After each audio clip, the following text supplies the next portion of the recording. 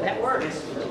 Good evening, everybody. I'd like to call this meeting to order. It's a regular meeting of the City Council of Fort Walton Beach on Tuesday, January 23rd, 2024. If you have a cell phone, if you please turn it off or put it on vibrate, I'd really appreciate that. This evening, our invocation is going to be given by Kelly Clark from the children's minister at Cinco Baptist Church. If you'd all rise, please, and then stay standing through the invocation and stay standing for the Pledge of Allegiance. Thank you. Ms. Clark. Let's pray. Gracious Heavenly Father, Lord, just thank you so much for this beautiful city of Fort Walton Beach. God, we are truly blessed, more than we completely understand, to be able to live in such an amazing place. God, be with this meeting tonight, God. Let everybody be able to deal with the business that they need to deal with, but also keep in mind, everybody in Fort Walton is just an amazing person, God. So let's make Fort Walton even better than we possibly can. God, again, be with us this meeting tonight, and we ask all this in your precious heavenly name. Amen. Amen. Thank you. I pledge allegiance to the flag of the United States of America and to the republic for which it stands, one nation, under God, indivisible, with liberty and justice for all. Thank you. Council, before we approve the agenda, I've got a couple modifications I'm suggesting. I have an additional proclamation in addition to the two that are listed. So item 5.3 will be a proclamation for Arbor Day. January 19th, 2024 is the title. And then after 6.2, we're going to move up item 13.1, the PFAS claims process against 3M and DuPont. We're going to do that because we're going to have people joining us on video for that. So if you'll accept those two changes, I'll accept a nomination or a motion. I'll make motion to make the change. Okay. Mr. Berry has made the motion. Is there a second? Second. It's been moved by Mr. Berry, seconded by Councilman Smith to approve the agenda as amended. Any further comments? Council, please vote.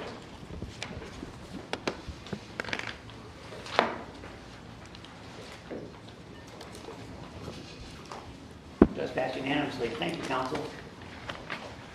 I am going to come down on the floor for the next three proclamations and also for the ACE Awards.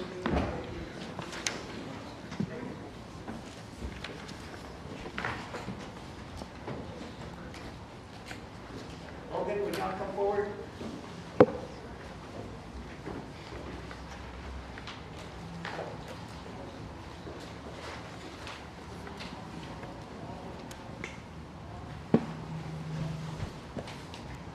Logan, I'm going to read this for you. I think this is most appropriate. Whereas congenital heart defects are one of the most frequently occurring birth defects and a leading cause of deaths related to birth defects worldwide. Whereas over 1 million families across America face challenges and hardships of raising children with congenital heart defects. Each year, approximately 40,000 babies are born in the United States with these conditions. And whereas some congenital heart defects are not diagnosed until months or years after birth, when the condition goes undiagnosed, sudden cardiac death can occur, especially in youth athletes. Whereas despite these alarming statistics, newborns and young athletes are still not regularly screened for congenital heart defects. And whereas Congenital Heart Defect Awareness Month provides an opportunity for families whose lives have been affected by congenital heart defects to celebrate life, remember the loved ones they have lost, honor dedicated health professionals, and share information with the public and the media. Now therefore I, Dick Wright Hearson, by virtue of the authority vested in me as mayor of the city of New York, do hereby proclaim February 2024 as Congenital Heart Defect Awareness Month and encourage all citizens in Fort Walton Beach to reach out and support its humanitarian mission. And Logan, I want to give this to you. Logan has a special daughter that was so affected. They found out about her condition while she was still in the womb, and she's been successfully treated up to this point. And later on this evening, I'm going to announce a campaign for asking all the residents, not only in the city but countywide, to save their pop tabs, their aluminum beer cans, pop cans, I don't care what kind of cans, those tabs, and we're going to collect them in the whole month of February and turn those over. The goal is to raise $5,000 doing this. It's been reached before, and we're going to try to do it again. So Logan, this is for you. And if you'd like to say something, it's Mike's yours. Just donate the pop tabs. Appreciate it.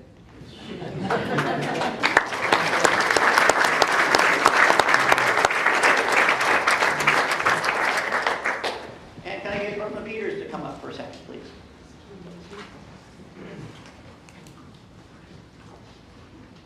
Hello, Brooklyn. I'm about to make a proclamation, but before I do that, I'd like you to say a few words about BYW.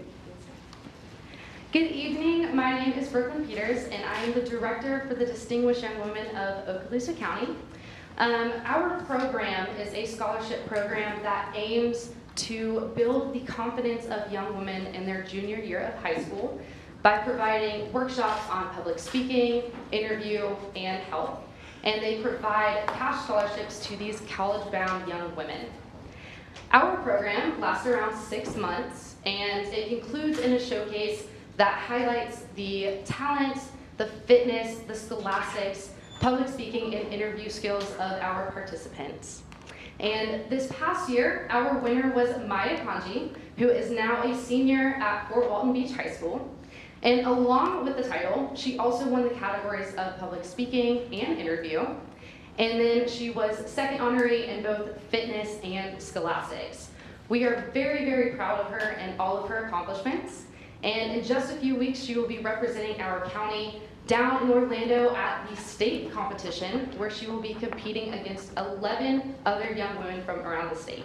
So without further ado, here is Maya Kanji, your distinguished young woman of Okaloosa County.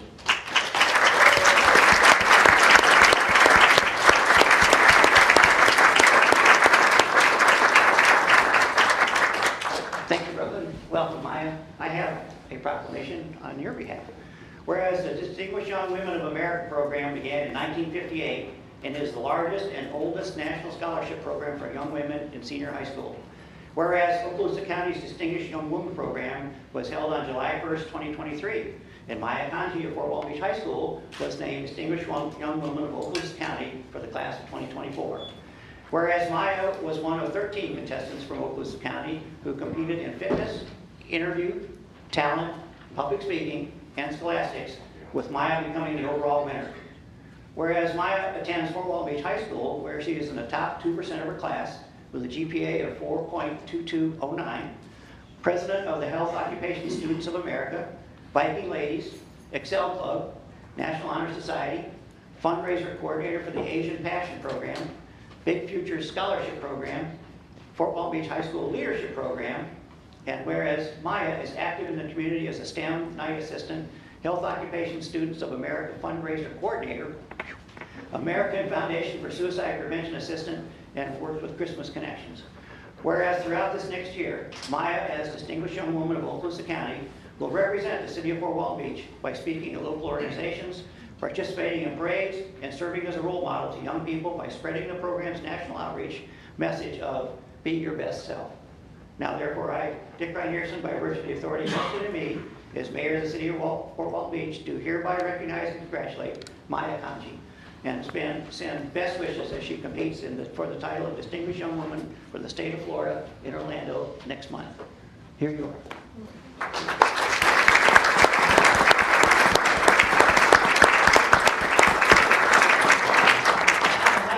I'd like you to say a few words to these lovely people.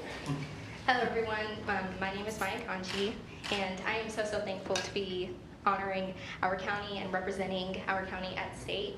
I am so thankful to have got this recognition, and I can't wait to represent our state or our county at state. And I've worked really hard, and Brooklyn's worked really, really, really hard with me, and I hope all the training really pays off. So thank you.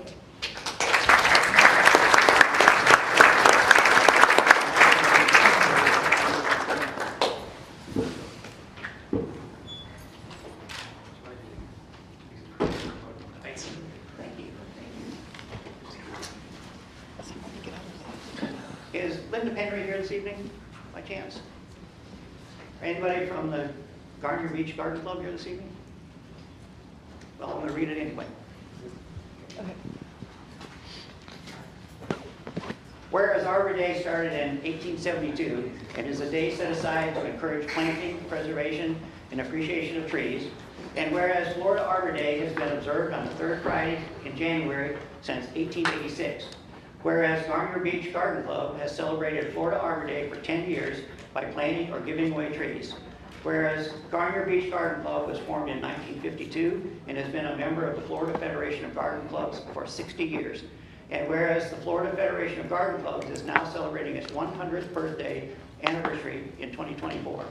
Now therefore, I, Dick Brandierson, by virtue of the authority vested in me as mayor, do hereby proclaim January 19th, which was last Friday, as Arbor Day in Fort Walton Beach, and urge all citizens to plant native trees to maintain our ecosystem and promote the well-being of this and future generations.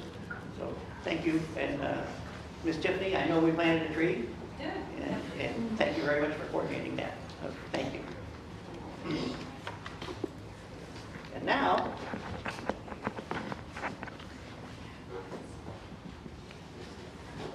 this is a special honor for me. Miss Lauren Beige, will you come forward?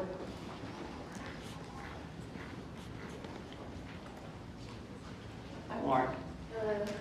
My wife and I have known this young lady, since before she moved to Fort Walton Beach, because we met her when Chief Beige interviewed for the position of Chief of Police. And Lauren impressed us that day, and she continues to impress as I'm going to tell you all about her. Lauren is a Choctawhatchee High School ACE Award recipient for this month. She has a GPA of 4.61 and ranks number 5 in her class. She has been in the IB program since her freshman year and has taken dual enrolled classes at Northwest Florida State College and Embry-Riddle Aeronautical University. Lauren has achieved the State College, the N.T. Mitchell Academic Honors Award, the Inspirational Scholarship Award for Excellence, Academic Award for the highest GPA on the weightlifting, softball, and flag football teams.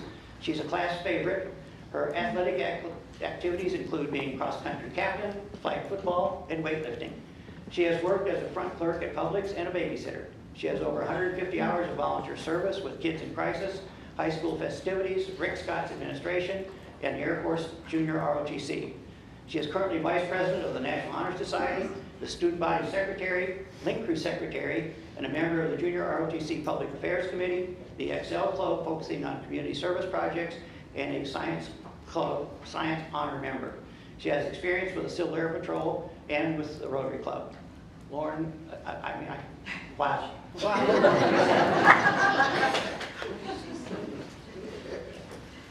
So for you, you are our ACE Award winner this month. There's a pin for the City of Fort Walton Beach. We hope you'll wear that wherever your life takes you after you graduate from Choctaw. But give us a few minutes about what's in your future. Where are you going to go next? Thank you. So I applied to the Air Force Academy, and I'm awaiting a decision on a nomination from Congressman Gates. But if that path doesn't work out, then I'll stay in Florida and go through one of the ROTC programs. I want to be a surgeon in the Air Force. I haven't decided what type yet, but maybe a flight surgeon. Cool.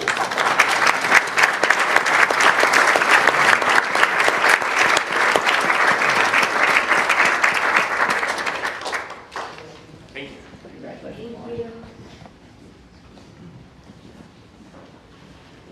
Miss Juliana Hawk, are you here, please? Hey, Juliana.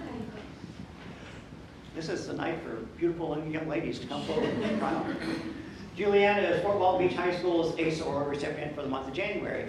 Juliana is a GPA of 4.6 and has received the ACT Super Score of 30, the highest possible score being a 36. Juliana's highlights include being a Viking Scholar, an N.T. Mitchell Award recipient, junior class president, and an historian for the National Honor Society. Juliana is the Fort Walton Beach High School golf team captain, for a four-year golf state qualifier and golf district champion. You're the #1 seed. Juliana has also been a member of the Fort Walton Beach Leadership, Viking Ladies, and Diamond Dolls organizations, not to mention her Helping Hearts Club secretary. We congratulate Juliana on her achievements and wish her the best in her future endeavors.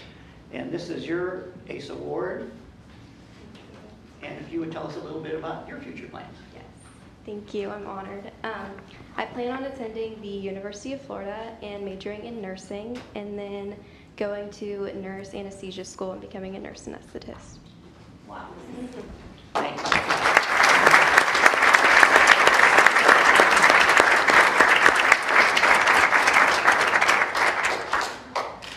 Thanks. Our future's in good hands with young people like this, let me assure you. Thank you.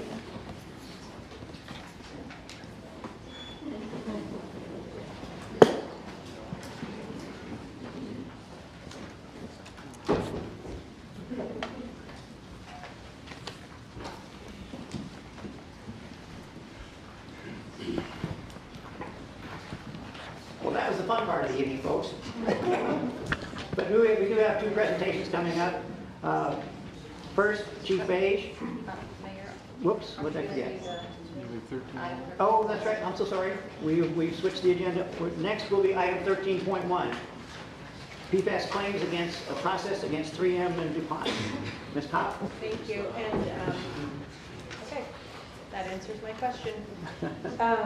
Okay, so this item is with regard to whether the city council wants to join a lawsuit as it is a water utility that potentially may have been impacted by PFAS chemicals produced by DuPont and 3M.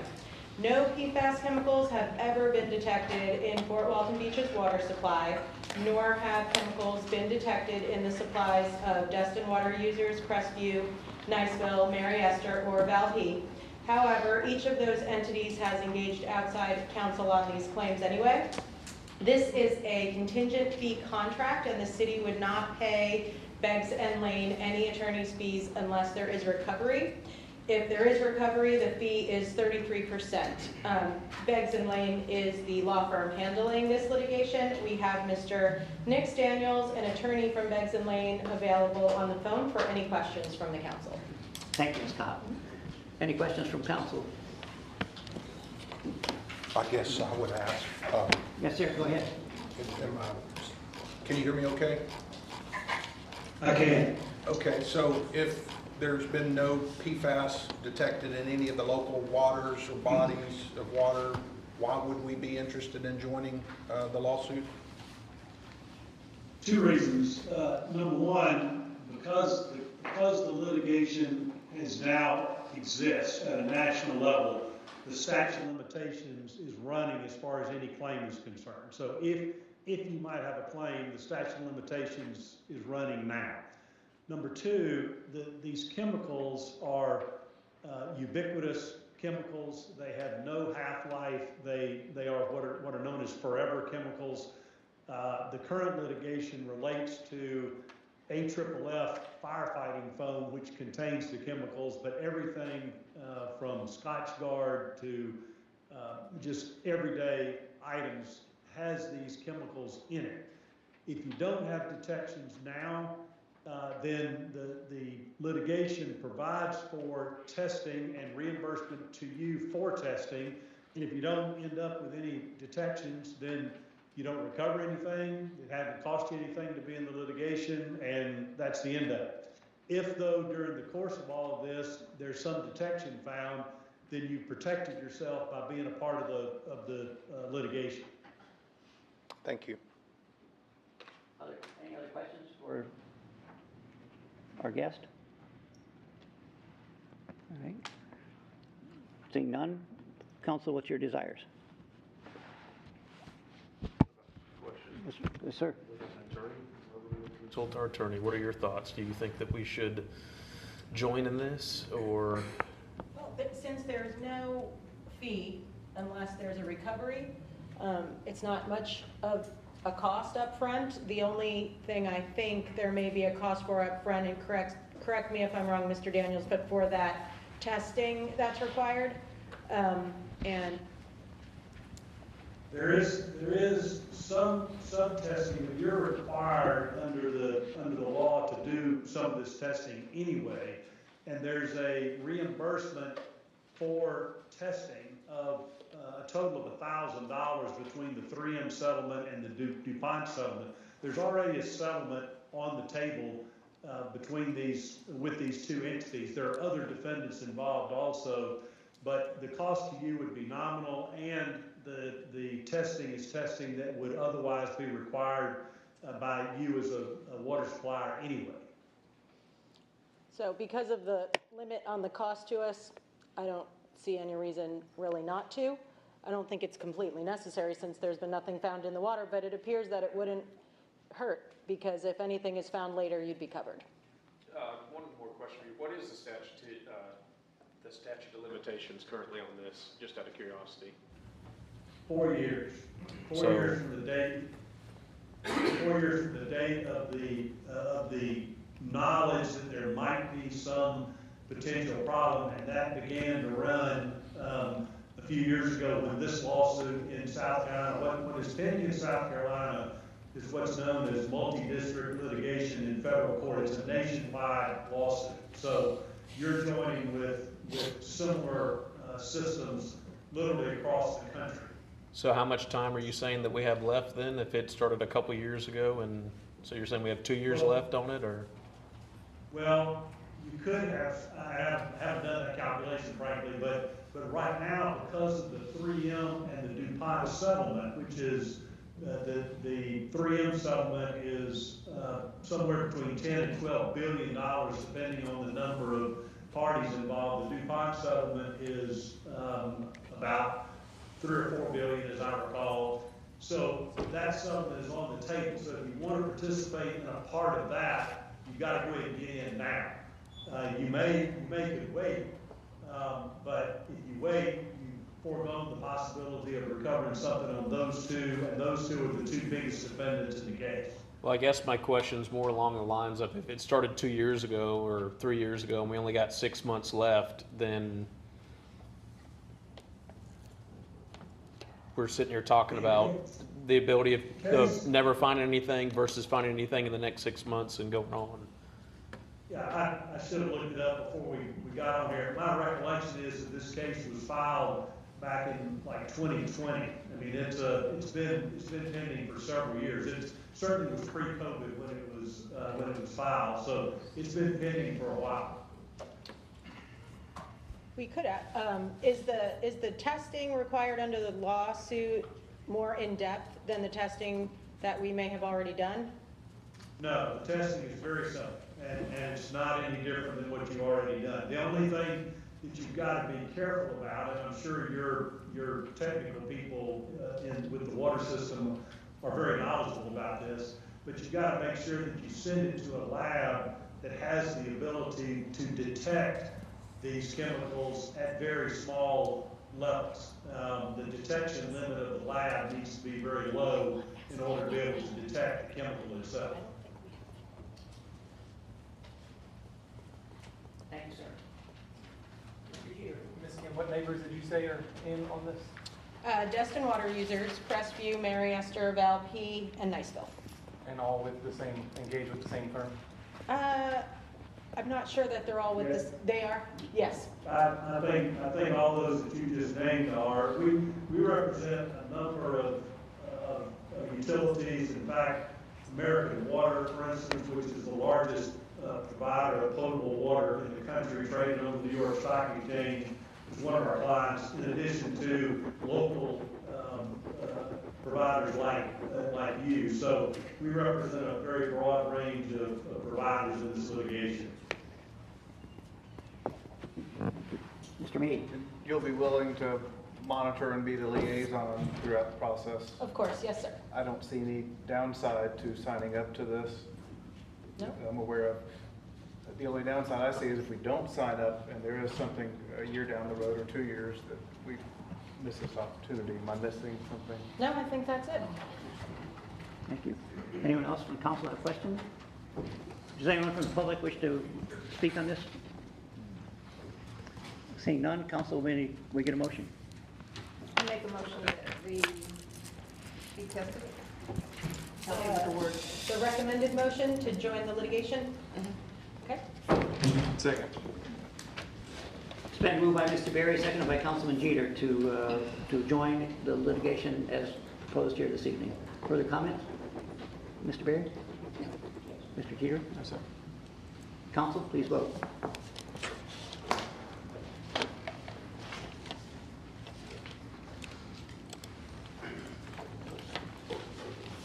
Just passed unanimously. Thank you, council. And I guess we lost Mr. Daniels, but thank you, Mr. Daniels. He's still on the line. Daniels. Okay, thank you. All right, now that will bring us to item 7.1, presentations, quality of life improvement plan. Chief Page. Yes, sir. And I believe I have a presentation in there. I snuck it in there under the self-service portal. I didn't go through the proper chain. It's the one that says clear.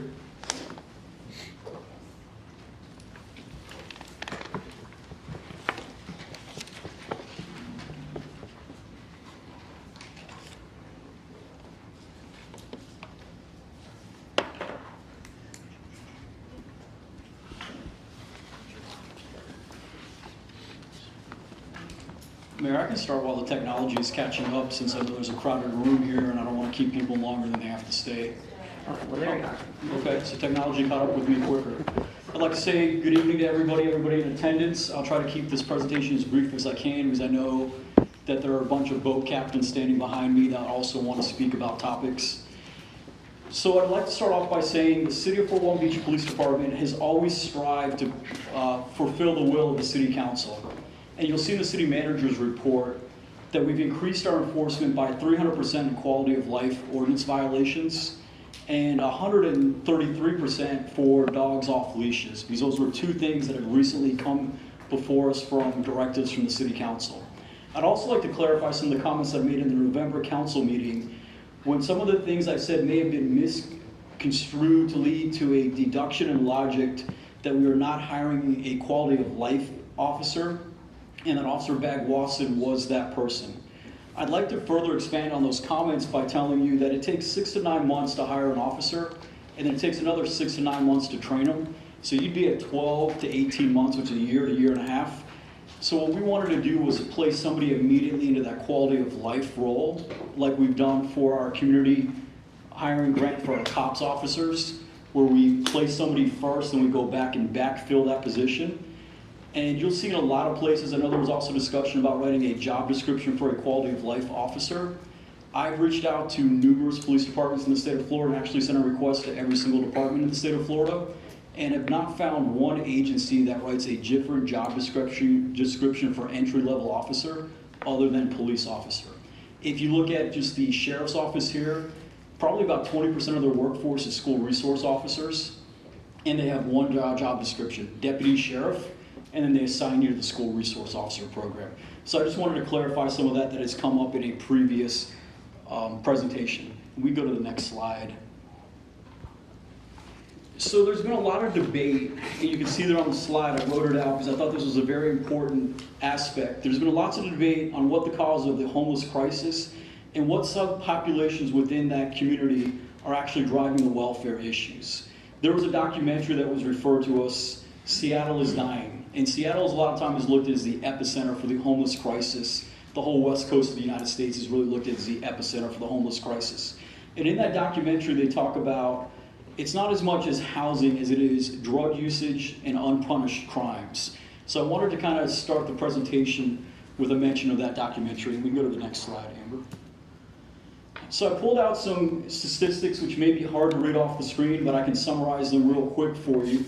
And what I wanted to do was look at the homeless issue in our area, and I tried to get better statistics, but the best statistics I could get was the Okaloosa-Walton County area, because the Okaloosa-Walton County area is what makes up our local homeless resource area. So if you look from 2011, we had approximately 2,000 homeless people between Okaloosa and Walton County. That number dramatically decreased in 2017 to about 700. It continued to decrease until 2020 to about 360. And then in recent times, that number has trended up slightly to about 400. That's that top graph if you're straining your eyes to look at it. The middle graph kind of breaks down the subpopulations. And you can see the total number, you can see families and veterans. The veteran number has remained relatively flat. It's the very bottom number on that middle graph. And the bottom graph in bright blue is the chronic homeless. And I think the chronic homeless is really what is driving the discussion that we have here in front of us today. It is the person that has been on the street for over a year. It is a person that generally refuses services or help. And it's a lot of the ones that you will see when you're out driving around through the community. And if you look at the number of chronic homeless, in 2020, that number was 183. That number has also trended down, has continued to trend down to 83 between Okaloosa and Walton County. We go to the next slide, Amber. The next one, I wanted to give some context for the whole state of Florida. You can see in our local area, the number is about 8 per 10,000. The state of Florida is about 12 per 10,000. And the United States as a whole is at 17 per 10,000. And if you look at the bottom slide, I also wanted to talk about the subpopulation, which I briefly mentioned in the introduction. You can see about 20% of the unsheltered. The unsheltered is the green line. About 20% of the unsheltered population has severe mental illness, 13% has substance abuse, and 24% is the chronic homeless. So if you put those three numbers together, they add up to over 50% of the issue is either substance abuse, mental illness, or chronic homelessness. So I think those are three categories that should really be focused on with any plan. We can go to the next slide, Amber. So I wanted to bring forth a new strategy. I know we have talked about a vagrant elimination team. We've talked about other acronyms in the past. And I want to look at a community and law enforcement assisted response, or a CLEAR. And I think really the initiative must pair any resource with accountability to help ensure people in the community who are experiencing mental illness, substance abuse, or homelessness are given a hand up and not a handout while maintaining community values. But I think the most important part that we have to discuss, and it's bolded on the slide, is establishing a culture embraced by all that encourages behavioral changes, responsibility, and integration back into society. The graph that I've provided for you right there, it shows a change that was made into federal law. And that change that was made into federal law in 2013 is a common term that we hear of housing first, where housing has to be provided before any other need is met. So prior to providing treatment, counseling, we have to provide housing first if we're to take federal dollars. And you can see prior to that change being made, there was a decrease in the overall homeless population within the United States. Once that change was made, for that first year there was a continued decrease, it leveled off, and then there was an increase. It may be hard to see the black writing on the gray text, but it basically summarizes that between 2007 and 2014, there was a 31% decrease in the homeless population across the United States. And then after that change was made to federal policy, you saw a 20% increase in the homeless population. So basically all the gains were lost once that policy change was made. I'll go back to housing first towards the end of my presentation. Now that I laid out some of the framework, I want to go to the solutions, Amber, so if you can key us in. So I came up with several short-term solutions. So one of the ones that has to come out first is recruitment and retention of personnel. And it's what I started my presentation with, is the recruitment and retention of personnel. And the key to the recruitment and retention of personnel is that we must have capacity within the police department to do any of these objectives that I'm about to lay out. In addition, when we talk about an extra officer or an extra position, that is great, but if we can't fill the existing positions that we have and we can't maintain the personnel that we have, the extra people have no bearing on the strategies the department will lay out. And just to give you an example, we had lost 7 officers in the last 3 months, and we had 2 vacancies at the time. That put us 9 people down. Since then, we've been able to rehire 6 people, so we have 3 vacancies that are still need to be filled within the department, and we have a game plan to fill those 3 vacancies in the next few months. The next thing in a short-term strategy, and everything that I mentioned is short-term strategies, and Councilman Meade, you asked me for our plan, or this was what I would say would be our plan from the police department to address the issues that came up in the previous council meeting. I think one of the quick fixes, and when I talk about short-term, these are things that I think can be done within days. When I get to the intermediate, that'll probably be in a month or a year, and then long-term would be over a year. But support for House Bill 759, which is a bill that would codify a lot of the solicitation, panhandling, and other ordinance violations that we have at a local level, would make it a violation of state statute. A lot of the things that are in House Bill 759 mirror a lot of the ordinances that we passed about 18 months ago by the City Council, and strong support should be given to House Bill 759 because it would make enforcement a lot easier from the police department and also open up other avenues for possible diversion. 2 other bills that the City Council should give strong consideration to support for is House Bill 915 and House Bill 7021. Both of those are from our local representative, Judge Maney, and they deal with the Baker Act, the Marchman Act, and outpatient care for mental health. Those will be game changers if some of those changes are made that are in Judge Maney's bill. So we should look for strong support of those bills. The next one you can see there is an off-duty CRA officer. The city of Pensacola does this. Where I came from in North Miami, we had done it. Many cities have both CRA-funded officers and utilize additional off-duty officers with specific tasks to assist with removal of blight from the CRA through the employment of off-duty officers. This would allow the CRA administrator or the CRA board to select the hours they would want a detail officer out there. They could prescribe duties that they would want the officer to do, whether they wanted them to be on foot, on e-bike, on bicycle, if they wanted them to make contact with a certain number of businesses on each rotation that they are out there. When I was down in North Miami, once a quarter, I would have to come in front of the CRA board and report on the activities that the CRA detail did and anything that they may have been accomplished by the CRA detail while they were out there. I think this is something that could be done in the next days if that direction was given. The other benefit of having an off-duty officer out there is that it's a flat rate. It's the off-duty rate, which is $35 from the city. So you're paying the off-duty rate and not paying the full rate of an officer with benefits. The next thing on there, and there's going to be some pictures on the next slide when we go to it, but don't hit the button yet, Amber, because we don't want to jump the gun. Water-filled barricades. There are some cities that have put portable water-filled barricades along high-trafficked areas to make an additional barrier from pedestrians and motorists where it makes it harder to pass or exchange items from the sidewalk to a lane of traffic. The next one is mobile surveillance units. There are construction trailers out right there right now for the bridge that have been put out for bridge construction. They make smaller, more compact trailers that can be used for special events or can be placed out at intersections which may have issues at them. A lot of them have two-way communication devices where you can also speak to somebody that is out there. The next one is the trespassing program. You see the yellow placards that we have all out across the city. There are some businesses that don't, they're not actually yellow, they're bright orange placards. There are some businesses that do not like the bright orange placard, so they do not enter our trespass program. We are working to come up with a more aesthetically pleasing sign like you see in Walton County and other areas to allow for more businesses to enter our trespass program. We're also looking to get a plastic window clinch, so if you don't want a sign and you have a plate glass window in front of your business, you could put up the window clinch instead of the sign to enter into the trespass warning program.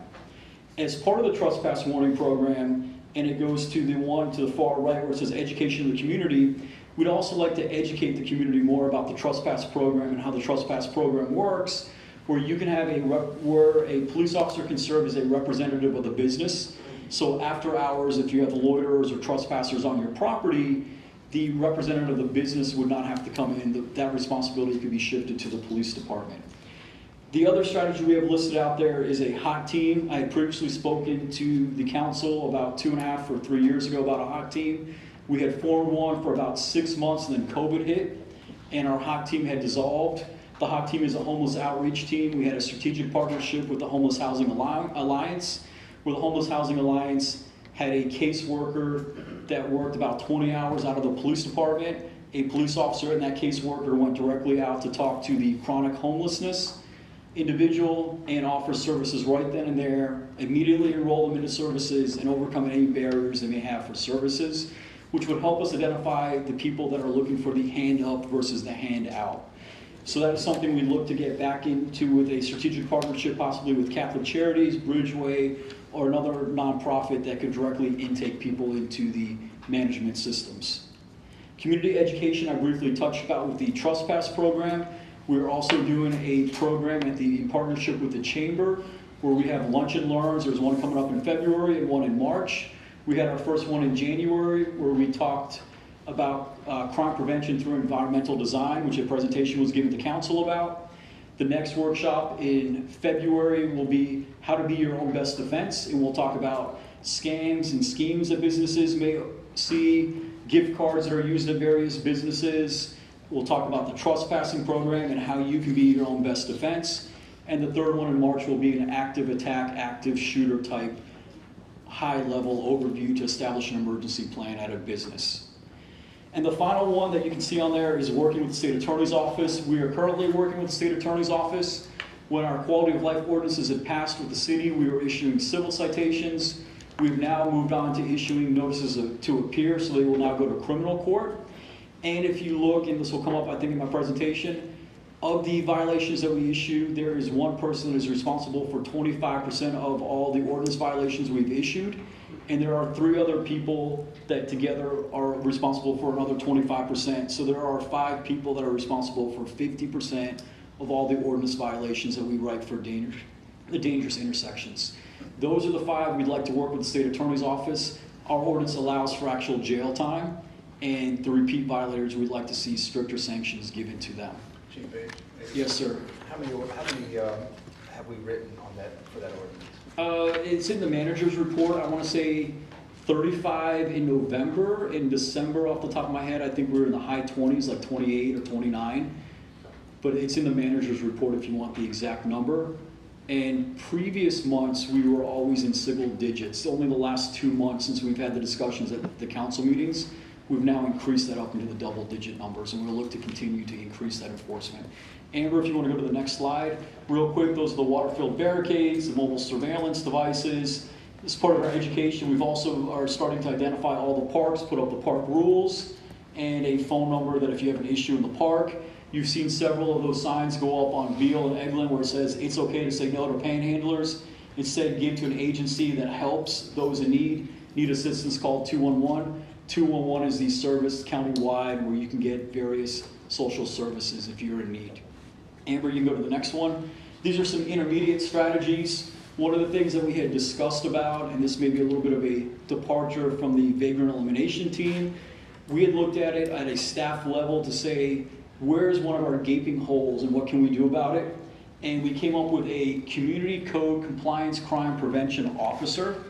That may be the actually longest job title that any of you may have. So we may call it the quadruple C going forward. But we want this to be a non-sworn position. The person assigned would enforce city codes at locations which have become attractive nuisances or at locations which the environment is detracting from the overall welfare of the community. The person would also educate residents and businesses within the community about SEPTED principles. They could also be trained to do parking enforcement and traffic control as needed. So the next thing on there is a diversion program. This is something that is coming to Okaloosa County, and we'd like to expand it to ordinance violations and also make it bigger than a community service. We'd like to expand the diversion program where there be some type of program requirement for that accountability that I talked about, the reintegration into society as part of the CLEAR, and behavioral changes so we can maybe divert somebody. Because when you look at the jail's cost to house somebody is about $75 a day, and the jail is already overcrowded. Many of you have probably seen in the paper that the jail is looking for a new site to go into so they can expand.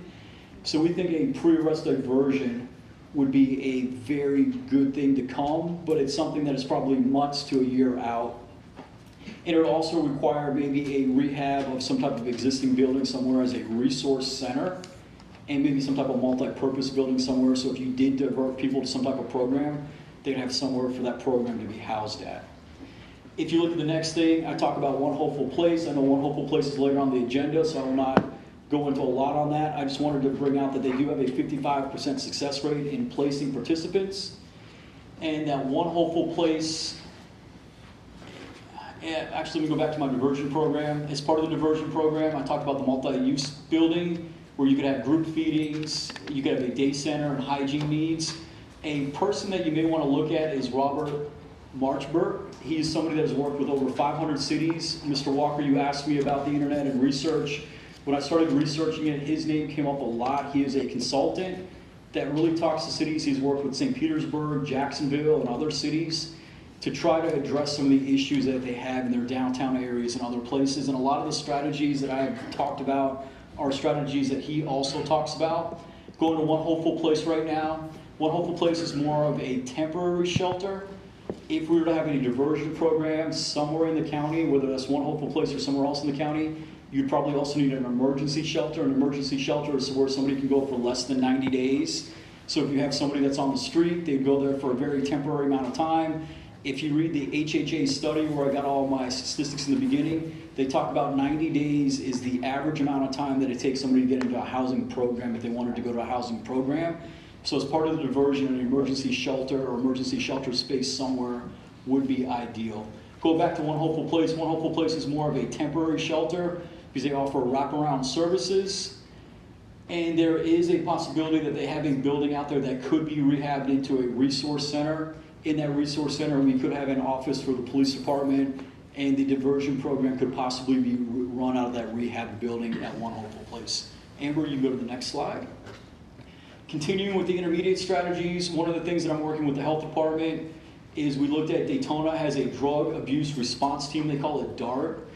We didn't really like the word abuse in there, so we wanted to come up with a team opioid response effort. There's also one in Seminole County. This would be a program, and I brought up the drug dependency and substance abuse in the beginning.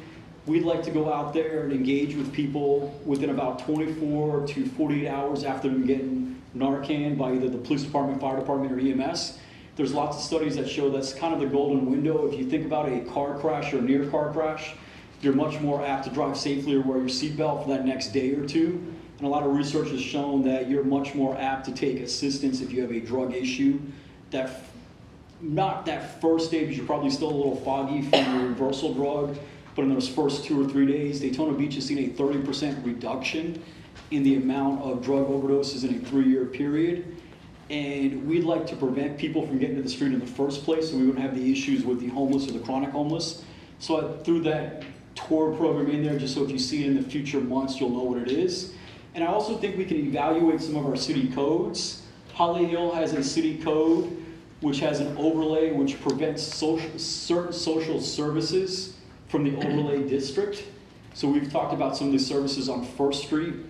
That may not fix issues that we currently have, but it may prevent issues from the future if you wanted to limit certain social services from a certain overlay district.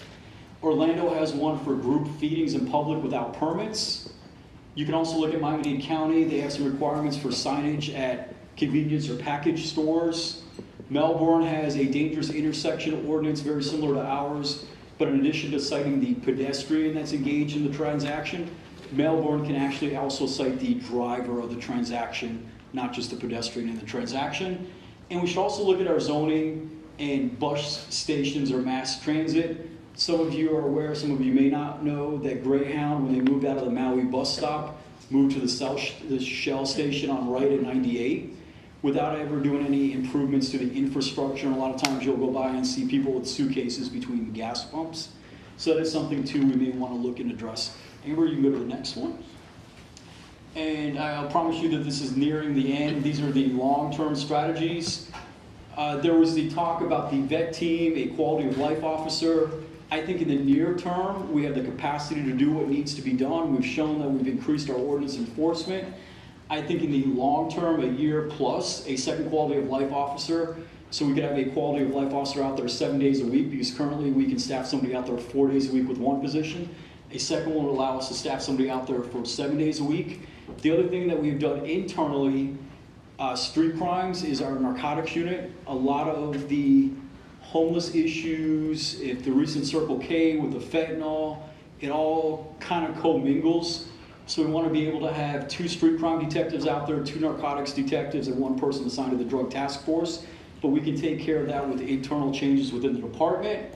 Workforce housing, I know you had the workshop recently on workforce housing, but we also think that workforce housing would help us out with some type of possible public-private partnership on the south side of One Hopeful Place or the military lane that connects One Hopeful Place to Freedom Beacon. Supportive initiatives to increase mental health resources in the state of Florida. The state of Florida only has about 2,500 mental health beds. The majority of those beds are tied up for criminal cases. So if you have somebody that needs inpatient care that is not part of a criminal case, it's very hard to get them placement within the state of Florida mental health system. As I talked at the very beginning of this, stopping housing first policies. One Hopeful Place can tell you that they are no longer a housing first recipient of the policy, but I think it's something that we need to look at holistically, because if we do want to get federal money for some of this, they may make us go to a housing first type policy, but we should not accept any policy that does not allow for treatment or the goal of reintegration into society or personal responsibility. that should be the driving factor in any program that we have. And the final thing is that mental health call response. The Escambia County Sheriff's Office is in one with the mobile response team from Lakeview, but it's something down the road in a year plus time that we should also look here for crisis calls. Because like I said, any person that we could prevent from becoming homeless would greatly help us in the efforts that we are going with. And I think that's it, if you want to press the space bar. And that is it. Thank you, sir. Thank you. Questions from Council Chief Page? Me? Got questions?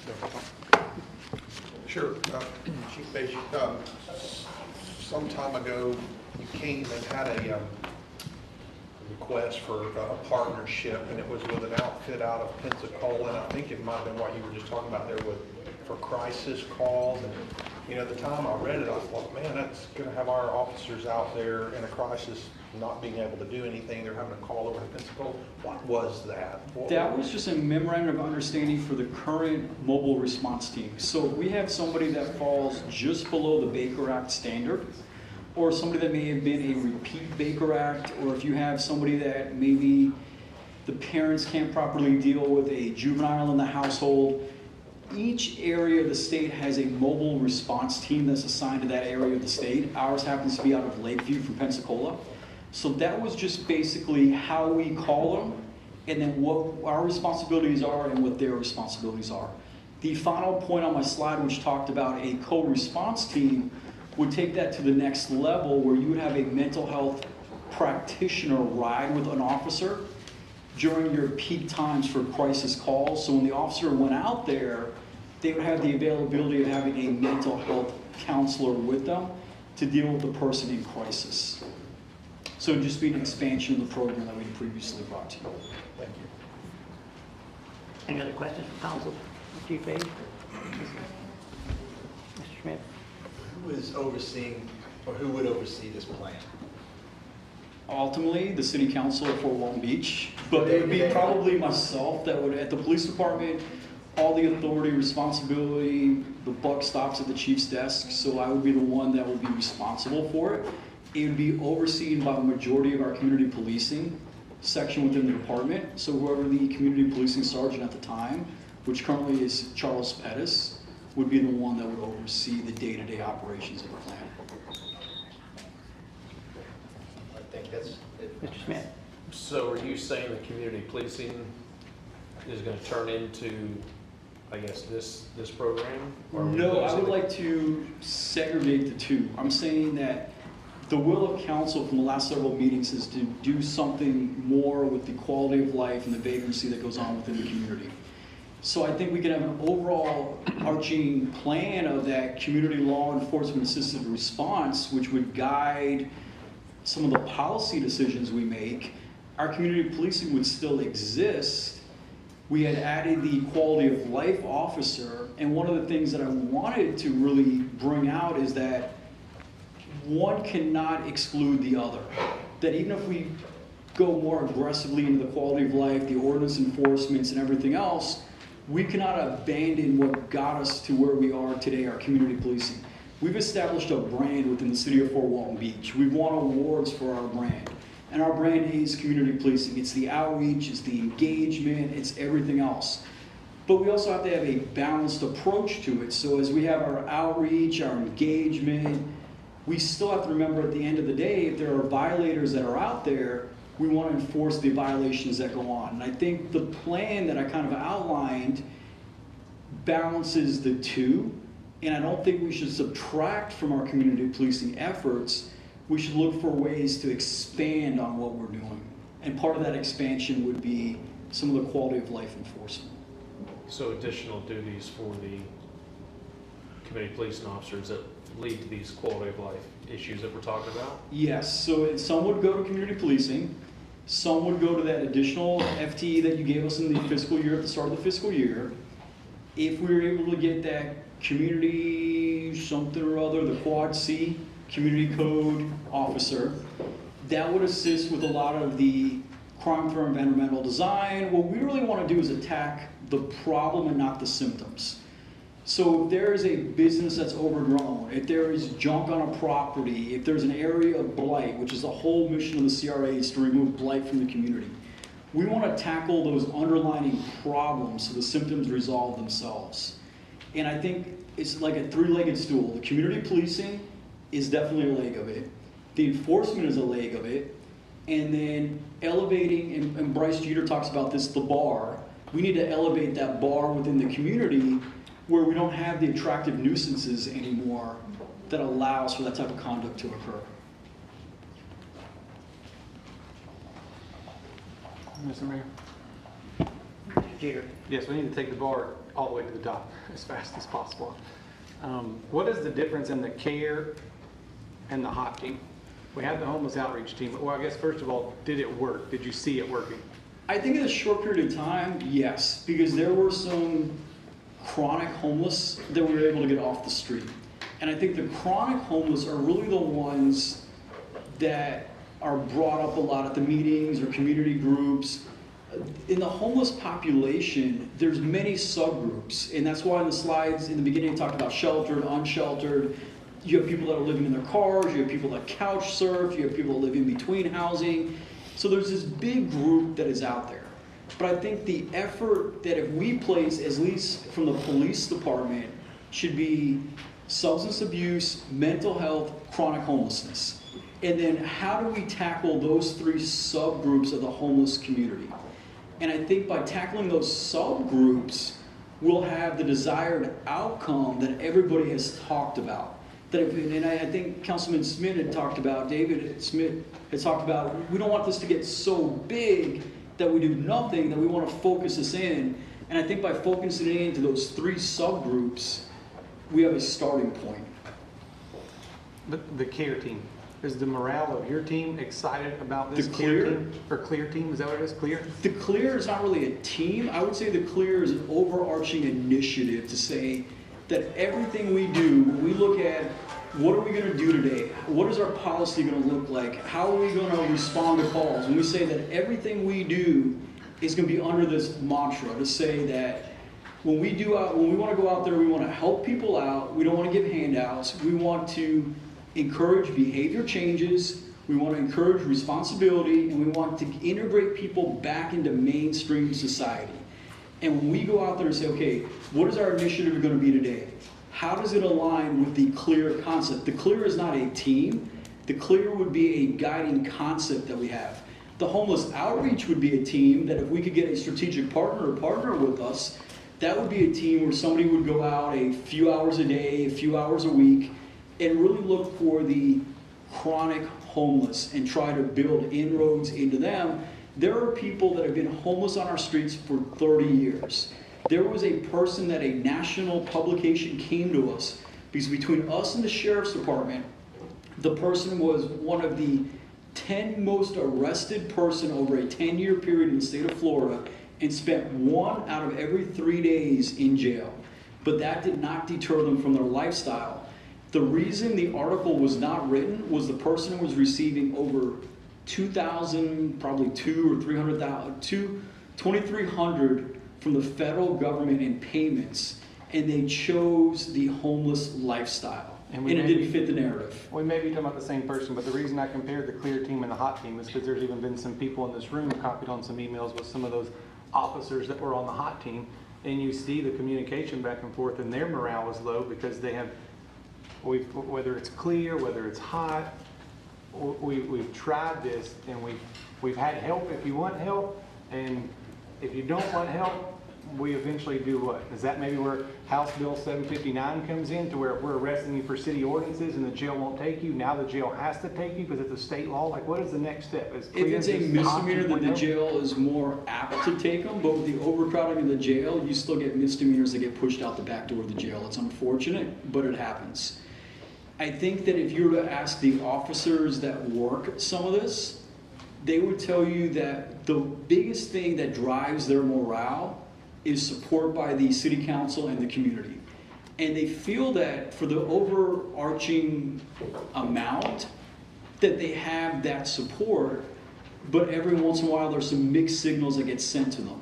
Yeah. And I think that if we continue and we support them to say, and I believe that just in the 5 years that I've been here, and if you look at the data that goes back even prior to that, I think we're going in the right direction. At least the data shows we're going in the right direction. When I would go out and I talk to people in the community, when the community policing officers go out there and they talk to people in the community, I would not say all of the community, but I would say a majority of the community will have a similar segment. They'll say things are getting better. It is not good. It's not that high bar that you said we need to set the bar up here, but they would say that it's moving in the right direction, that things are getting better. I can tell you just in the last 2 months of going around that I see a noticeable difference from writing the additional ordinance violations.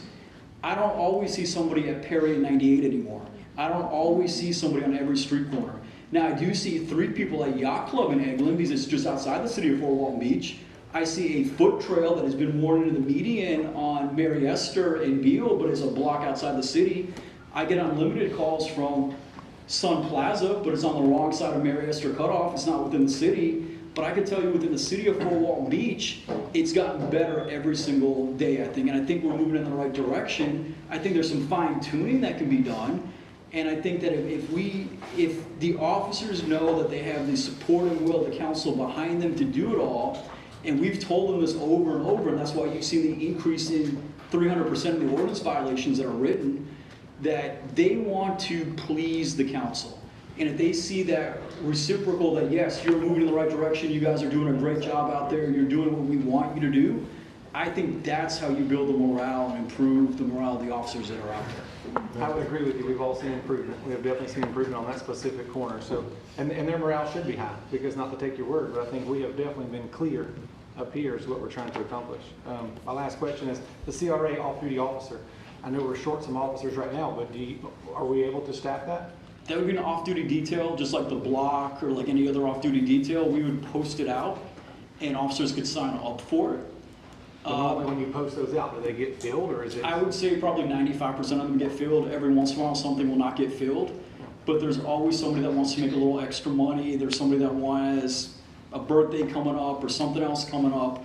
That the likelihood that it would get filled is great. Would it get filled every single day, every single hour? Probably not. Would it get filled 95% of the time? Yes. We have an off-duty job at the academy that we work with, and that's filled 100% of the time. Now, it's worked a little bit differently.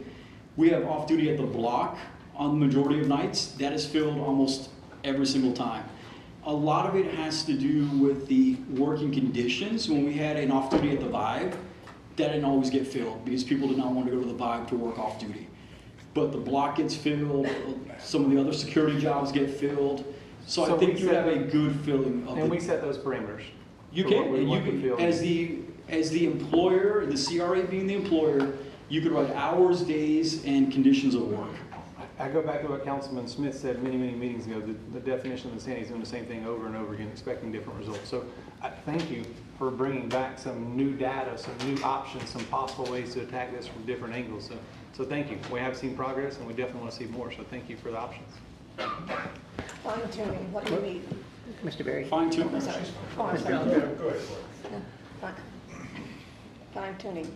Fine tuning, I think the addition to code enforcement, whether it comes to the police department or growth management, is something that really needs to be done. Code enforcement is at capacity, and I think if you had somebody that could proactively go out there and tackle these nuisance areas where there is blight and educate the businesses, residents, wherever they may be, but then also aggressively enforce the code and have that standard set, I think that would be one of the game changers. I think as we work closely with our nonprofit partners and some other people to tackle the mental health and substance abuse, I think that will change it. And I think working with the jail, and at the jail and the state attorney's office for these 5 people that I talked about that made up 50% of our violations, I think if we can deal with those small group of individuals, you will see a dramatic change within the city. Mr. Alvarado. First of all, thank you for the presentation. That is what we have been asking for, and I know that these things take time to do, and I think you did a very thorough and quality job on it, so thank you for the presentation. Secondly, what kind of coordination, because you brought it up before, we do have strange city limits in this city. I think if you ask maybe every person in this room to identify, what's city, what's county, myself included in some areas, it's very difficult. So do we coordinate? How do we coordinate? And what type of emphasis does the sheriff's office put on this same issue? I mean, we bring Chad Ruiz here, that's standing in the back right there. So Chad is the district commander for the Central District of the Okaloosa Sheriff's Office. The Central District encompasses Fort Walton Beach. So we have a close relationship. We call each other if we need to, daily, hourly, if it has to be. We will know what's going on in the unincorporated areas of Fort Walton. They'll know what's going on in the incorporated areas of Fort Walton. So we have a very good dialogue with the Sheriff's Office. One of the things that I didn't bring up in my plan, but which is also going on, and it was spearheaded by the Chamber of Commerce, is that we've gotten all the municipalities together and the county to adopt the City of Fort Walton Beach ordinances. Niceville is the first city to adopt our ordinances, so Niceville is on a similar trajectory as we are, and we hope that the unincorporated portions of the county and the other municipalities within the county also follow suit with us. We have regional meetings with other entities, whether it's the health department or other groups that kind of bring together more of a regional approach to some of these issues that we're talking about. The tour program would be something that would be run jointly with the municipality's sheriff's office and the county EMS. So probably about half the programs I listed up there would have some coordination with another entity, and the other half would be solely the City of Fort Walton Beach. And as Bryce Jeter said, we'd like to set the standard. We'd like the other municipalities and unincorporated sections of the county follow our lead. Somebody has to go first, and we have no problems going first with any of these programs. Thank you, Mayor. Thank you. Mr. Schmidt? I would also like to just highlight that there's been a huge amount of progress made in this category. More specifically, it's the quality of life and the vacancy. You know, since you came on board, it was educate, encourage, enforce. And, you know, you see people like Ms. Candace Tanner and Gabe Patton that are highly involved that are emailing us lately just saying the improvements that have been made. So I just want to highlight that. But there's really probably not as many people that are on the ground besides your community policing officers outside of Candace and Gabe. But I want to kind of highlight something you said and just make sure I'm understanding. You mentioned extract from policing officer. Like now's not the time to extract a police officer, or extract a community police officer. So I don't know if I use extract.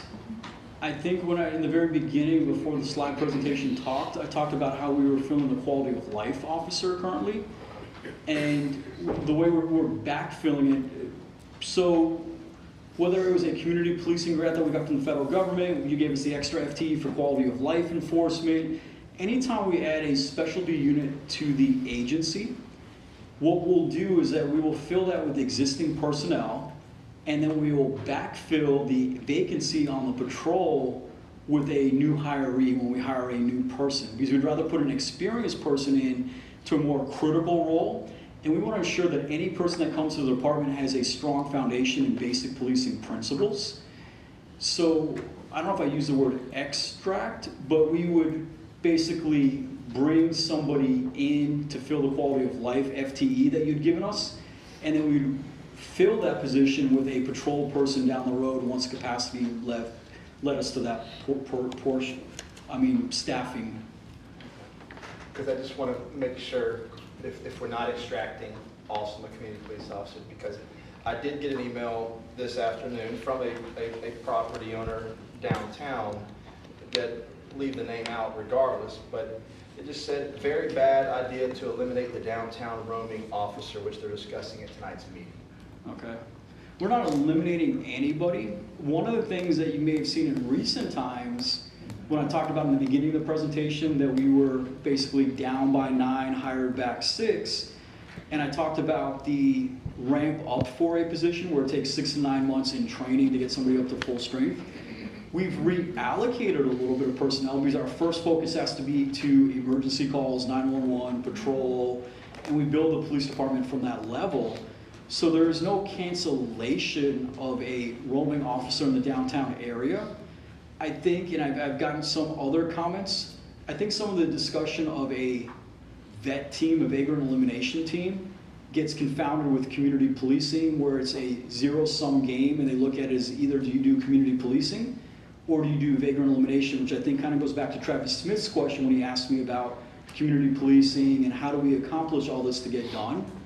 So I'm glad you brought that up so we could clarify that we would not remove somebody that, one, we got the extra FTE from city council to do this, and two, that I believe it's the will of the council for us to continue to do as we are doing, and I hope we can continue to do as we do, because I think, like I said, we've made great progress and strides in what we have done. That's right. That's right. And one of that would be that same community policing downtown officer. Because, Go ahead. I'm a big culture guy, and I think those are the type of things that can impact the culture of the police department. When you have a very engaged property owner that has understanding that we may be eliminating a roaming officer, and they probably have a good relationship with those community police officers, that narrative between that property owner and that community police officer is, it's a goal. You may be getting removed. And wherever that misunderstanding is, I just want to make sure that's cleared up, so thank you. Mr. Smith. I just want to run back to the temperament of the officers and stuff like that, and support from the council. Obviously, me and you've had a conversation with an experience that I had recently with a police officer, and I told you my thoughts. I felt like he didn't care, and I don't think that comes from us up here. So I think that to get these guys to actually care, and this isn't pretty work. We know this. This is daunting. They're going to be dealing with the same people constantly, day in and day out. They're going to have to be relentless, and the only way that they can do that and make sure that they feel supported is by their direct supervisors. And if you got the right people, which Lord knows it's hard to hire good people nowadays, but if you're hiring good people and you're supporting them, I think that translates into that public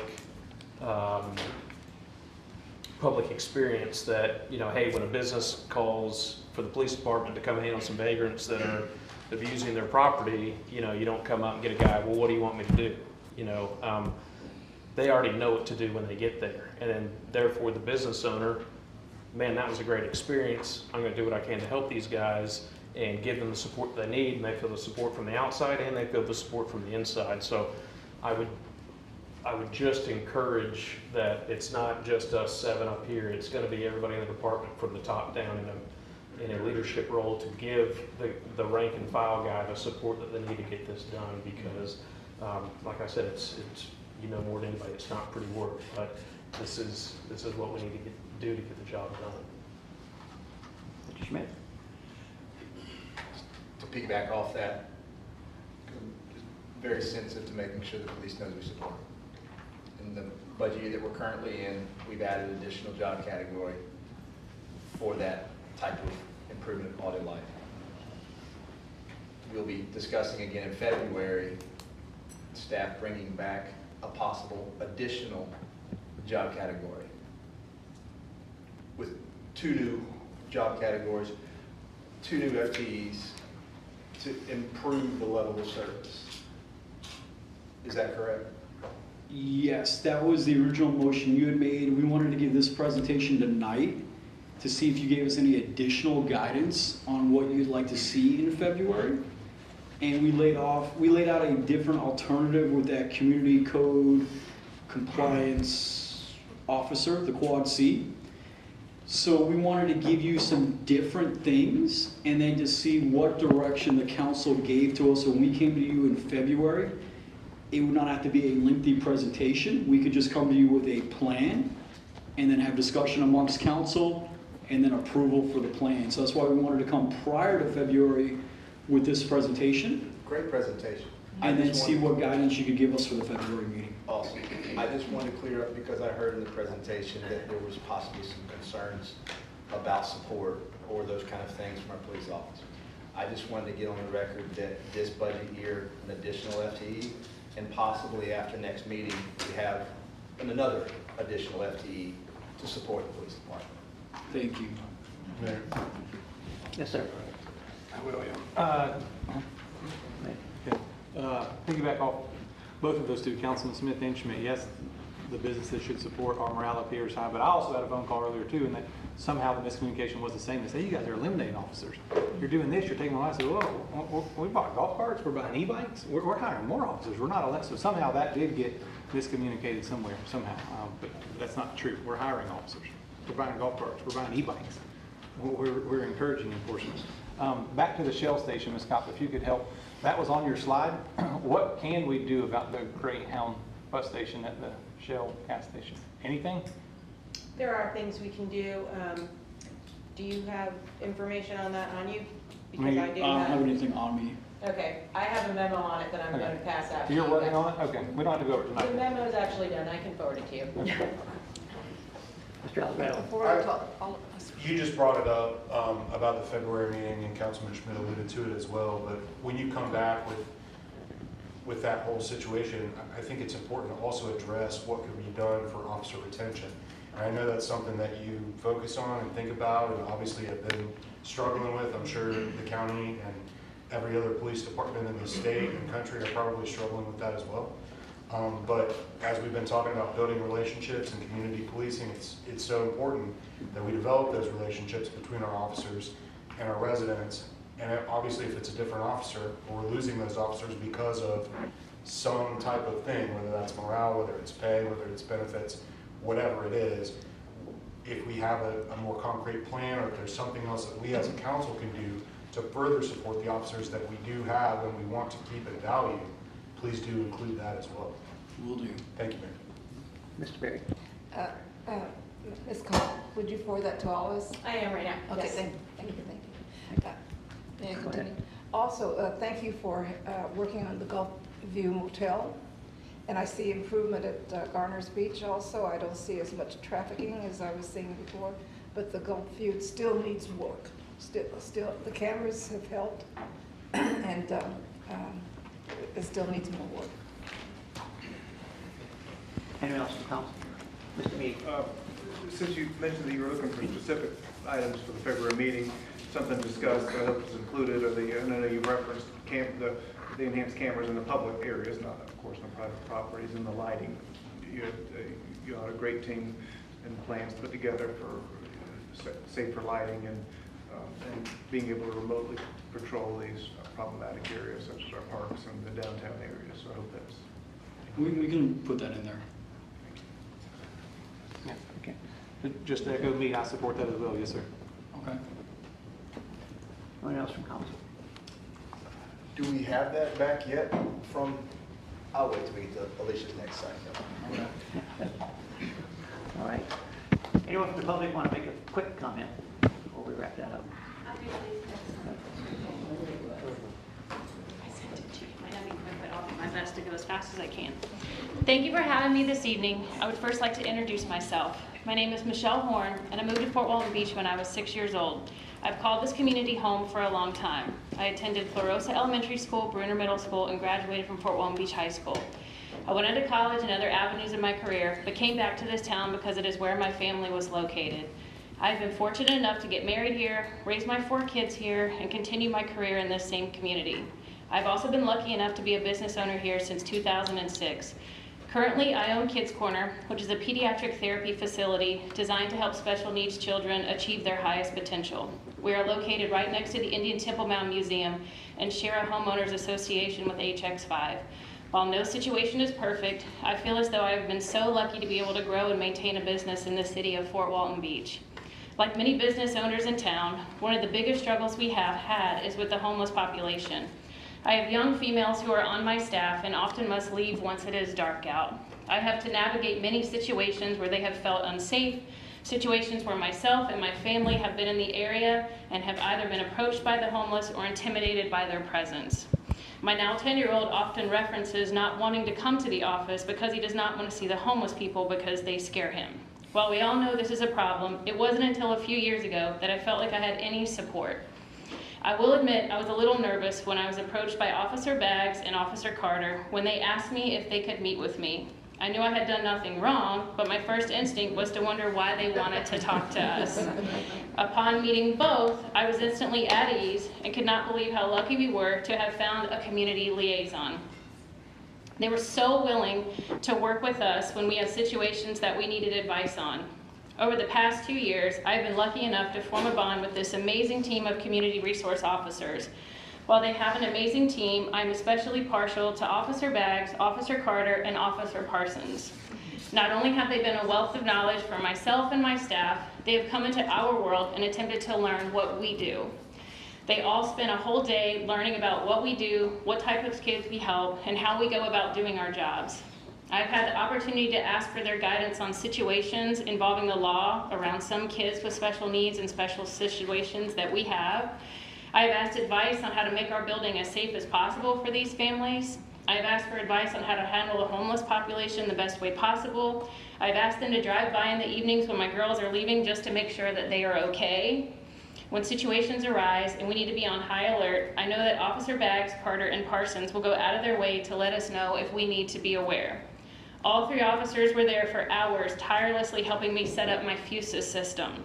They were there to listen when we had a homeless individual enter into our waiting room, which instilled fear in not only my staff, but the parents that were there as well. They have invited us on their community bike rides, and we have worked together consulting with each other on how to make the Construction Junction Day better for children with special needs. We have talked about working together in the future in regard to community outreach and how we can help with inclusion for neurodiverse individuals. I would like to think that I could call on any of these officers at any point in time, and I know that they would be there for us. They have helped decrease the stigma and fear behind what a police officer could potentially represent. I would like to say that I could even call them my friends at this point. They brighten my day whenever I know our paths are crossing. They each have a servant's heart that is pure and very hard to find these days. When I was asked to speak today, I was honored because I feel like I have the opportunity to advocate for these men and women and help promote and help others understand the importance that they have in this community. I do understand that running a business, often you have to make hard decisions. While you as leaders of this community are making those decisions, please consider continuing this community resource program. I know I can speak for myself and I can speak for the other members of Kids Corner, and they have been such a benefit, such a relief, such a sense of security, and such a sense of happiness because we have been able to add 3 more people to the long list of people that we care about. When leadership is considering whether or not to keep this group of professionals together as a team, remember that this team makes a true difference in real people's lives. It is not just some PC program that was put together. They really have made a difference because they made a difference with us. Please consider keeping this group of men and women together. They mean a lot not only to myself, but my entire staff.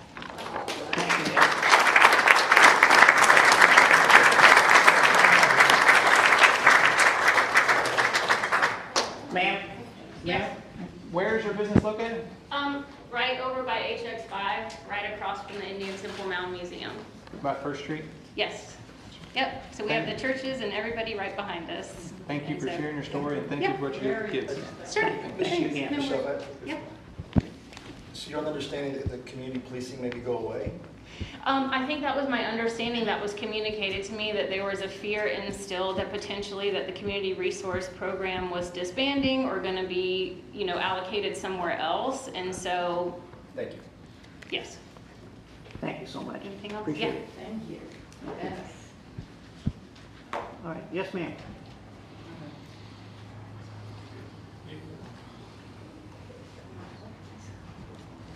I'm Candace Tanner. I live at 187 Brook Street, and I have been amazed at the diligence and the help that we've received from our Fort Walton Beach City CRA police officers over the past 3 years. And I'm having trouble following the act that just went up here, but I wrote out a few remarks myself. I want to express my gratitude for the positive experience that we've had with our policing unit in our downtown Fort Walton Beach neighborhood. We live in an area that's open to many people coming through on Highway 98 in vehicles and on foot, and our community police keep an eye out for both who need protection and those who need help. Over the past 3 years, offered by Watsing and Carter and now Parsons, along with Sergeant Pettis and, of course, Chief Beige support. We had a terrible situation 3 years ago downtown. I don't want to relive the history of that, but it was not pleasant, and in fact, it was frightening. So over the past 3 years, we have become friends. And Officer Baggs, Officer Carter, Officer Randolph met with business owners, met with residents, attended workshops, and in general educated us on city ordinances, individual rights, and when to ask for help from police dispatch.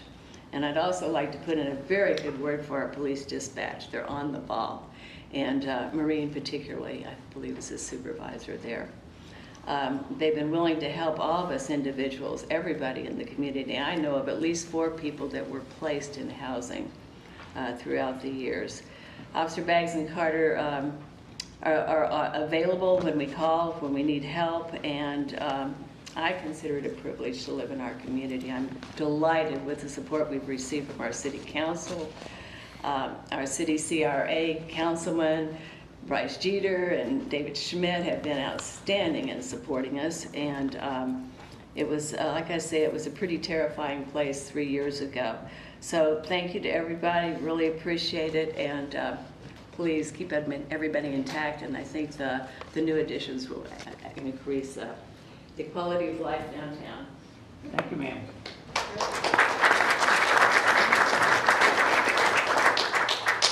Yes, sir.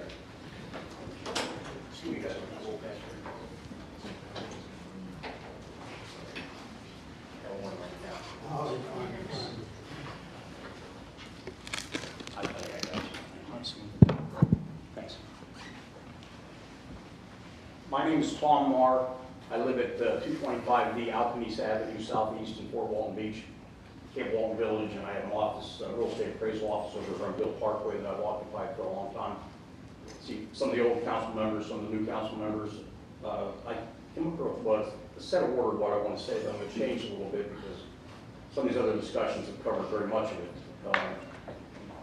Just homeless for a second. I've seen Fort Walton Beach as a whole, not just a homeless arena, but in the 24 years that I've lived here, improved markedly. Some of it's market conditions, old buildings being torn down, new buildings being built. But I can remember in the property that I'm in 10 years ago, there was always a homeless congregation on the corner of Bill Parkway in '98. I don't see that anymore. I used to have historical experiences in that building, which I built there.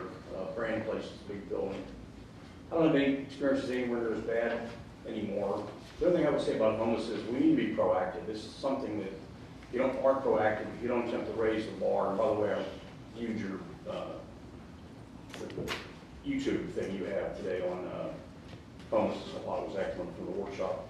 But if you don't raise the bar and you don't be aggressive about it, you'll get ahead again. There's 1998, I was in San Francisco. I was stationed there, or 96 actually. It used to be a beautiful place. It's not now, and it never will be, in my opinion. So anyhow, just got to be on top of it. Something as simple as in Brandon Place, we put a camera up, rings to one of our really proactive owners' home, and somebody goes up there, which happens once in a while, so you can ring a buzzer and say, hey, we're calling cops. And people just email pretty quickly and get out of there. So it's just something you can't turn your back to. Different subject is,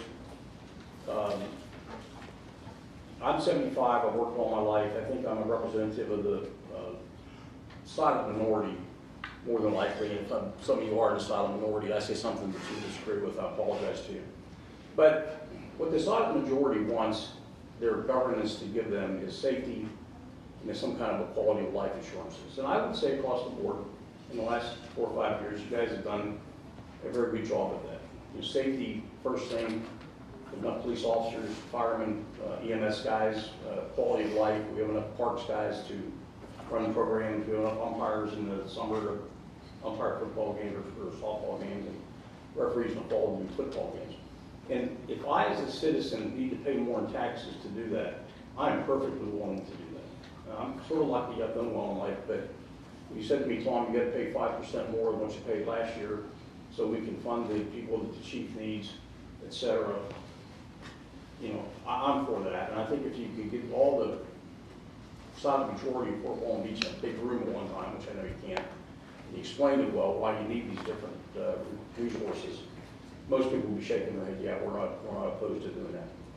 Okay, the last thing I want to talk about is probably very sensitive, may upset some people in here, and it may never happen. I might be got way out ahead of my skis on this, but one of the things that I can do by being semi-retired, I read a lot on YouTube, but I really follow the homeless, the immigrant issue in the United States of America.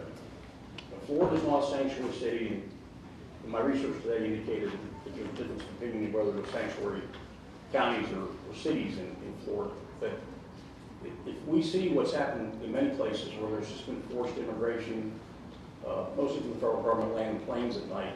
See, New York and Chicago have cut their budgets by 10%, which means that firemen and police officers are going away. Denver, their largest hospital just announced that it might have to file bankruptcy because 8,000 migrants there have had 33 visits over the last year. Of course, they're not paying anything. Illegal migrants, let me make sure I say that, not migrants. Illegal migrants are in the country illegally. In Chicago, there was an incident here where 5 illegal migrants were young men arrested, smash and grab retail theft that the police are dealing with. And I don't know if you know the demographics, but I checked that today. 59% of all the migrants that come in this last year, 2.8 million people, are young males. That I don't know that we can find jobs for that many people. You hear people say, well, we'll just balance this out because the birth rate's falling in America. I don't disagree with any of that. But if there's 9 million jobs in America, they can't take, there's not enough jobs for their educational and their lingual speaking ability. If all you guys change your job tomorrow, none of them can take your job because you have certain skills and educational requirements that they couldn't do. So, you know, I asked somebody that I have a lot of respect for here about 2 months ago, what would happen if a plane load of 250 migrants landed at the airport over here? And they said, I have no idea. I don't know what I would do. Well, I think you guys need to be ready for that. You need to have a plan because I believe if they're here for more than 3 or 4 days and they start going to Catholic Charities and they go on First Street and they get fed and they go here and they go there, I mean, the problem here will be huge housing issues because I don't think Fort Walton Beach probably has money to pony up running hotels or more motels. But I think we'll take quick action, and I don't know what the answer is. My off the cuff of my head would be get back on the plane, and get back on the bus and ship to New Orleans, which is the biggest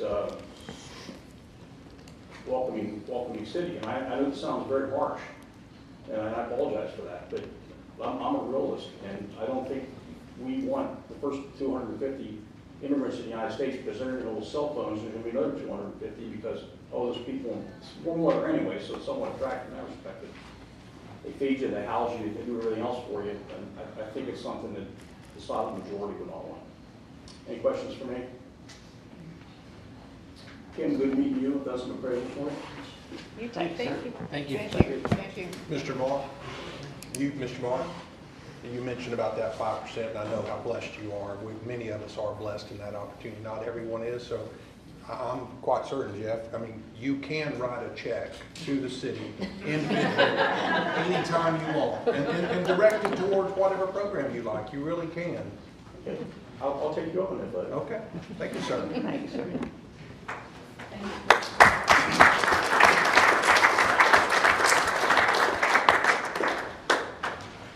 Anyone else on this topic? Yes, ma'am. Excuse me.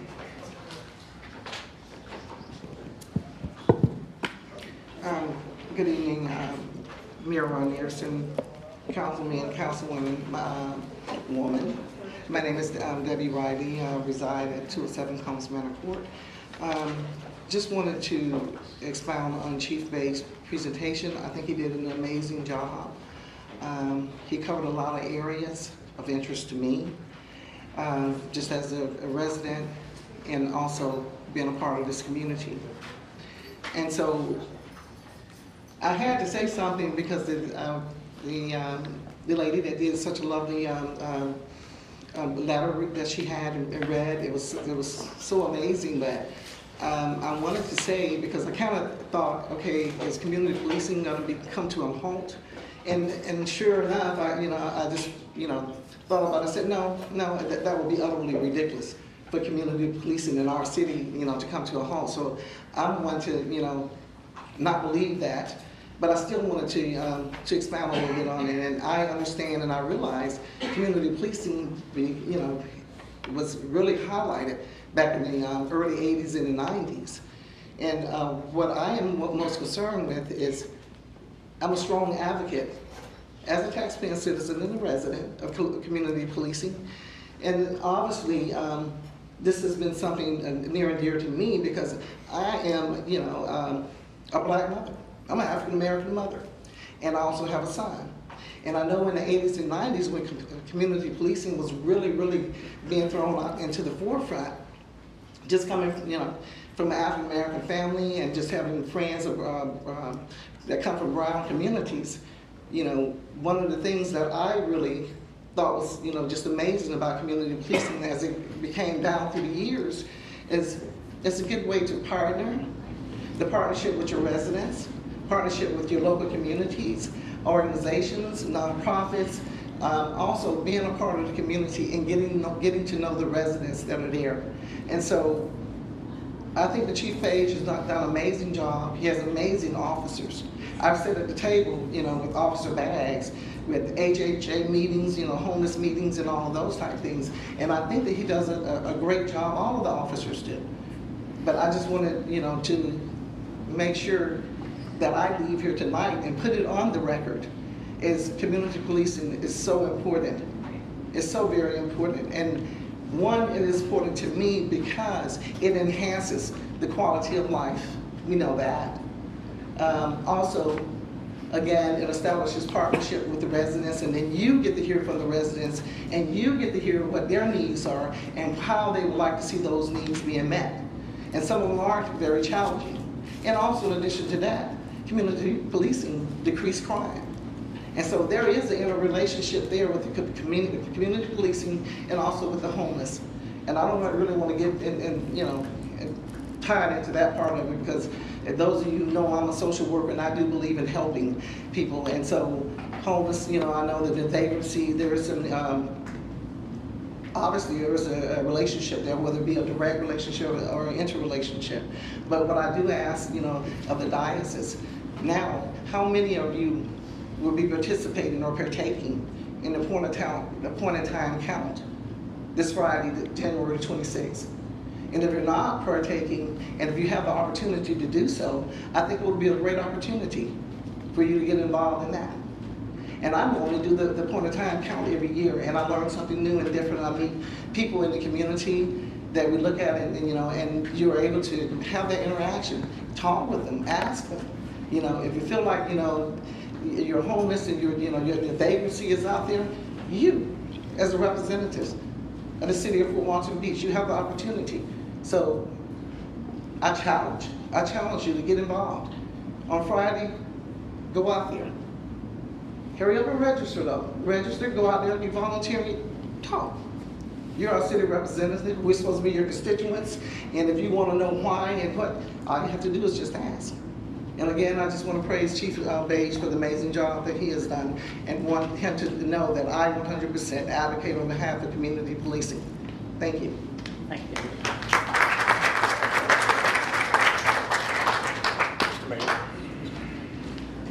I'm Barry Gray from 217 Burnett Street. I just want to speak. I own a janitorial service company with about 50 employees throughout Fort Walton. When most people are asleep at night, we're out cleaning buildings, plazas. I know about 5 years ago, and I've been doing this since 1997. We pull trash cans at night. I've been in a situation at night with homeless guys. They know when we're coming. They go before us and try to pull cigarette butts out of the trash can. I had several incidents at several plazas years ago when we're pulling dumpsters, throwing trash in, a homeless guy gets up, he's eating somebody's throwaway plate. So it became, a security problem because most of my workers are female. So we had all kinds of situations dealing with that. I've come to plazas at night, a homeless guy sleeping at the front door with his bicycle. But what I will say is, the presence I've seen over the last 3 years with the police department, we don't see that anymore.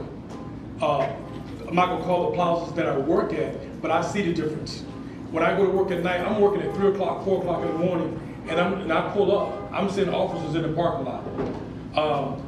When I have an incident right now, I get on call 911, the officers are right there. I mean, quickly. And just when I left work last night, 3:30 in the morning, I stopped at Waffle House, sitting there tired. Officer walks in and asks everybody in the restaurant, "Are you all right? Is everybody safe?" That just, blew my mind. I see the difference. When everybody's working at night, I see the difference that Chief Page and his team has made in the last 3 years, being a worker that's out from 11 at night to 6 in the morning. And I just want to say thank you, and thank you to the board, for your leadership. Thank you, everyone. Thanks, sir.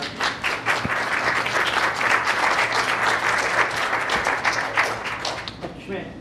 Jeff, or Mr. Mayor. One second, Mr. Schmidt's going to speak. Can you confirm that your office has no interest in removing community policing? Yeah, absolutely not. Okay.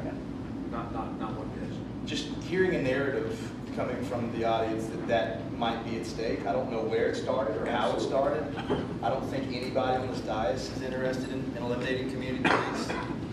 And those of y'all that are here, I appreciate you being here, but I just wanted to clear that up with your office, Mr. Peters, that we have no interest in removing community police.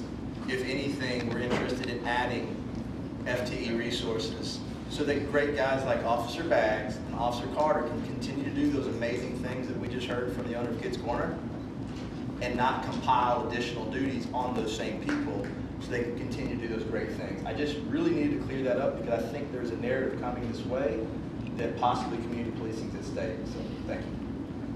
Thank you.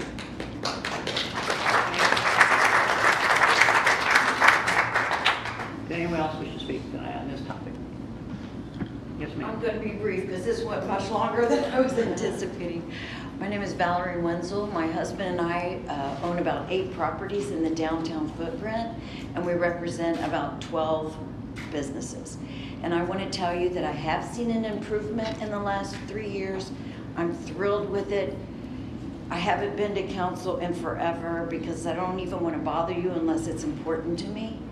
The police force is important to me, and I'm thrilled to hear that you're taking a proactive stance with the vagrants, the homeless, and actually increasing our force. So thank you so much. I appreciate it. Yes, ma'am.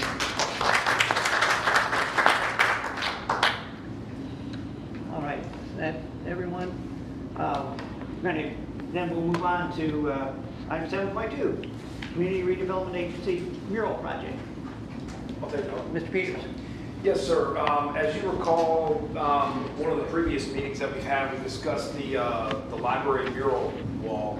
As they're pulling that up, it's the wall on the backside of the library. It's 155 feet long and roughly 16, 17 feet tall. So the Cultural Arts League, along with our growth management department, sent out requests, as you all remember, to get some designs coming back in what would fit there. We heard a window and different, that kind of went back and forth. And we had 18 submittals. One of them blew everybody out of the water, which was really cool when it came to us. And this is the one that we have up on the wall here. And I'll read it briefly because I know you can't see that from where you're at. But that's actually the picture of the wall. There's 5 sections of that wall. Each one of them measures about 30 feet. You go to the next slide, Amber.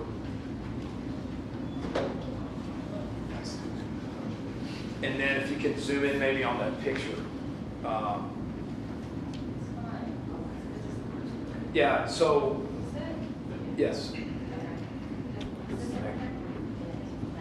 So I'll read this while Amber's working on zooming in on that. But the vision of this was to create an illusion of 5 compartmental bookshelves that utilize the natural segments and contours of the library building. Each section will casually pair items relevant to the life of Fort Walton Beach with strategically placed books titled to further articulate the area's attributes. The goal is to capture themes and items that are relevant to Fort Walton Beach residents while educating visitors about the area. Additional details: the top flat area above individual compartments will display the mural title example Fort Walton Beach Library. On the one, the mural will have a 3D design inset. There, artist is open to suggestions for section designs.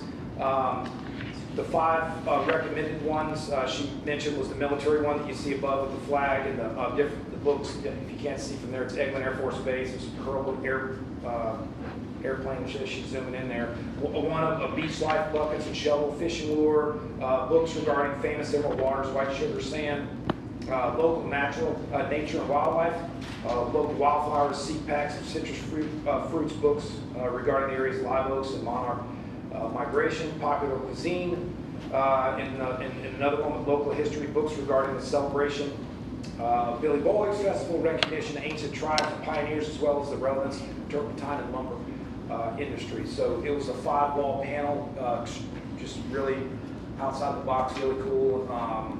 But that was something that we as a staff really liked. And moving forward with that, Would like to get this artist to develop all 5 renderings, bring back to council for final approval before we start on that. Right. But I just think tonight was just kind of an update on what we're doing. Can we see that next slide as well? I thought she clicked. Yeah, the next slide is just some different designs that she did. And some of you are familiar with the Hello Fort Walton Beach. Valerie's sitting back there, but really cool design there. But, really, really cool pictures and stuff. This was more of an update for council. We'll bring back the final design. It's from Christina Donahue back to you all in the future. It was really, really impressive. All right. Thank you, sir.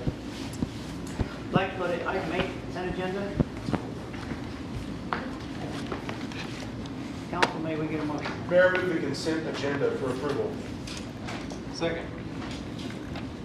Been moved by Councilman Allegretto, second by Councilman Jeter to approve the consent agenda as presented. Any further questions? No, sir. Questions? Comments? One Mr. question. Smith. Is Daniel Payne in here? I just had a question about last year, how many linear feet of sidewalk that we laid. Can you tell me, Danny, how much sidewalk we added last year? Daniel Payne, Public Works Utilities Director. Down to the last linear foot, I can't, but I can tell you, Memorial section on Alder, we did connect some areas between the field office complex and PD as well. So, I would say probably 1,500 feet, but we still need to do more. Right. Okay, thank you. This is 2,400 feet, is that what this was, the bid was for 2,400? So the bid is based on unit prices for quantity. What we find out is there is lots of stuff that kind of comes up during the year. Maybe, we require sidewalks for development purposes. So if somebody comes in, puts a sidewalk, we get the sidewalk to nowhere. So we like to connect if somebody does do it in a relatively short time, not decades, if we can avoid it. So there are unit prices on there to basically to price out a segment at any point in time, no matter where it is. Some driveways are, 5 yards, some driveways are 10, some are a little bit thicker, some are commercial, some are residential. So those unit prices should reflect any condition that we come across that we can accurately go through. We've had an annual bid before. I think, we chose to go back out again. We'll just leave it at that. And, I think you're seeing, I didn't see a price. Are there prices in here, or is that just approval of this contractor? I didn't see a price. There's a bid tab form in the documents. You should see on there. You should see final bid tab. I was like, okay, there's the tab, the tabulation agenda. There it is. There's that. And you say it's the bid tabulation. Is that where I'd see the numbers? Yes, sir.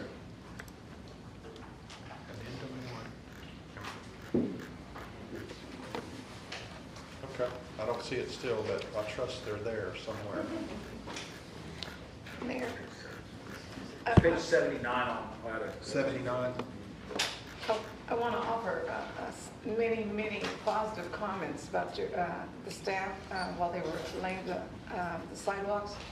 The residents said, thank you for grading their driveway up, especially those that were in wheelchairs or walkers and other things, and putting up the mailboxes if they got torn. Thank you. They said, please let them know that how much they appreciate that. You find what you need, Mr. Walker? No, you said 79. I only see it goes to 45. I was in the entire agenda. Agenda packet. The whole agenda packet. You're on 26. Oh, I got you, that one. Okay, got you. It's just weird, when I click that, it doesn't go to Mine's not working right either, Payne. 101. Yeah, there was a couple things got out. Sometimes that happens. It has been a little funky. Okay. We I okay? trust you guys have looked at it, reviewed it, and it's in line with industry standards and expectations, and good, thank you. It's been moved and seconded to accept the consent agenda as presented. Council, please vote.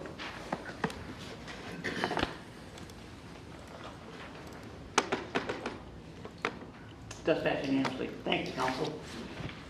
Let's go to mayor and council comments, and then we're gonna take a short pause after that. So we'll break for 10 minutes because we've been in here, by the time we get to council comments, we'll be in here 2 hours. Councilman Jeter, we'll start with you.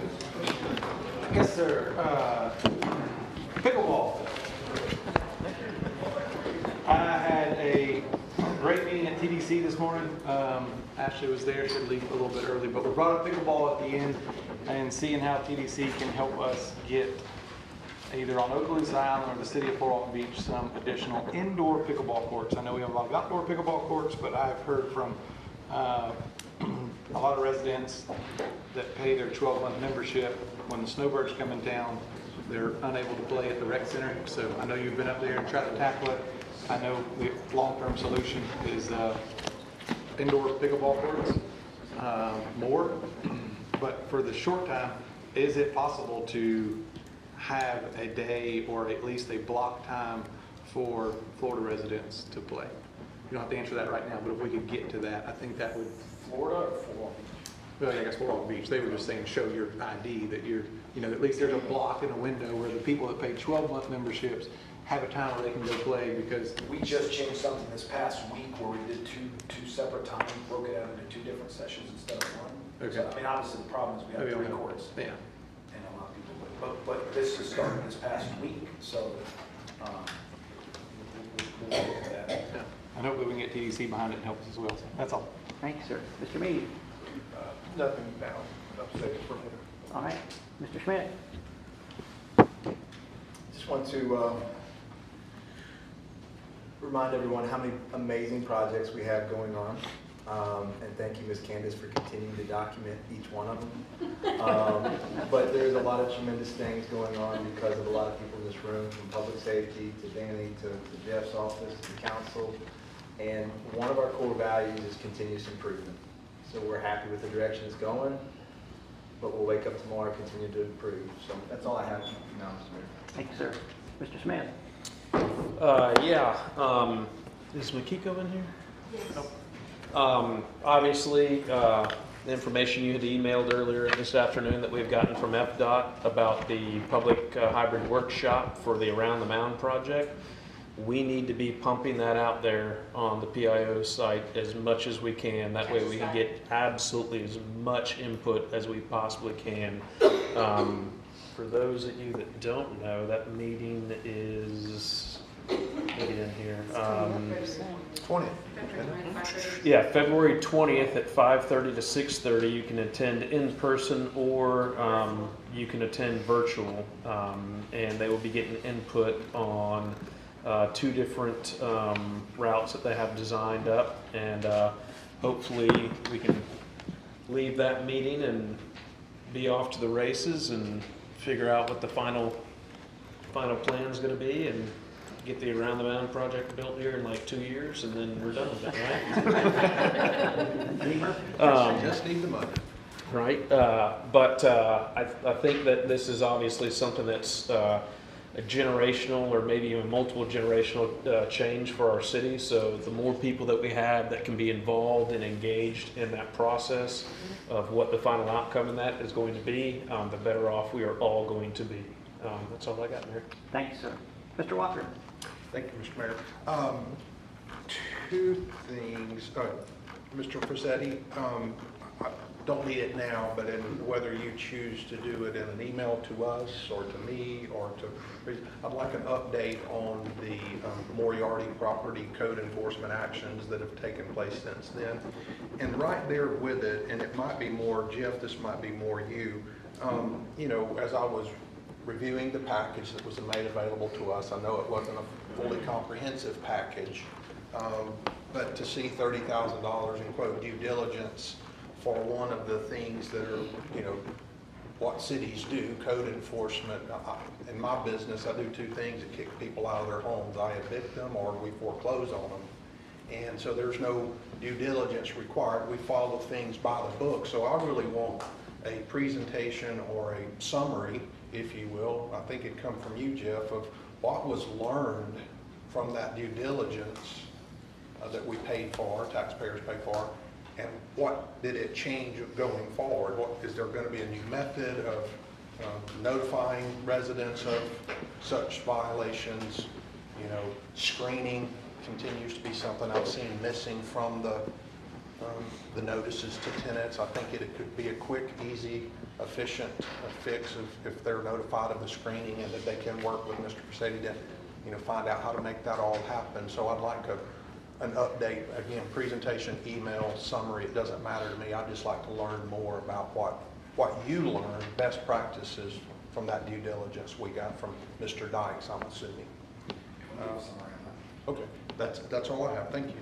All right, Mr. Allegretto. Briefly, Mayor, what Councilman Smith said moments ago, I was on that committee as well in the past, and I know for a fact that the Florida Department of Transportation really does value local input from residents. So even if you can't make that meeting or be there or any number of things, you can call or email our certain regional representative, and that is very, very impactful. Even just to say, hey, we really want this project to be completed as quickly as possible. Please move it up your list. It's very impactful because most people that call the Florida Department of Transportation or email are, there's a pothole and I'm real mad about it. So if you can say I'm enthusiastically excited about something, that means a lot to them. Secondly, just real briefly while you're in the room, Mr. Payne, the intersection of Hollywood and Robinwood, can you kind of just give a real brief update of what's going on with that? I know that we had done a study, we had gotten some poles at one point, and then we couldn't get poles, traffic poles, and like, I saw some sewage or some type of construction going on in that corner, and it really just popped into my brain like, hey, what's happening with this place? Yes, it's a capital improvement project that we've had. It's been about a year and a half since we awarded. It's been a long time. Part of that, you know, I think we've heard of getting things done. This was like a pre or right after COVID deal that we had to wait for a bunch of materials, the contract to mobilize. Finally, they're there, but it's converting the existing span wires on the intersection to a mast arm, and as well as PEG controls, because as you know now, there's no really way to cross the street. Yeah. That's one of the 3 city signals that the city's responsible for in the city, so that's what you saw today. It's them drilling shafts for. So it's happening now? Yes. Awesome. Correct. That's exactly what I wanted to Trying to get it off the plate. Wonderful. Happy day then. Thank you. Thank you, Mayor. Thank you, sir. Let me get more in. Mr. Berry. Yes. Thank you, Jeff Peters, going down to talk to U.S. Tennis Association and moving. We warded off the pickleball war and moving the Fort Walton Beach Snowbirds to play there. And the neighbors around the area, they say, good, because we don't see anyone playing there. And maybe we can expand with the Tennis Association in H3. And besides, they have indoor bathrooms there. They do? So, yeah, they do. So thank you very much for warding off the pickleball war on that. I'd like to thank Makiko again for your work with publicity and all that. And that meeting that on the Around the Mound is at the Convention Center. And was it February 25th? 20th? Yeah. And if you would please mention Convention Center whenever you put it on Facebook, so that what's I going to say? That's about it. Thank you. Thank you. Mr. Mead. I'll be very brief. I'm just trying to hold this to the end, but the Around the Mountains, my understanding is it's very important that we have a consensus as a community that we want this to move forward. I know in the past with the previous Brooks Bridge effort before 15 years ago, when it was attempted, it was abandoned because we couldn't come together as a community. So I hope with the Around the Mound that although there's never a perfect scenario for the reshaping the roads, hopefully as a community we can welcome and appreciate the state coming in to make this dream that's been around for a very long time come to fruition. So once again, I know that there's no perfect plan, but hopefully as a community and a council, we can come together to support it moving forward. I also want to thank the police department. Was reached out to by Mr. Marr, who was, I asked him how, because he lives there downtown, or works downtown, First Street, in the middle of everything, and behind closed doors. He said what he said here in public. It has gotten better, and it is by all accounts because of your efforts. So we appreciate it. And thank you, Mr. Mark, for your service to our country. That's all I have. All right, thank you, sir. Earlier this evening, I read a proclamation about Congenital Heart Defect Awareness Month, February being that month. And so for the month of February, the city of Fort Walton Beach will be kicking off our Pop Tab drive. The Pop Tabs, which are the pop tops from aluminum cans, will be collected and donated to Ronald McDonald House in Pensacola. Ronald McDonald House recycles these tabs and uses the funds to help pay for day-to-day operations. I'd like to challenge every one of us, city council, city employees, residents, to collect and donate as many tabs as you can during this month. I've already reached out to the rest of the mayors in Okaloosa County to encourage them to do similar drives. I think Crestview is going to fall in line very quickly. Destin will fall in line, and I'm hoping the other cities do as well. So I know this program has raised $5,000 in the past in other communities, and I've kind of set that as our goal for us to do. So please save your pop-top lids. There are going to be 8 collection bucket locations in the city. One here at City Hall, one at the City Annex Building. You can donate at the library, the golf course, the rec center, the Public Works Office on Hollywood, or the fire station or the police station. So it's easy to do. When you have your soda or have a beer, save the pop-top. When you have a handful, bring them by one of the places and donate them. It'll be amazing how quickly they add up. So thank you for supporting that cause. And with that, I'm going to declare a 10-minute recess. We'll come back at 8:11. Follow somebody.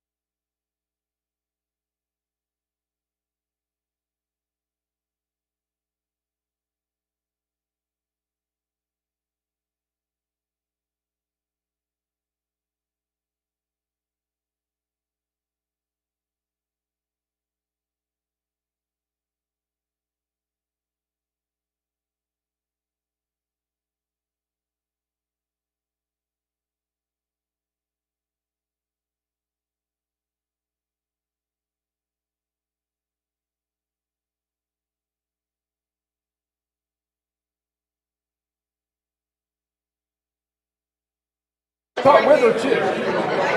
I taught Choctaw also, so I taught with her also. Actually. Okay. 13. Is that with the lean-tos?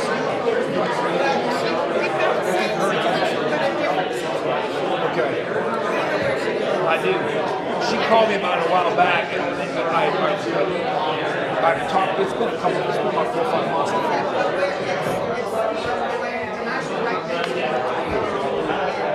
Yeah.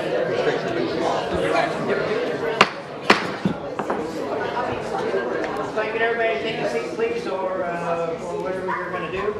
And again, if you have a cell phone, if you turn it off, that'd be great. I appreciate it. And we're going to start this with public comments. And this is the time for anybody in the audience that has a comment on an item that is not on the agenda. Again, not on the agenda. You can come forward and speak your mind. So if anybody wants to do that, just raise your hand and we'll bring you forward. Seeing none, we're going to go to item 11. Ordinance on first reading. Item 11.1, 2128, ordinance amending Code of Ordinance, Chapter 11.12, record operation and services. Ms. Todd. Thank you, Mayor. This is ordinance 2128, an ordinance of the City Council of the City of Fort Walton Beach, Florida, providing for authority, amending Chapter 11.12 of the Code of Ordinances, record operation and services, as authorized by Chapter 323.002 and 71507 of the Florida statutes, providing for severability and providing an effective date. Chief Page. Good evening, Mayor. I think I pretty much used up all my words on my presentation, so I'll try to keep this brief. The Police Department and the City Manager's Office is tasked with implementing City Ordinance 1112, which is the record operations and services. While reviewing the ordinance to help ensure it's up to date and not unduly burden the community or the police department, several sections were located that require updating. Florida Statute 323.002 allows for municipalities to set up a record operation system, and we outline that in City Code 11.12. So in the new ordinance, we wanted to make it easier and more logical to follow. So the new ordinance replaces the 12 sections of the old ordinance with 6 sections of the new ordinance. In section 1 of the new ordinance, you'll find the definitions, which are very similar to the old ordinance. In section 2, its requirements for any record operation within the city. The old ordinance had several requirements to that, and some of them have been preempted by state statute. So we wanted to remove the irrelevant portions. And there's only 2 sections that are left, that all records that are not doing repos have to be marked. And if a resident requests a receipt, a written receipt will be supplied to a resident for any tour that takes place in the city. So those are the only 2 citywide requirements. Section 3 is rotation record. What a rotation record is if you have a car crash, if you're arrested, if your vehicle's disabled, if the police department calls a record service for some reason on your behalf, we go to a rotation list. That rotation list is established from various record services, and they would come out. The state statute allows us to regulate records that are on the rotation list.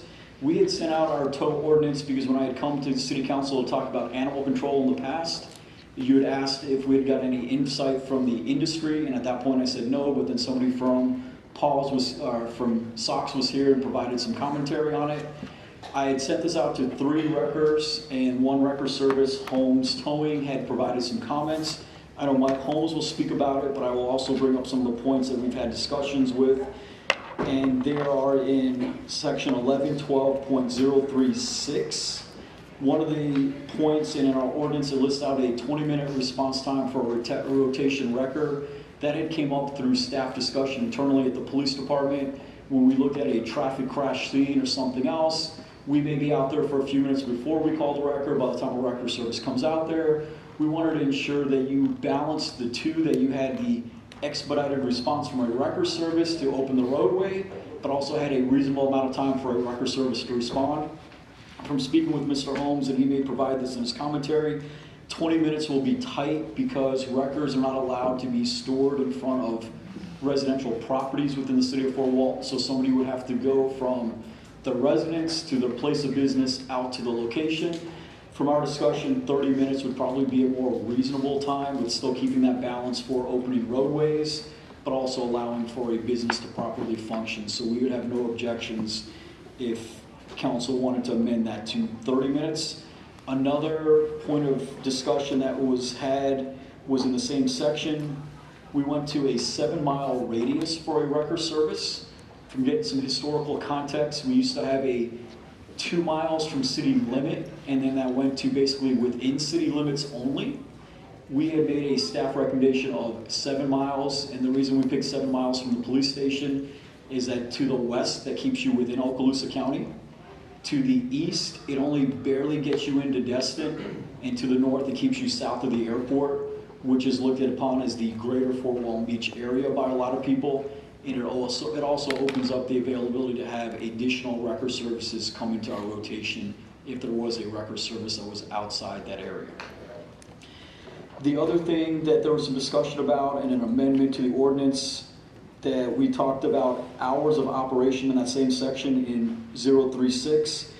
We talked about vehicles have to be released within 30 minutes. Mr. Holmes made a good point that we should also say the facility has to be open during the business hours and not just released within that 30-minute window. That would allow for an insurance adjuster or somebody else to come by and inspect the car during normal business hours. So from the police department, we would have no objections to that. As you go through further in the ordinance, section 4 is a small, very small section. It talks about a contractual wrecker. So the city wanted to enter an agreement with a wrecker service to tow city vehicles.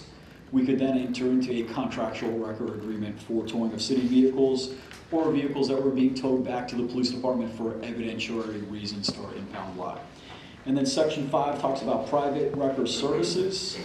Our current ordinance is very restrictive for private property tows. We've had some issues with private businesses because there are, to my belief, and from speaking with staff, there are really no tow services within the city that provide private property tows. If you go around, a lot of the businesses on the signs that are required by state statute are located just outside of the city. So in that aspect, we also open that up to the 7-mile radius. State statute allows it, depending on size of population, to be anywhere from 15 to 30 miles from the location. And the reason there is some type of distance requirement in there is that if you have your car parked on private property somewhere, it is now towed, it should be at a reasonably close location for you to retrieve your car, and you should not have to drive across the entire county or into another county to retrieve your car after it was towed after a private property tow. So we made some changes to the 5th section. The 6th section is the penalty section for the requirements for marking your vehicle in the receipt and for the private property tows. We have made those a misdemeanor under city ordinance, which is also reflected in the state statute to deal with private property tows. And for the rotation wrecker and the contractual wrecker, those are administrative violations that would be handled either through suspension or a letter of warning. And by recommendation of the city attorney's office, we had changed the appeal process. The former appeal process was through the city manager. The new appeal process would be through the special magistrate. So you would have a neutral party that would hear any tow disputes that may be from the issuance of the ordinance. So that would conclude my presentation, and I can open it up for whatever you'd like to next, Mayor. All right, sir. Any questions for Chief Beige from the council? Mr. Meade. Thank you for the efforts. I'd also like to hear from Mr. Holmes as well, see if he has That's any fine. additional comments. But thank you for working with the community to bring this together. Any other questions for the chief? Are we expanding the area of which record services can come from or contracting? I missed that. We're expanding it. So currently it's city limits. Right. We had recommended 7-mile radius from the police department, and the reason we went from radius from the police department, the city boundaries are very jaggedy. I got that. So it's a very easy point to put a pin on a map, draw a 7-mile radius. That keeps us always within Okaloosa County, doesn't go past the airport, and barely touches Destin. And with adding, I'm assuming that's adding more wrecker services, right? It would. And then, but we're also expanding from 20-minute call expectations. Is that accepting the call, returning the call, saying I'm en route, or there's different requirements in the ordinance for response time as it's currently written, and unless it's amended by the council, currently we want a rotation record to respond within 20 minutes. After discussion with Mike Holmes, the police department would not object to extending that to a 30-minute response time. So if we go out to a crash scene on 98, the vehicle's crashed, we start our investigation, we call the rotation wrecker, they would have 30 minutes to respond, or we could go to the next rotation wrecker on the list. There's another section in the ordinance which talks about releasing of vehicles, and in that section, which is 1112.036, subparagraph 3, it talks about releasing of vehicles. So during business hours, the vehicle has to be released within 30 minutes. Mr. Holmes also added the comment that we should require the business to be operational during business hours and not just a call service where you could call, somebody would meet you there and release it. That way, if there was an insurance adjuster, if you needed to get something out of your car, you'd have a staffed office during those business hours, I believe 8 to 6 or 8 to 5 is what it says in the ordinance. So the response, so someone at your department calls for a wrecker, however they call for it, is a response an answer and a callback, or I'm showing up on scene on scene within 30 minutes instead of 20 minutes? On scene is the response time. Yes. And so, yeah, they don't show up in 30 minutes. You can call the next one, but if he says I'm 5 minutes away, then we would probably still say the same one. You're right, yeah, gotcha. Last question, I promise. Is there a reason not to stick to Fort Walton Beach tow companies only? Are we having a problem For with this? rotation record, it probably would not cause an issue. For private property tows, there are several businesses currently within the city that have had issues finding a local private property tower. So for private property tows, I would recommend allowing for something greater than the city. I mean, that can be discussed by council, what that proper greater than the city is. And for rotation wrecker, we can sufficiently staff the rotation wrecker within the city, but it would open it up to additional wrecker services if we went to something greater than the city. Mr. Holmes, you care to comment, please? Thank you, Mayor. I'm Mike Holmes, 15 Rockland Drive. About 25 years ago was the first time I ever walked in this chamber and never guessed what it was about. Tow trucks. But look here, 25 years later, I'm in front of the council again for the same issue. It's kind of ironic. I appreciate the chief coming to me. I was asking about my opinion on some of this because I was very much involved in writing the current ordinance that we've got. And I'm not exactly sure how long we've had it, 10, 12, 13 years. But I didn't realize there was a problem with it. There is some things that should be cleaned up, needs to be cleaned up. And I think there's a way to do that without completely throwing an ordinance out and rewriting it. The chief said that the old ordinance had 12 sections in it. And the one that he's written has got 6. But amazingly, they're both the same number of pages. So I haven't quite understood, what the reasoning is in that. But, I can assure you that we can work together and we can get something that's going to be beneficial because we want it to be easier for the police department. Our goal is to clean the highway as quick as possible so my driver can get back to the house. I don't know if tonight we want to go through every issue or if this is the point where y'all say, okay, we need to sit back down with the other record companies. Because I called the other 4 record companies. There's only 5 record companies that are on rotation in the city of Fort Walton Beach. And none of them were aware of this. They had not been approached about it and had no notification on it. The chief brought me notification asking my opinion on it just before the Christmas parade. And at the Christmas parade, me and him discussed it, and I had not heard anything back until I've been watching the agenda, which y'all can guess why, but it was on this agenda. So I reached out again, and then the chief came and we had another discussion about it and talked about it. And he agreed with some things, but there were some things that he was just adamant about not changing. The response time, it's 30 minutes now. From the time you get the call, I have to get dressed, get in my car, I don't know, 5 minutes.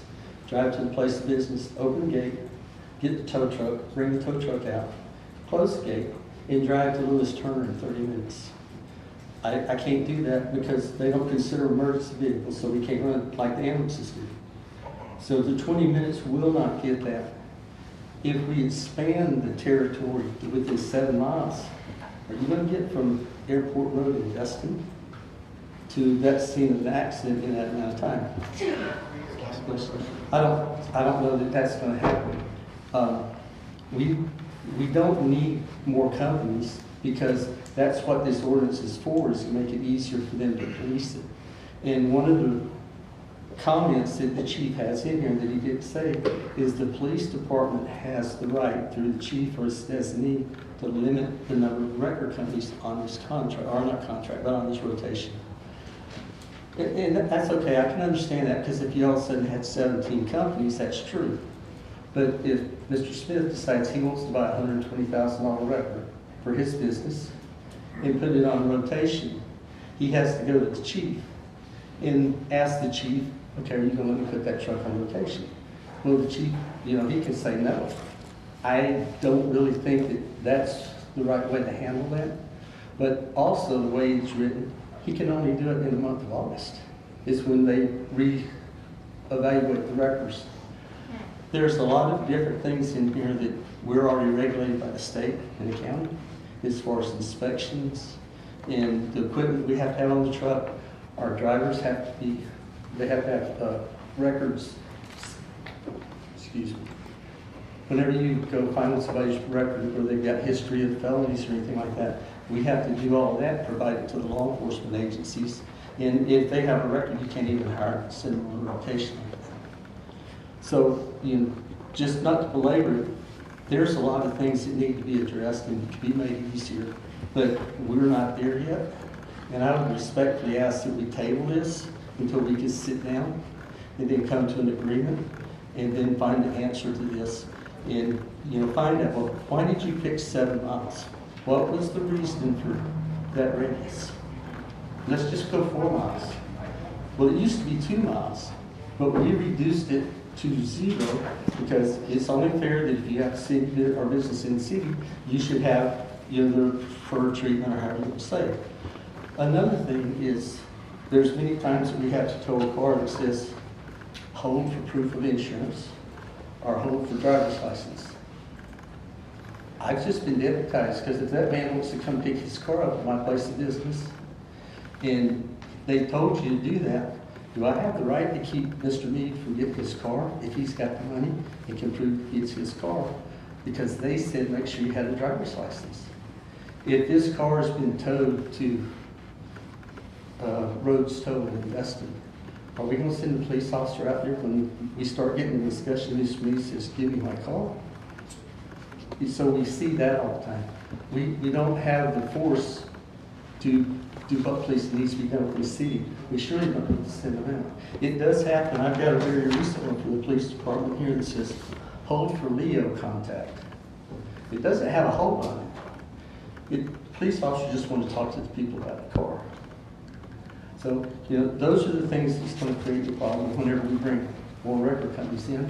And if there's a record company that's got the qualifications, the equipment, and the knowledge to be on rotation, they need to be. Because if I don't have to send my driver out every night, if I can put it every second or third night, it's easier to hire drivers. As far as the private property towing, that's what's created all of this. Because you go to one of the places on downtown and you park in the wrong establishment, that car is probably an out of town. Maybe doesn't know where he's going. It's towed to Roads Auto Repair in Destin. Well, that person has to notify the police department the car's been towed to Destin. The police, then you've got to get 7 miles to Destin. Well, if it's on the 4th of July, in the middle of the day, how long is it going to take to get there? Plus, the business is closed on the 4th of July. So that gives, the person's not going to be there. You've got a tourist that's upset, trying to get to Destin.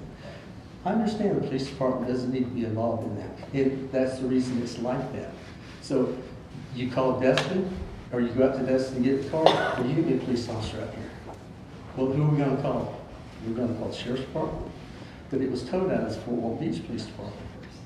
Those were the issues that it did create before. And that's the reason the ordinance is made like it is, to eliminate those problems. And it basically has done that. I don't disagree. I don't do private property tow. I'm not going to. But there is one company that does offer that. You know, some businesses, you know, you can't always do business with everybody's business. And some businesses don't want to do business with you. But the state statute provides an answer to that, which it is in there now. They can tow it to Destin. But there's other criteria that they have to meet when they do that. So respectfully, I would just suggest that let's let the record companies, the police department sit down and try to redo this and get something that's workable. We don't need to belabor a lot of time because their priority, as the chief said, is safety and welfare. We don't want to get involved with a whole lot of arguing to try to get this resolved. Thank you, Mr. Holmes. Questions from council for Mr. Holmes? Mr., you said you had reached out to the others and the ones you spoke with weren't aware of this? They were not aware of it until I talked to them. There was one company that I talked to a couple of days ago, and then the other four I called, or three I called today. And I'm not sure if they're going to be here because, you know, thank goodness they're not. We don't need 4 other people in here saying the same thing. And if we can work something through it, then we'll get them involved. If they want to pick her up, that's fine. But they are aware of it now. They are aware of it now, and they sounded like they might be interested in sitting down and... Yeah, they all said, you know, should I come and meet? And I said, well, it's got to go before 2 readings. And I said, so let's see what the feel is before we get any further. If we, you know, the thing is now, if this passed on this ordinance tonight, then it's my next step to call every one of y'all and go through this thing line by line by line. Or do I go back to, you know, the police chief's already presented, open what the next step is at that time. Thank you, sir. It sounds like you would be willing to meet with Chief and go through these items line by line, and maybe over the next month we could bring this back before the council. Yeah, you know, absolutely. I mean, the chief, it might be his representative from the PD. I'm not sure exactly who did it, but yeah, I'd be more than happy to spend time to do that. Other questions from council? Seems like a good idea to have them reviewed by those that would be participating in it, and they may choose not to participate in it, or they may have some option to improve for everyone there. So it sounds good to me. Appreciate it. Thank you. Mayor, just to add just a few final statements to it. So in addition to Mr. Holmes, the other company we reached out to is Playground. Playground is probably one of the biggest ones, and they provided a copy of the ordinance and really had no comments that they provided to us at the time. The other thing that the 5 years that I've been here, there's always been minor discussion about the tow ordinance, minor discussion about the tow ordinance. There's been a lot of issues with the private property tows, as Mr. Holmes said. But even as we speak right now, Mr. Holmes is in violation of the current ordinance. Every tow company in the city of Fort Walton Beach is in violation of the tow ordinance. So we need to do something to clean up the tow ordinance.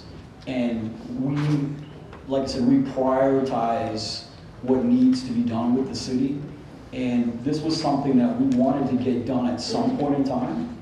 So we'd like to bring it up as soon as we can and to talk about the logic of the new tow ordinance being 6 sections versus 12. What we did is we grouped like terms with like terms. So the like terms definitions, citywide towing. Then we go to rotation record. After rotation record, we go to contractual tow, private property tow, penalties. So the 6 sections, if you're a rotation record, you only have to read section 3. You don't have to read the whole ordinance. If you're a contractual record, you go right to section 4. If you're a private property tow record, you go right to section 5. So the new ordinance is much more logically built. But we'd be glad to meet with whoever wants to meet. And if we want to table this item until the second meeting in February, we'd have no objections to that. But it's something that needs to be resolved. It's something that we've kind of put out of sight, out of mind, but it's something that needs to be done and resolved in some near term. Thank you, sir. Go ahead. I'm not sure what I'm in violation of. I think I may have an idea. Would that be that we don't have, our records haven't been permitted and inspected by the police department? Or ID cards. Pardon? ID cards. I have an ID card in my pocket. Let me back up and explain. I'm trying to be very careful of this. It's a requirement that all my trucks be inspected by the police department. And when they first started this ordinance, the police department would come by and look at the trucks, or they'd schedule an appointment, we'd take them down there, we'd send their drivers, we'd have to get pictures and everything. And that worked fine for 2 or 3 years. Then all of a sudden, okay, I need you to get all the paperwork together, which means we have to run the background checks, that's what I was looking for. And all the other information they ask, proof of insurance, which is all in there now. And the police officer would come pick it up. I've got 4 stacks, my secretary's desk. They never came by. So I'm not in violation. They haven't enforced it. So the way he said that I was in violation, I mean, I can't force them to come inspect my trucks or do their job. That's just my rebuttal. Thank you. So we're good with me. Mr. Jeter. I have the utmost respect for both of you, and I think we'll figure it out like adults and work it out. This reminds me of the airplane ordinance, so it does, where we kind of went through a few readings, and it was after the fact when we had people come in and we're like, hey, wait, we didn't know what we were changing or affecting here. So I'm for a new ordinance. If it's 10, 15, 20 years old, we need to change it, we need to update it, but I'm definitely for, let's work with our local businesses and see what we can do to come together and work. Was it work together? Work together. Let's work together and get it right next reading. Yeah. Mayor, on that note, I'd like to move to table ordinance 2128 until the February 27th regular meeting of the city council. Second. All right, it's been moved by Mr. Alvarado, seconded by Ms. DeBerry to table ordinance 2128 until the second meeting in February. For further discussion. No, sir, just exactly what Mr. Jeter said. I appreciate everyone working together, and I know we'll end up in a better place. Thank you. Any other comments from council? Please vote.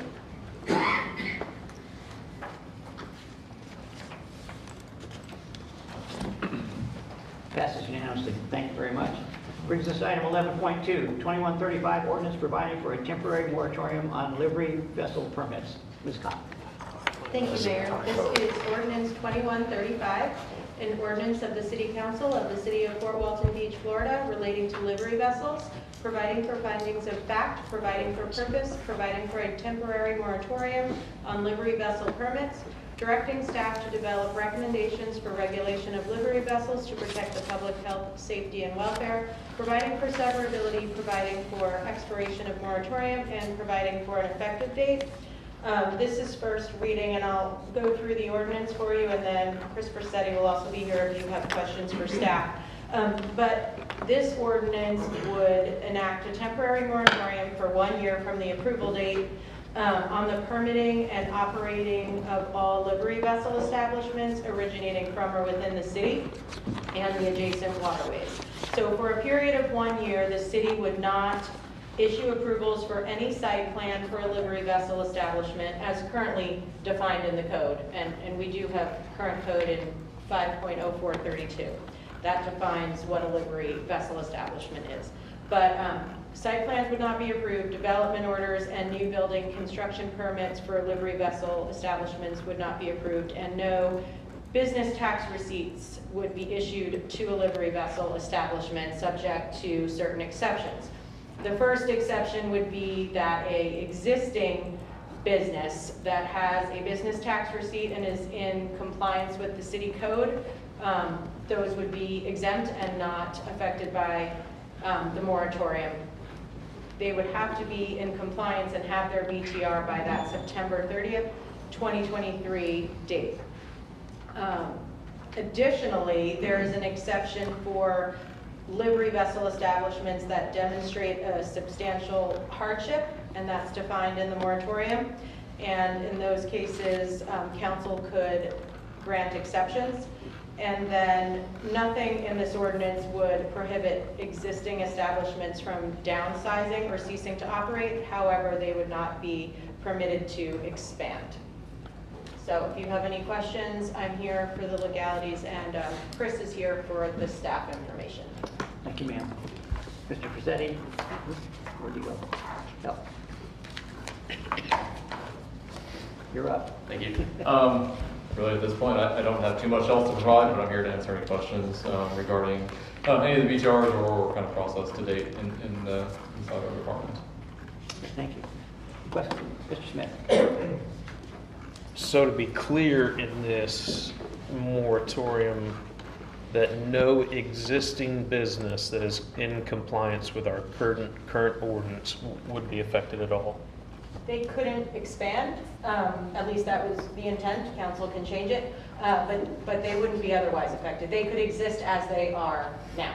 But currently, they can't expand to any capacity more than what the current ordinance allows to based off of parking and Correct. all that stuff. Okay. Correct. Mr. Alvarado. So, what did I miss? Because I mean, I swear to God, we were just here doing this not too long ago. Has there been a horrible accident? Is there a new guy with a chainsaw boat that chops up? I mean, I really genuinely don't understand why we're here again doing this. So if there is something that I did miss, I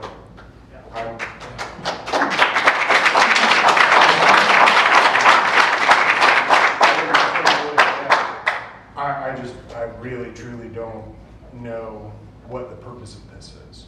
That's my question.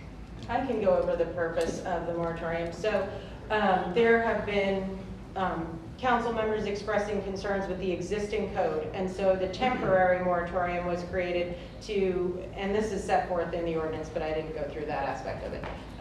The purpose is to evaluate the existing codes and determine if improvements need to be made. And at that point, when the code is amended or improvements are made and those are evaluated, the moratorium could be stopped at any time by the council, or it could be left to expire on its own. But the purpose was to protect, kind of put a pause on the way things are now before they continue to expand to make those evaluations. It's my understanding we have a code in place. We didn't have a code in place before. The noise ordinance. We came out with a noise ordinance. We didn't have one before. Then we defined it.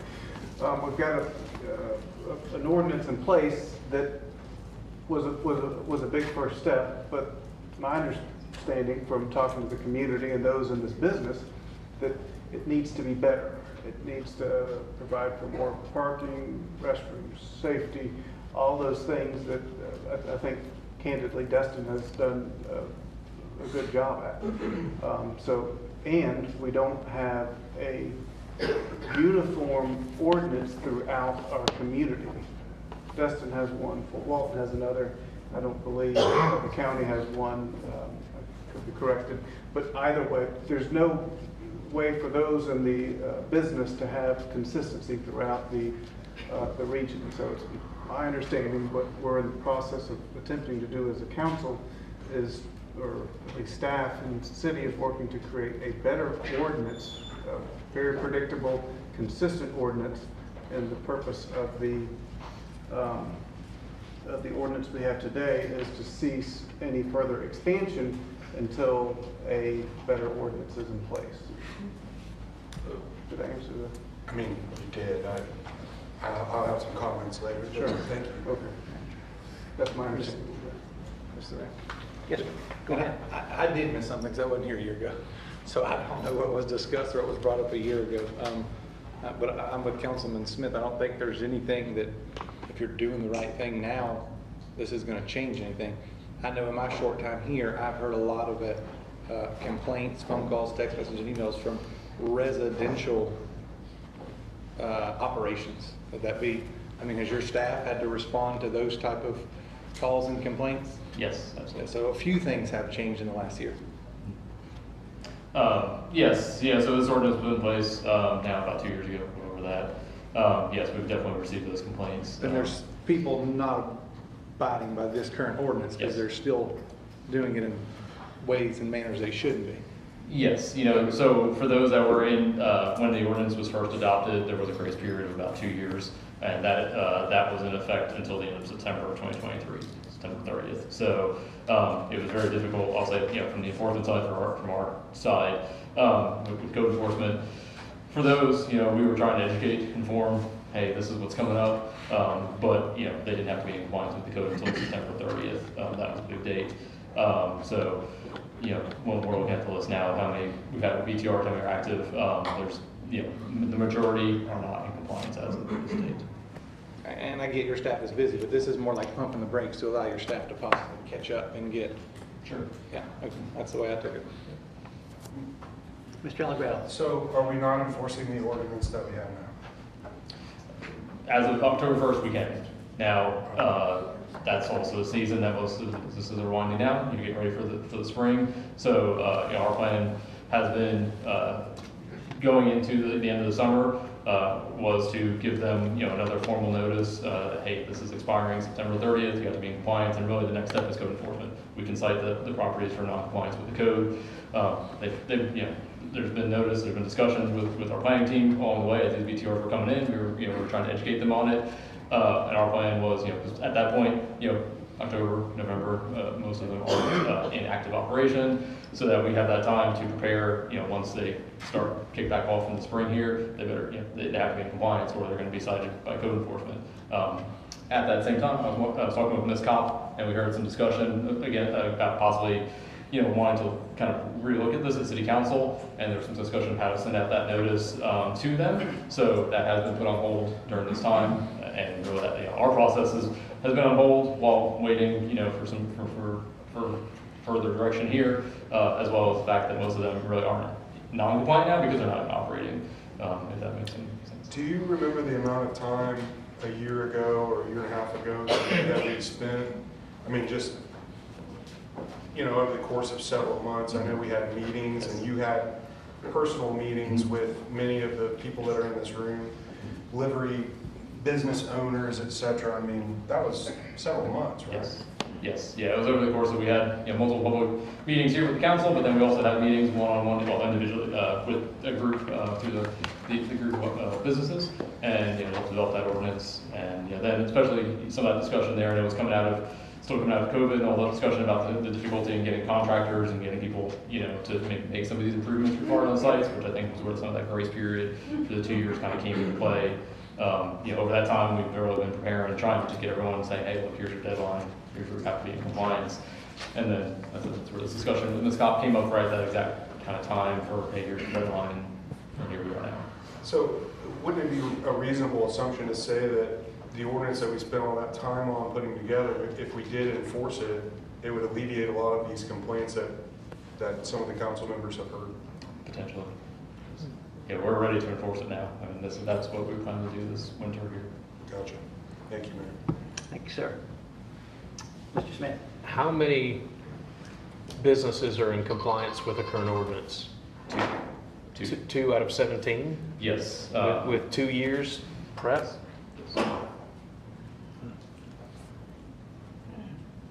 So we are on enforcement.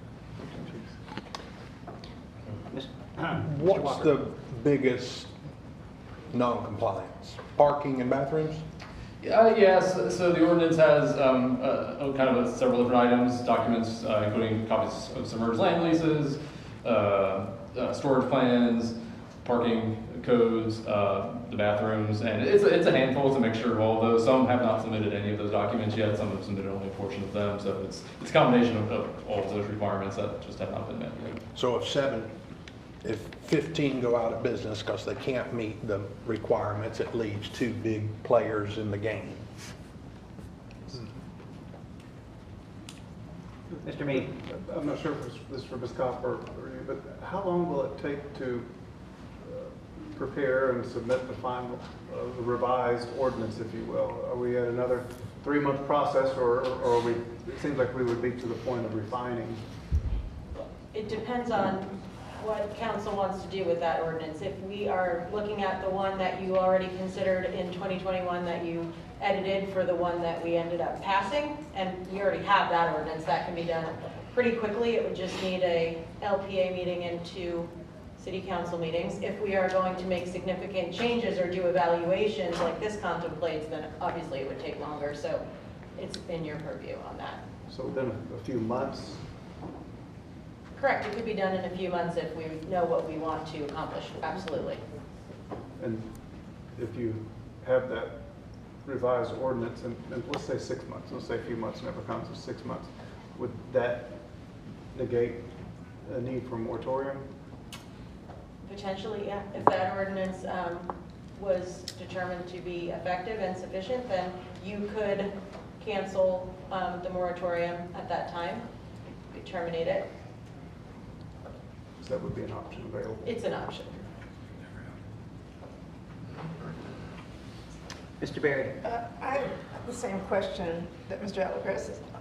What are we missing? Why are only 2 companies compliant? Why did you not enforce or?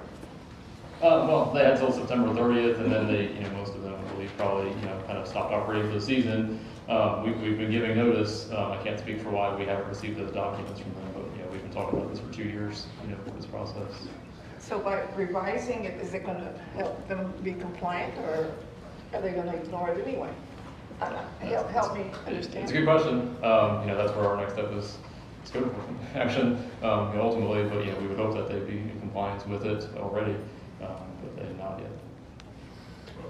Mr. Allegretti? So, clearly, I was involved in the previous ordinance, and we did put some much stricter standards, which again, this community of business owners also agreed to. 2 of 17 in compliance is not good and not acceptable, and that code's got to be enforced, absolutely. But issuing a moratorium on any new BTRs or anyone hoping to start a business like this or expand their current business, if we issued a new BTR tomorrow, your office would go down to that business and make sure that they're in compliance with the code that we just wrote 18 months ago or whatever it was before you issued that BTR, right? Yes. Okay. Thank you, man. Mr. Smith? So this is the second time I've heard this tonight, and it kind of baffles me a little bit.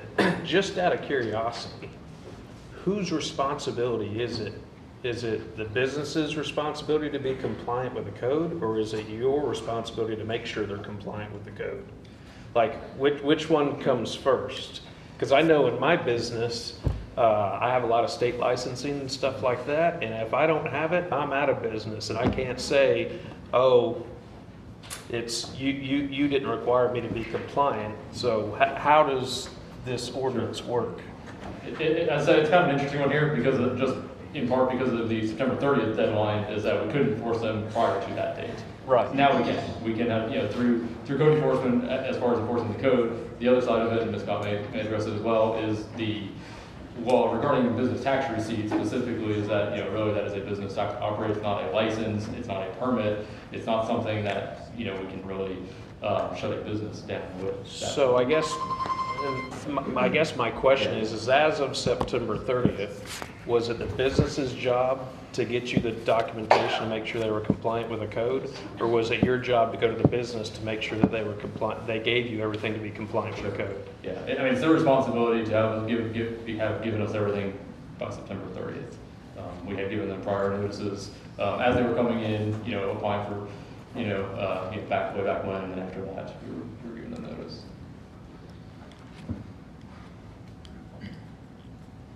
I think staff was in a little bit of a challenging spot because with the deadline essentially being September 30th for compliance, and then the businesses being in a down season, in order to say you're operating without the appropriate permits and approvals, it's easier to bring a code enforcement action in season because they're constantly violating the code if they're not in compliance. So it's this window of time before season that staff had that challenge. So there's different ways that the council can address it. They can,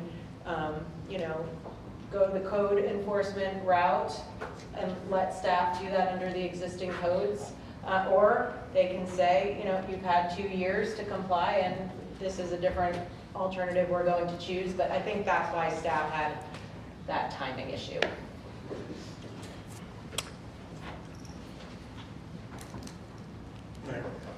Mr. Allegretti? So, Ms. Kopp, obviously one thing that we could also choose to do is make an enforcement start date that actually works for everybody. Is that something that can be done as well? That's in your discretion. You can change Because the date. clearly, what should have happened here, I think, as everybody would agree, is these businesses should have been compliant during that time.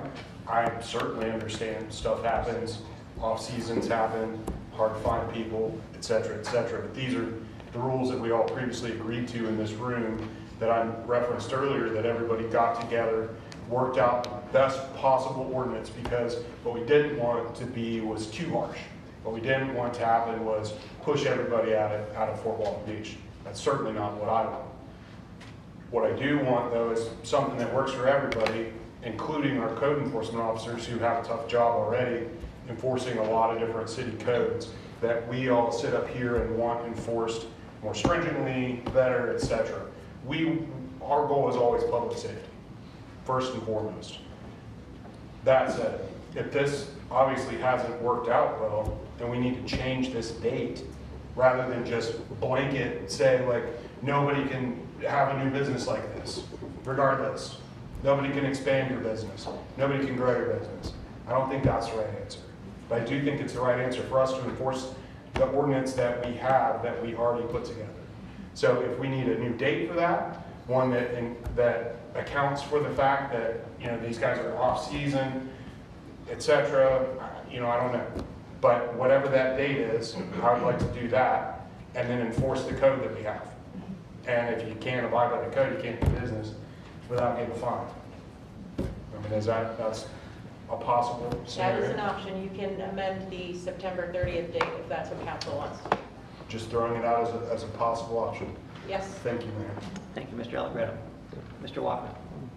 It's a good point there that moratorium, I mean, you don't have to have a moratorium if you don't meet the code, you don't get your license. So moratorium's not, at least on new businesses, it's not required. So, and Mr. Mayor, I talked with a couple of guys outside. Were they supposed to speak before or did they speak after our discussion? After our discussion, before we vote. Okay, because I definitely want to hear from them. I was thinking they came before the discussion, but I'm glad they got to hear it so they can come up here and tell us, whoever's going to come up here and speak and share their thoughts with us. So I'll wait to hear from them. All right. And Mr. Pursetti, you have additional things? If not, I will hear from some of the owners. Yep, not this time, thank you. Yes, ma'am. Hi, thank you for your support, and you have great questions. My name is Luisa Garcia. I own 36 and 38 Miracle Strip Parkway. I have 2 submerged land leases and 3 docks. The city has asked me in the last year, this would create a serious hardship for me, especially since the city has asked me to fix 2 docks with 1 submerged land lease of 97 slips. Your moratorium would create a big hardship. I also want to let you know that the question that you asked, why are they out of compliance? They're really not in compliance. I think it's communication and knowledge. About 7, 8 companies that are here are at my marina. There was an active duty military gentleman. We have 3 women-owned businesses.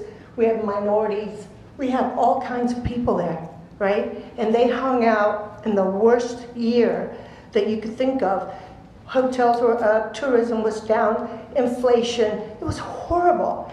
And the ones that are still here made it through it. They're not in compliance because one of the compliance stuff that you wanted to know about, why are they out of compliance? They didn't have my submerged land lease. In order to be in compliance, they had to turn in a submerged land lease. That's my submerged land lease. So if I'm the marina owner, you should have my submerged land lease. And you do. It shouldn't be a requirement that is asked of all these people because I particularly don't like handing it out. But I did call Tim today and I said, hey, I turned in my submerged land lease and all these people are out of compliance because they didn't turn in a submerged land lease. So he's using my submerged land lease for all these 7 people that are really in compliance. The other thing was bathrooms. Well, I have bathrooms. I'm the marina owner. How can they be out of compliance? They have bathrooms, handicap, on land. The other compliance is gasoline.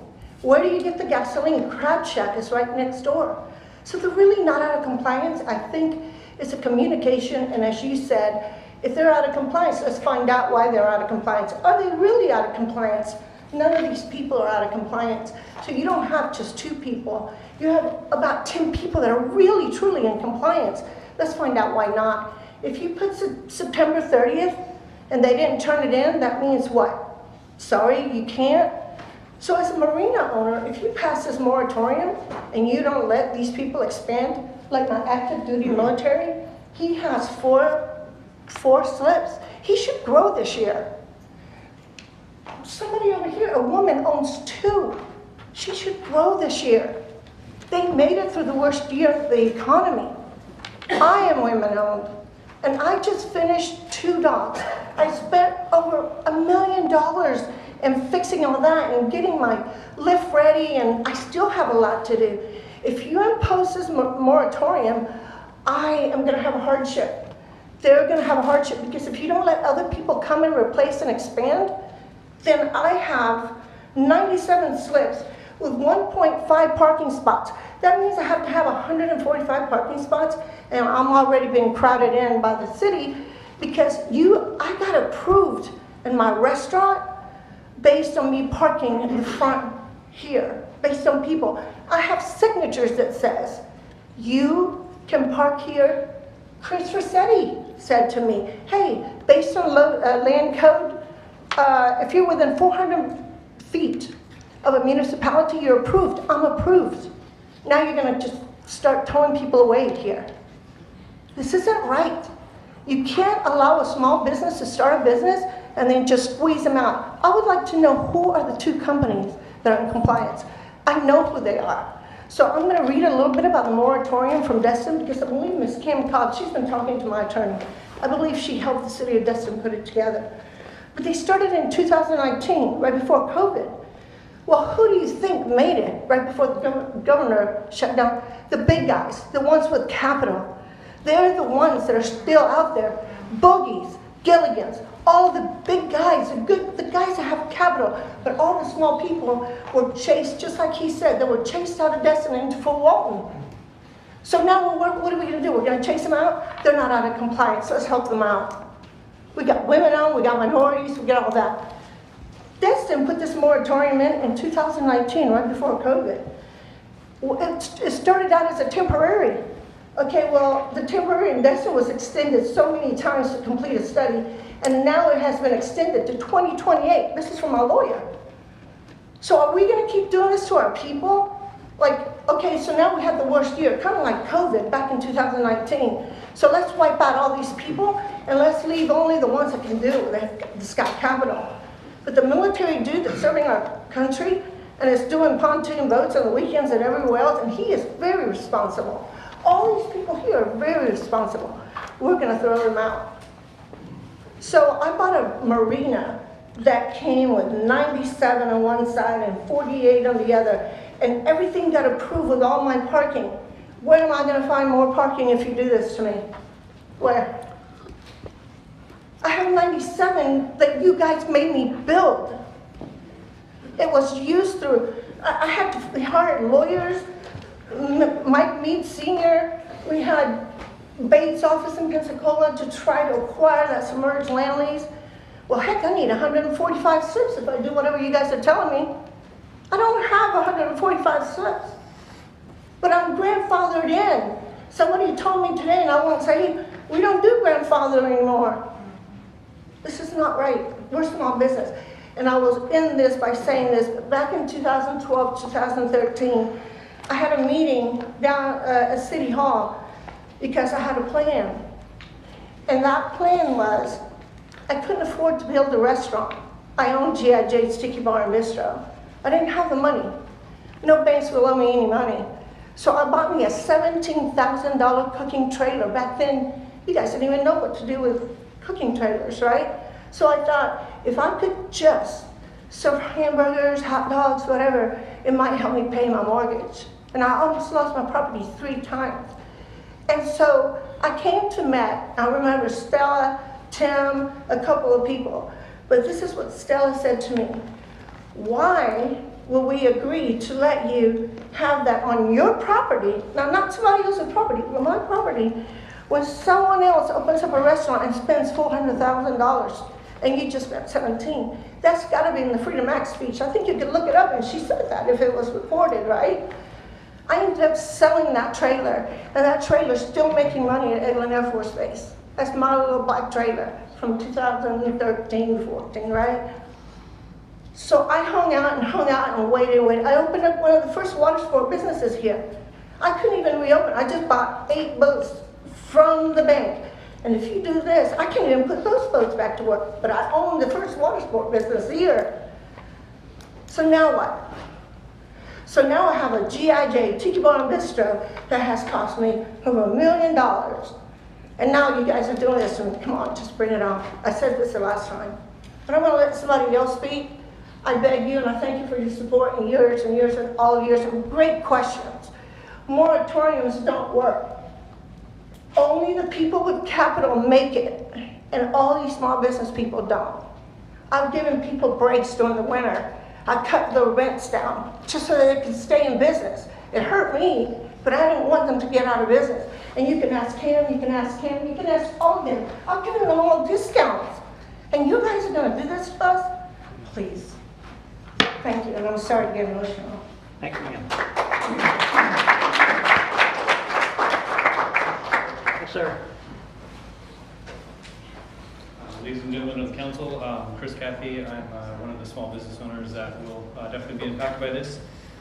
We had a hard time getting started just due to some red tape. I guess the fire marshal at the time had shut down any new businesses due to some compliance issues. So for us, I personally invested all the capital that I had to buy the equipment to get this going, and it's been fun and very challenging, and I'm happy to operate here in Fort Walton Beach. Definitely had some conversations about how difficult it was to begin operating a business in Fort Walton Beach. So we're a very small unit. This will be our second year, our second season going in. We have 5 crafts, and we certainly plan to expand that. It's just this amazing dream. You put all this time and all this effort and get everything going and see it, and then to think that it can just be voted on and a simple gavel slap, and then we're screwed. It's painful as an individual, right? I get it for the collective good is what you guys have to represent, but for us as individuals, it's really challenging. It could totally crush us. And as Louisa said, last year was devastating. As a first season to come into, it was just really, really tough. And we made it through it. We're proud of that. And I would like, this is the community that we're a part of. Fort Walton Beach, we're members here.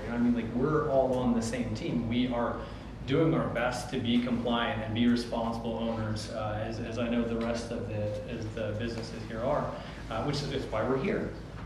In my opinion, and for what that's worth, I don't think that your problem is with the local businesses that are going through and getting CPR certified and getting, our liveries and getting all of the fire extinguishers and all the, doing all the things that are necessary to have safe and fun, experience for the tourism here. I think that the problem is, I don't know if you guys have any ability to address this, but I think that the problem actually comes down to these moonlighters that are dropping stuff off at all these random parks or whatever and are not in compliance. They are overloading boats, right? So if you guys are saying for the safety and compliance and the greater good of the tourism in the community, you're attacking the ones, or potentially would be hurting the ones that are trying to do exactly as you would wish us to do.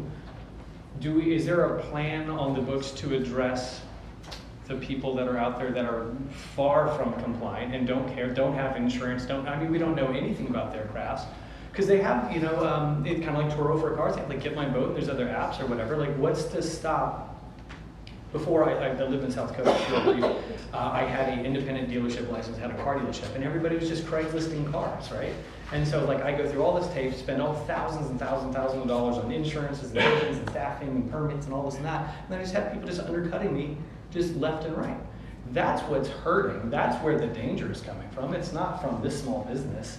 It's not keeping me from going from 5 to 8 boats this year. It's not going to save anything, right? We are the people that are actually trying to do this correctly. And so, I guess my question, what I would like to be considered is, what are you doing to address the people that are truly not in compliance and really couldn't care less? Because if I'm just some guy that owns a house and buys a $5,000 boat and goes and sends it out, I mean, they're making all the money. And they're exposing everybody to all the risk. Well, we are doing our very best to, you know, to do it the right way, right? To follow the chart. I'd be surprised to find out if I'm not one of the two in compliance.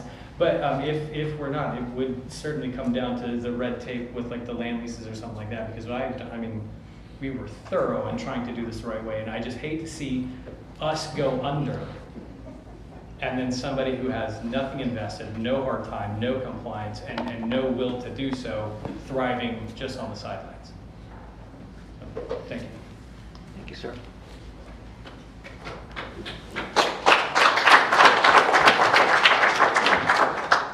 Hi, my name is Maya Schilder. I'm here as a member of the Livery Operators Community. I've been involved in water sports industry for over 10 years.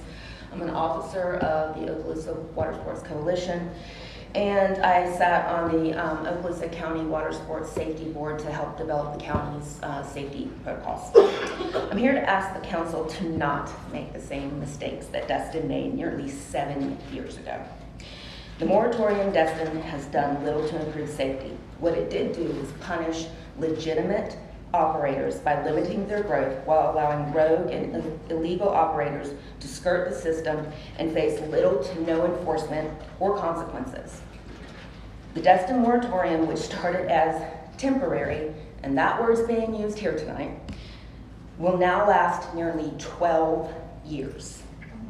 That is 12 years of growth that companies who were following the rules and are following the rules still today have missed out on expanding their business and helping the community, helping the state with taxes. With the most recent extension, and I will also say that the moratorium really has created a problem county-wide, because when Destin closed, everybody just pushed all over Okaloosa County. They came over here, they went to the island, they went to Niceville, they went to Shalimar, and then the illegal operators went everywhere. A moratorium here in Fort Walton will just push more illegal operators to public boat ramps, private docks, and to utilize Facebook Marketplace and BoatSetter.com to circumvent any restrictions at all. And the options that we'll have, and these options will have bad actors who lack oversight for safety, insurance, and any legal requirements. These alternative illegal locations, such as Cinco Bayou, and we know how bad that one has gotten. Liza Jackson, that one is very bad as well.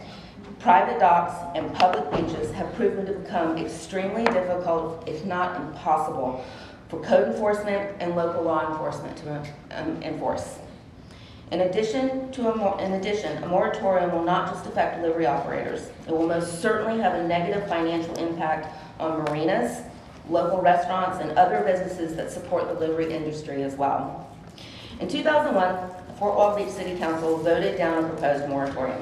Instead, they chose to bring livery stakeholders with city staff to help put common sense regulations and standards in place to develop the current land development code.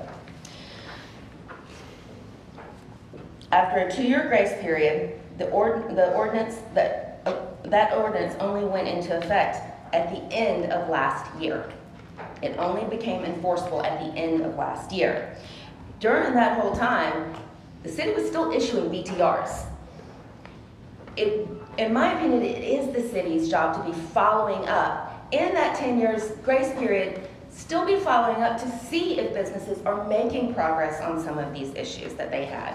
What are your problems? Communication with city officials when there is a problem like a livery issue that required land development codes to be put in place. Communicate with us. Let us know, where are you at? What issues are you having? When you go in to apply for a BTR, that wasn't said to me. They just handed me my BTR. There was not even a request for documents when I went in.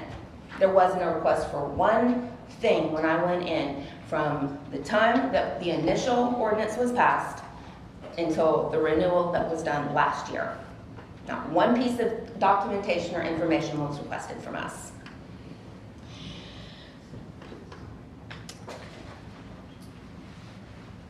Instead of creating additional regulations, doesn't it make sense for us just to enforce the ones that are already in place? We have standards right now. We helped create them with the city. We sat at the table with the city officials, city staff, and came up as knowledgeable operators and said, this is what's safe, this is what works. We have the regulations, they are not being enforced. There's nobody down at the boat launches stopping people from dropping boats after they rent them out on Facebook Marketplace. There's nobody checking on boats that are to see if any of those people who are renting their boats out from their house have BTRs, or if they're following any kind of safety protocols. Nothing is being done at all. If council finds that it feels it needs a moratorium as necessary, I ask that they first take an educational approach. FWC statistics do not show that Destin's moratorium has improved safety. My friend Kevin O'Neill will talk more about those statistics in a few minutes. So before the city begins to add regulations on top of existing regulations, in the name of safety, bring those of us who know the industry best and have excellent safety records to work with staff to come to sensible, fair solutions. Thank you. Ma'am, What was your name? What was your name? Maya Schilder. I have a question, Mr. Mayor, if I may ask. Yes, sir. The previous speaker said he believed he might be one of the two in compliance. Are you in compliance? The company I worked with is building a marina, so our current BTR is in a holding pattern for when the marina is built. Okay. But in the time that the BTRs were being renewed, no questions were asked about any documentation. Right, so you were in compliance when you... We were in compliance because we weren't technically open because we were in construction phase and building phases. But still. Never received a notice that you were not in compliance with anything? Nope. Sir, have you ever received a notice that you're not in compliance on anything? I don't believe any Fort Walton Beach operator that I've spoken to has ever gotten a notice. Ms. Garcia, you represent, I understand now with the submerged land lease, you're the holder of it, and have you been notified that you're not in compliance? No, Okay. not in regards to some of these guys, but no one reached out to me and said, hey, I have a BTR for company so-and-so, I mean, they know I have bathrooms, and they admitted to me today. But you're not in non-compliance right now. You're not in some state of non-compliance that you need to fix, that you're aware of. No, when it comes to water sports, I don't have, Right. I am the marina holder. I'm going to ask every one of the business owners that come up that very Yeah, but when I question. talked to all these guys, they did not know that they had to submit all these other things. But the thing is that with the initial, when they came and inspected each one of the sheds and each one of these, they knew we had bathrooms. Sure. They knew that each one of them, and it was a struggle. The gentleman that was here before, it took forever. Thank God that Kevin helped us out a lot, because Kevin helped us to make sure we were in compliance. Like, he represents our area right now, and he was really good about meeting with them. Okay, you need to do this, you need to do that, you need to make sure you do this. And the guys went on and did it.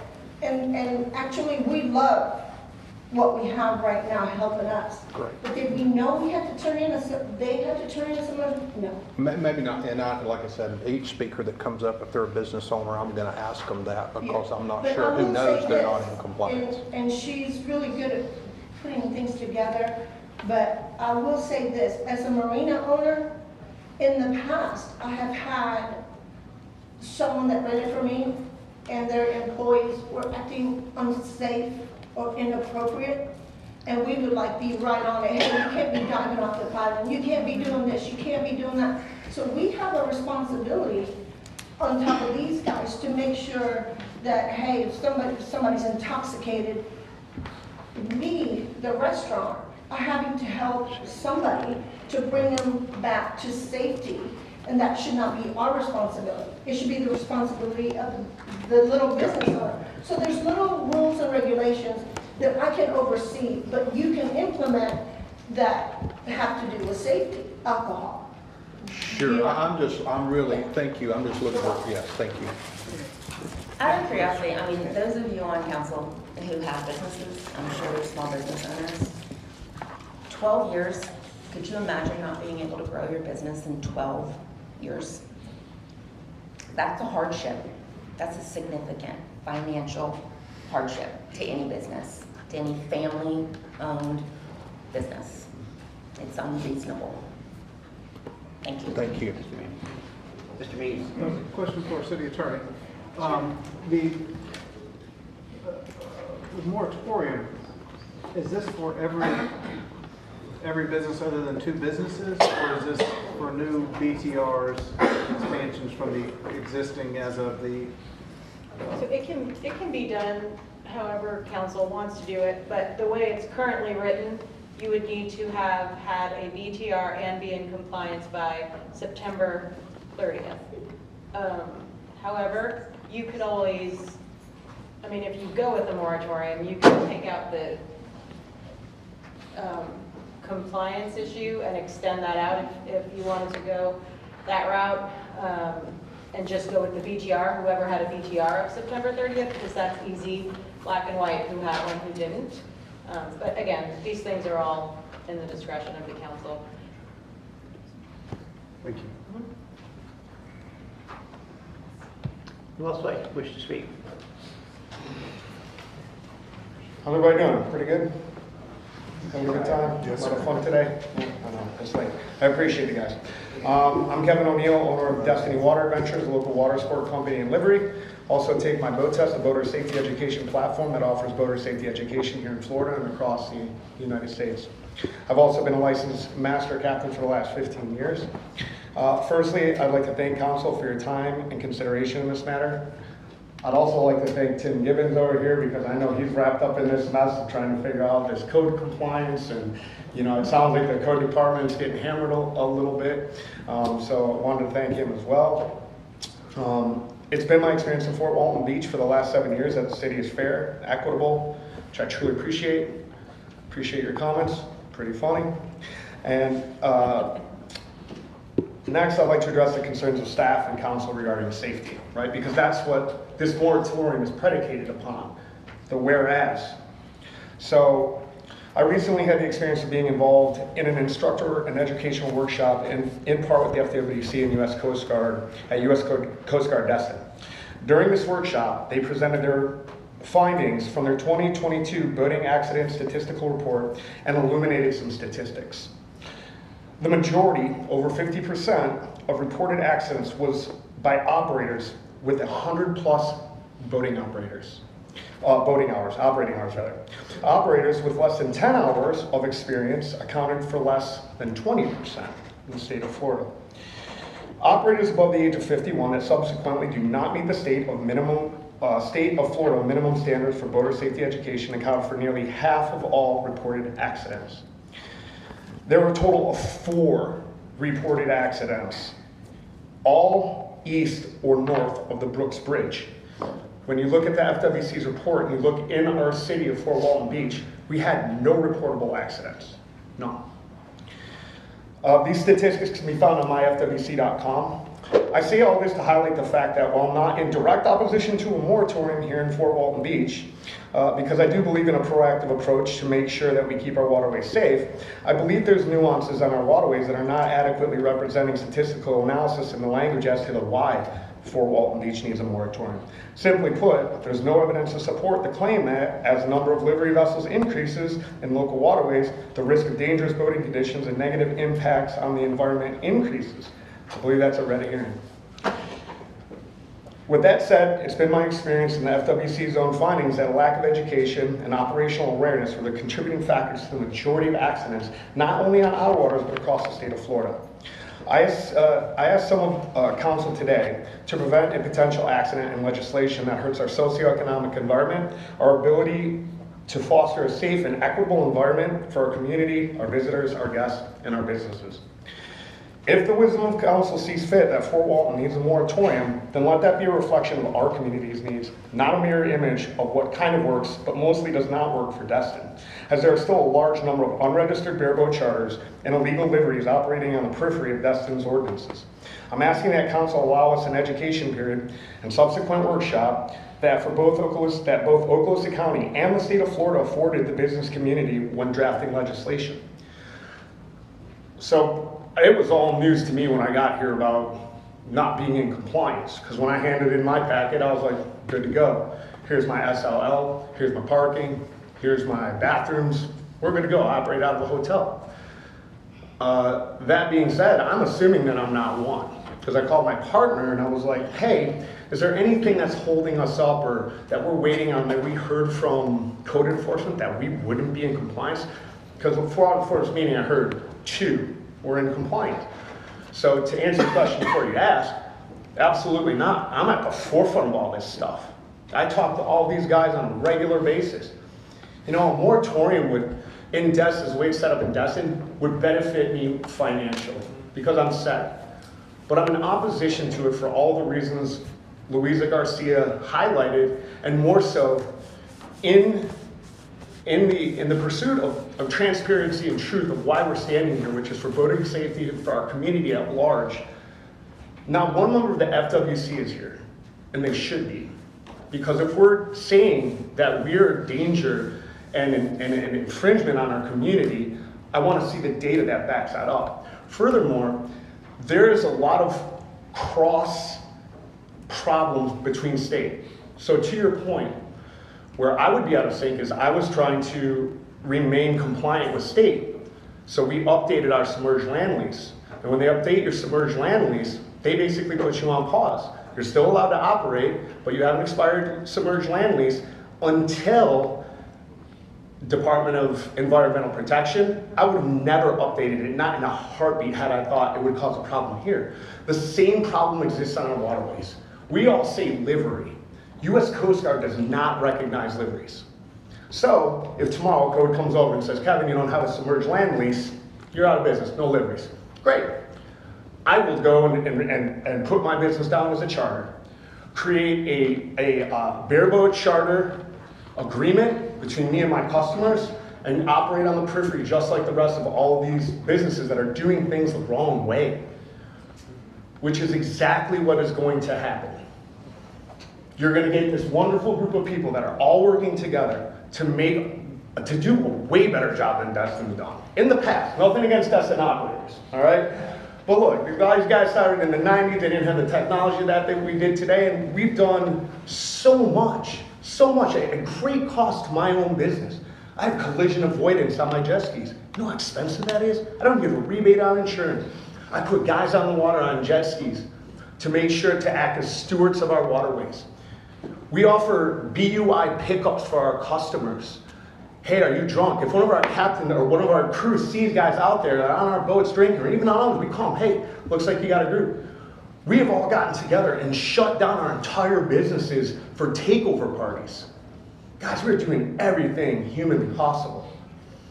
And I realize that, yes, businesses, just like you said, we're 100% supposed to be in compliance. But with a moratorium that only has one other example, the state, Monroe County is #1 in the most amount of accidents. They don't have a moratorium there. Miami doesn't have a moratorium. So we're basically going off a moratorium that was drafted by Destin because they had a parking issue. Fair enough. So if we copy that moratorium, why? Why? Data doesn't support that it's any more dangerous. Listen, I hear you. 500, 600 livery boats. I get it. I completely understand. But at the same point in time, that I'm standing here and that I'm in constant talks with U.S. Coast Guard. Me and Greg Fisher put on a podcast to educate operators. You know, we share information with our competitors to make a better environment. And like, look, I'm a guy. You know what I mean? Like, I eat, live, and breathe this stuff. And the fact that I'm like, what? We're not in compliance? You know, we submitted our packet, everything looked great, didn't hear otherwise, no letter saying we weren't in compliance. Now I'm like, oh my God, is my BTR going to be revoked? am I gonna lose everything? Like everybody sitting here is going like, oh my God, am I gonna lose everything? So, let us work with you guys, you know? Let's not copy the mistakes of other counties that have high accident rates. Let's not copy the mistakes of counties and cities that create restrictive legislation that don't support the true meaning and earnestness of what the regulation was intended for. Let's work together, and for the same reason we have boating accidents, let's educate each other, and let's have a more open dialogue. I believe it's both our responsibility to figure out if we're in compliance, especially when it's a brand new ordinance that neither code nor us are like fully aware of. Most of us are operating with landlords. So we have to work in tandem with them. It took me 6 months to get a parking plan from them. You know? Some of these guys are developing properties. It could take them 3 years to get DEP approval. So while I agree with you, there's just some hurdles that our industry faces that a traditional brick and mortar doesn't, because we operate in the water together. I love all these guys. Thank you guys all for Ask him a couple questions real quick? Sure. How we doing, guys? Just two questions real quick. One's for educational purposes. I have a residential land lease on a property that I have, and it has to be renewed every 5 years. On the commercial land leases, on the renewals, are those good for like 5 years, and they let you know beforehand that, hey, it's coming up, you need to renew it, pay your fee, and then they just automatically renew it, or? Yeah, but when you make a change to it, then it makes perfect sense to do it at that 5 year mark, which I just happened to fall. Yeah, You know what I mean? So yeah. I'm like, well, we're at the 5 year, let's make our changes now. Right. And so That that makes sense. was actually recommended to us by the state of Florida. It's 10 years for renewal on commercial. 10 years for a commercial. The next question I have is, you had all that data from the FWC as far as operator, endangerment and stuff like that. Did they happen to have any data on environmental impacts as far as fuel spills? We see a lot of these guys scraping the bottom paint off the boats in these parking lots and stuff like that. And that stuff goes down storm drains and out into the waterway. Do they have any information on those impacts on the environment? In the entire 2022 report there may be, but I believe that report was just 2 accidents. But as far as economic impact, I think that would probably be Florida Department of Environmental Protection. Okay, I just didn't know if anybody had that. Thank you. All right, how we doing, guys? My name is Travis Abity. I have just a couple of questions. I want to touch on some of the things the other people have asked. If something like this does go into effect, what guarantee do we have that it's not going to turn into another Destin, where 7, 10 years, 12 years down the line, we're stuck in a moratorium that was for 1 year, right? I've been employed by Gilligan's Water Sports in Destin for over 17 years. I was the general manager for close to a decade. I planned on opening a business and started talks of opening a livery company here in Fort Walton, across the street with Miss Louisa. And, we plan on getting completely in compliance and running it by the books like we did at Gilligan's, to follow all of the rules and regulations that are required by Destin. So my next question is, if the code wasn't enforced, that's not the operator's fault, right? I mean, is it like a code enforcement? Is it, I don't know what it is, but it's not the operator's fault. I mean, unless they blatantly did it on purpose.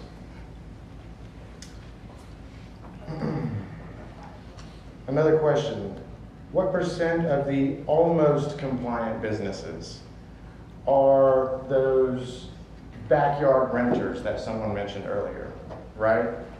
What's to say that the majority of the actual livery vessel operators are in compliance, and that percentage just shows the people who are operating out of their backyard?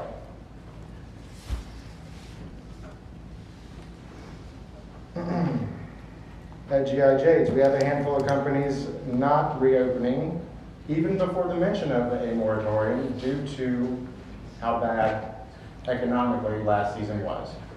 and the projections this year aren't looking great. I myself personally might have to go the hardship route, and I'm partnered with Polaris Industries on the matter, and we'll have documentation to support the purchase of up to $2 million worth of equipment. I will have that for you this week. Another question is, I know that over the last couple of years, Fort Walton's spent a lot of time and effort into industrializing downtown Fort Walton for tourism economic purposes. What is that going to do to the people that are coming to Fort Walton as opposed to Destin with all the changes that are being made to promote that? If we don't have the businesses to support what they want to do, you know what's going to happen. Thank you, guys. Thank you. How you doing? Jimmy, cut out Jimmy's Charters. I've worked in Destin over there and in Fort Walton here. Temporary moratorium over in Destin. It'll be 12 years long now. It's temporary. All it does is make sure that the big companies that you guys are talking about are taken care of, and all your entrepreneurs that's coming up, they're told, no, you can't start a business, okay, because somebody else has got it. That's all it does right there. If you're compliant, like the day after 2 years ago, I filled out my packet. I haven't heard anything that I wasn't in compliance. As Ms. Kopp, she said that all she could see is my BTR wasn't in compliance, which I just showed her it is in compliance. So I think I'm one of the companies that it has done everything, bathroom, parking. All my boats are operated by operators. I have a Coast Guard, retired Coast Guard guy that goes over all of our safety for the water and stuff like that. Destin is running rapid with code enforcement. I can't do anything about it. I'm at every meeting wanting to know, how come we do it right here, we do it right here? We've got to follow this guideline, we've got to follow that guideline, but this guy can pull up, load up his people, and go out there bareboat, no problem, without a captain, all those things. So if you just enforce the ordinance that you've already got, make sure everybody gets on board, gets all their BTR, make sure they follow all the rules. You don't have to freeze all the next generation out of being owners of boats and stuff like that. Because if they can, I'm not a great speaker, but I'm telling you how it is. If they can show that they have a building, they have docks, they have the parking, and they want to buy a boat and put it to work, why can't they? What's keeping them from doing it? There's no, all the accidents happen over towards Destin, they say, nothing in this area. So what's the emergency about, this water here? It's got nothing to do. It's, who is the one that is pushing for a moratorium? Who is that person? In Destin, you can look at the pontoon owners, the big companies that Maya's already spoke about. They don't want it lifted because they can turn millions of dollars with the same amount of boats and don't have to worry about fighting against a new company that's coming up that's going to lease a boat for 4 hours for $100 cheaper than what they do. They can double their money with less boats and less operators. So who's really pushing this? That's what you got to look at. So I hope you guys vote well. So. Thank you, sir.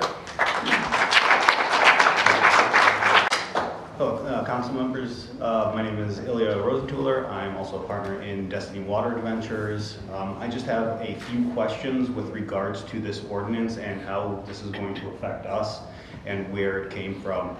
The first question is basically if since the livery cert ordinance went into effect on September 30th of 2023 and currently only 2 liveries are officially in compliance according to the record, that means that if this ordinance passes, does that mean that those are the only 2 livery services that are allowed to operate in Fort Walton Beach for a full year?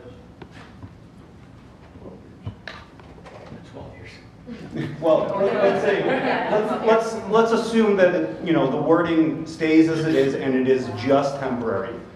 Are 17 other businesses just immediately put out of business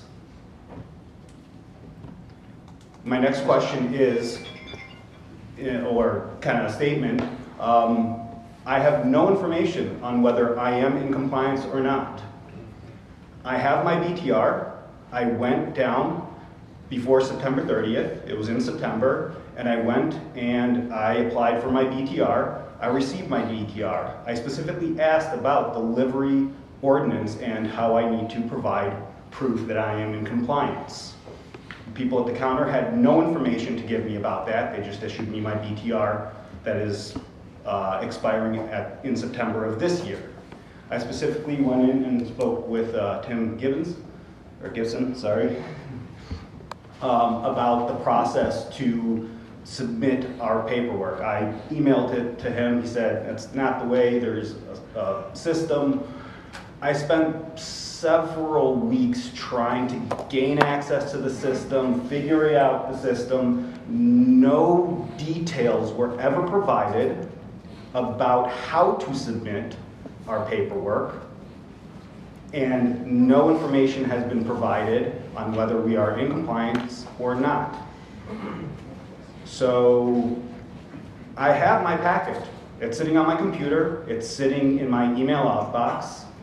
It's sitting in Mr. Gibson's email. Am I compliant or not? Can anybody tell me? Even though I submitted everything, did I submit it correctly? Just tonight I asked him again, you know, how do I make sure? He said, oh, you have to email it somewhere. So if code enforcement can tell us how we can be in compliance, where's our responsibility to make sure that we're in compliance? And then to be basically put out of business with very little notice, I believe that is un-American, anti-business, and only allowing 2 businesses in this community to continue while everybody else goes out. That cannot be acceptable. Thank you.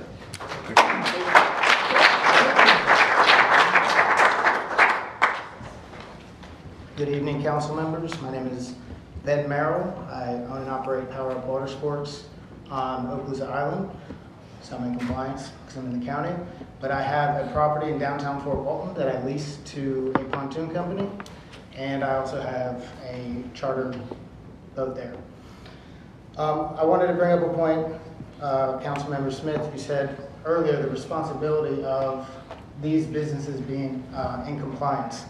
Is it on code enforcement to go and make sure they're in compliance, or is it their job to make sure they have it? It's a little bit of both, I believe, but I know that I had a fence that was out of compliance, and I worked with many people in the city, and they didn't come and bulldoze my fence. They didn't come and say, hey, you have $10,000 in fines. They didn't say, hey, you're going to be out of business and cannot have the opportunity to be back in business for a year. The fact, I want to bring up what was presented tonight. Thank God we all had an opportunity to speak. What was presented tonight was, it's done, 17 businesses aren't in compliance. We will vote, we'll present a vote. You guys are talking this out, that's not what happened. But we're presenting a vote to say they are out of business for a year. They're out of business, not for a year, they're out of business. Because you're not going to survive an off season and a season with no money. And who are we talking? Who's in business? 2 companies? I tell you what, I'll still be in business on the island. I should play the heel. Do it. I'm going to triple my boat prices because the demand's there. Hey, how many boats are going to become available for pennies on the dollar? I'll scoop them up. I'll go from 20 boats to 60 boats. I'm 300 yards away from Fort Walton Beach proper. What did we solve safety-wise? Nothing. So, and as a business owner, to speak to the people that would suffer, say I was doing what I was supposed to. I'm a business owner. I'm developing a property. I'm strapped. I'm over my head. But I've rented my dock space out. Let's say they're not in compliance. Let's say they don't care. Let's say they're terrible business owners. Then you go, well, I guess, Ben, you'll have empty docks for the year because nobody can come in and start a business with no evidence, that those businesses, they're already there. So what evidence do we have that it's unsafe? If we're putting a pause on it, why wouldn't a business be able to come in? I don't think you can, in good conscience, vote for a moratorium. If you want to vote to enforce the code, if you want to vote, and really to become more educated on what it takes to get a submerged land lease, to get bathrooms built, to get the parking, because from an operator side and a landlord side, there's landlords that are not present. How hard is it to get a submerged land lease? How hard is it to get something built on these businesses? I mean, there's more to this. There needs to be guidelines. There needs to be structure. We're not against that. Nobody's against this. They're working their butts off to do it. But we cannot, in good conscience, vote for a moratorium that does not provide anything positive except for a handful of people. If you do, I'm going to take advantage of it, as anybody would. Okay? I won't actually. I'll open up 20 slips, and instead of going to 40 boats, I'll probably try to bring 2 of these, 3 of these operators over, because I've seen it happen to people before. I've been in this for 12 years, and to see people struggle, it's a good business, but it's a hard business, and I just ask that you guys do the right thing and not make it any more difficult. Thank you. Thank you, sir.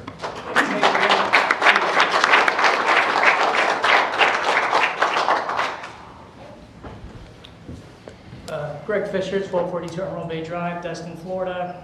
I run a couple businesses. I run a travel agency called Trip Shop. We book most of the folks that are in the room here.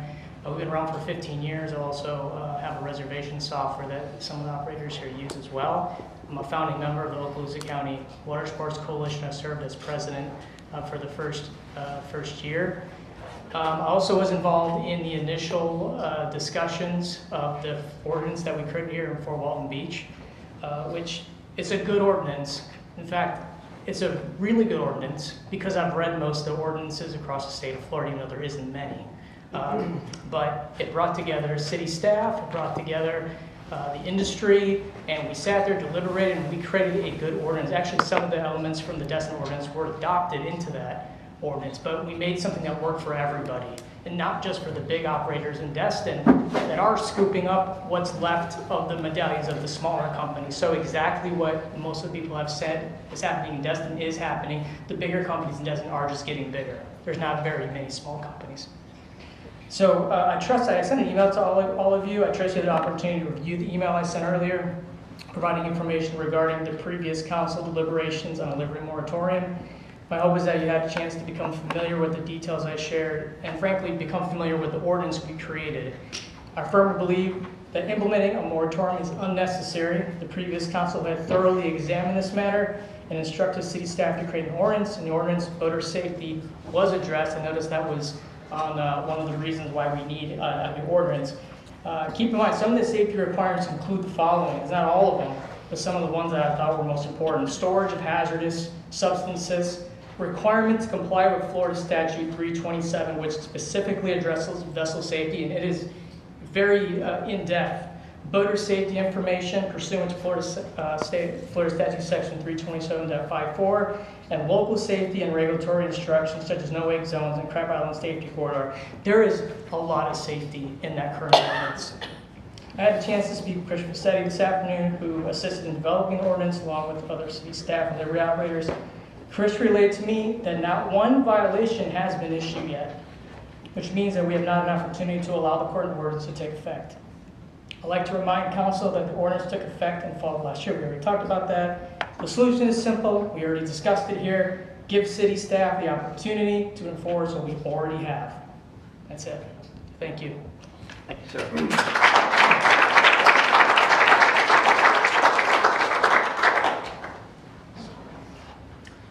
Good afternoon or evening. Kevin Norman, Funday Water Sports. I operate out of Marker 21 Marina, Miss Lucia's spot.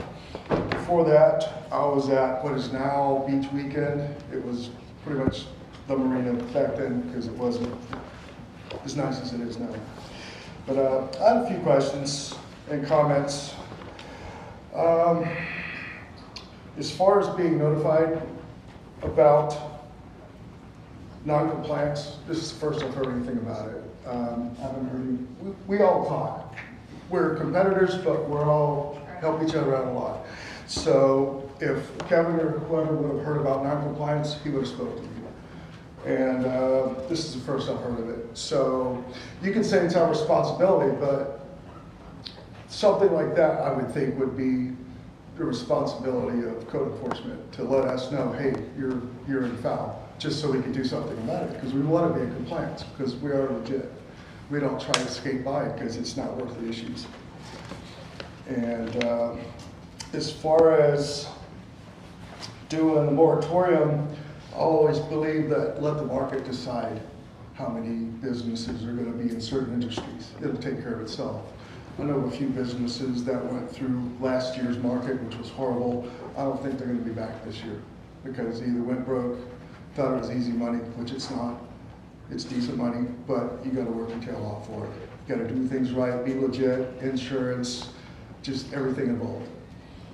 So let the market take care of that instead of doing some sort of medallion system or whatever you want to call it. As far as BTRs, when I was at the old location, the BTR was auto-renewed. It was mailed to me. I didn't have to go get it. I didn't have to ask for it. It came to me in the mail. And by that time, I was over at Marker 21 when it happened, and I said, oh, I need a change of address for a business location. And then they looked at the address that I wanted, and they said, no, you can't do that. We're going to kill it right here. You got to start all over again. And it was just 500 feet down the road. So same business, pretty much same everything, but it wasn't allowed. So I would assume that it would auto-renew this year because I thought I was in compliance because I was never told otherwise. You would think something important like that, they would let us know that. Couple of things to note also. This came up last year, or last time this ordinance came up. On your background, 1.1, paragraph 1, in accordance with chapter 32760 of the Florida statutes, municipalities may adopt an ordinance regulating the operation of vessels. That is false. I know a whole lot of Florida statutes when it comes to boats. It's my business, so I take pride in having knowledge of it. This is wrong. I brought this up last time this came out, and they struck it, but then it pops up again, being wrong again. The exception, if you look at Florida statutes 32760, let's see, it says, really, let's see, blah, blah, blah. Okay, here it is. This chapter does not prevent the adoption of any ordinance or local regulation relating to operation of vessels, except that a county or municipality may not enact, continue in effect, or enforce any ordinance or local regulation. And if you skip down to subsection C, regulating any vessel upon the Florida intercoastal waterway. That's for the whole state of Florida, Atlantic side and Gulf side. So it would help me, and probably other folks, where whatever, instead of being, there's a whole lot of vagary in here. So instead of being super vague about may adopt ordinances regulating operation of vessels, it would probably help us a lot to follow these guidelines if you would list them out. Because this is super vague, and it doesn't help me a bit trying to follow a regulation when I don't even know what it is, because you haven't listed it out. It's just one big basket of stuff. Break that all down so I'll know what operation or thing I'm abiding or not abiding, because I have no idea.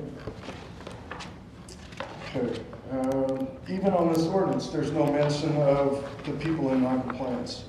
So I don't know what to tell you. It's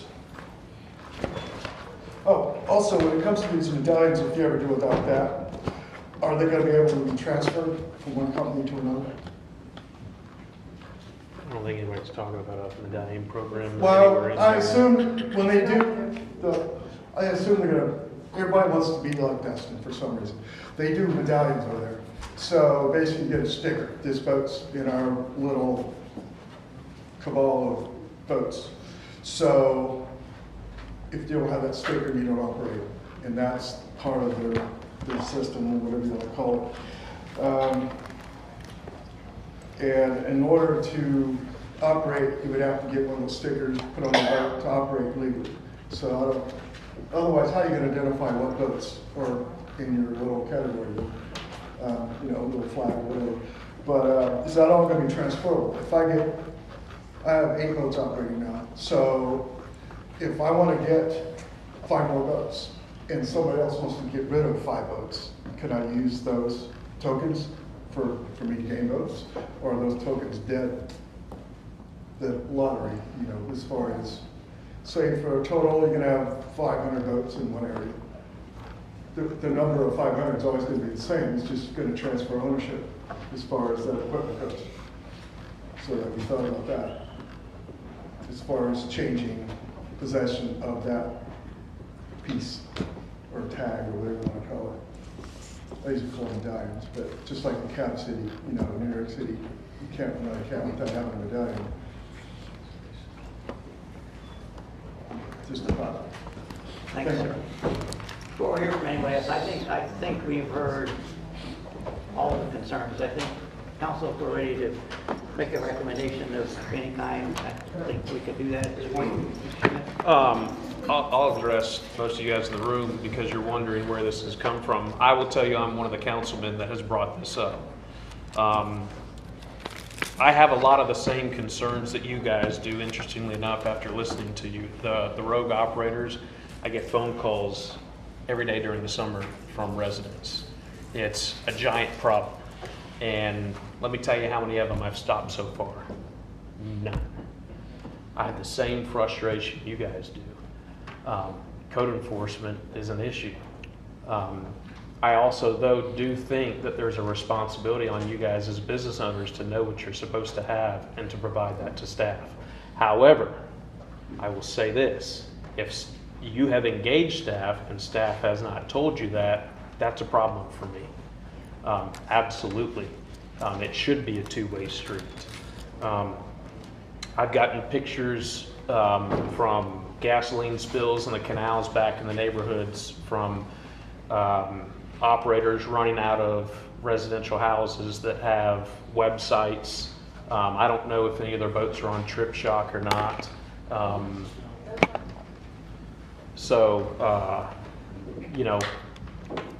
I have so many phone calls of citizens calling me, and I'm a representative of them. And when you keep hitting a glass wall or glass ceiling and you can't get anything done, this is to the point to where it gets for me. So this has got everybody's attention. I will explain this to you. My intent is not to put anybody out of business. I am a free market guy. I don't want to put anybody out of business. I don't want to do a medallion system. I don't want to be like Destin at all. All I want is for everybody to be in compliance with our ordinance. I will say this, after the last 2 years of waiting for this to come in, because even though the ordinance wasn't in place, you guys are still doing business. So I do believe that there, according to residents and what I have seen, there are some safety concerns that go along for me that I would like to look at within the ordinance. But I do believe that the overall ordinance is a really good ordinance. I just think that there's some minor tweaking that needs to be done to it. So I just wanted you guys to know, you're questioning where this comes from. I don't know which one of the other councilmen up here is, but I am one of them. I'm running up against a glass ceiling between staff and between you guys, and to hear that none of you have been told what you need, although I do believe it's your responsibility to know, I do think that that's a problem from our side of staff. We got to do a better job of communicating when you do come in to get your BTRs. Hey, what do you have? Do you have all this? Process-wise, I don't really like the way that it goes, auto renewal for the BTR. I don't know if we need to look at a different process than the BTR system for this to make sure that compliance is happening with the ordinance. But I can absolutely guarantee and assure you that I don't believe anybody up here wants to put anybody out of business. The intent of this is to maybe stop the damage that a lot of our residents have seen as being done, put a pause on it, still let you guys operate, figure out what small tweaks that we can make, and then move on.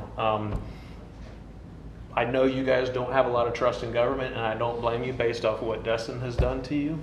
And a lot of you don't know me, but if you know anything about me, I will do exactly what I tell you I will do.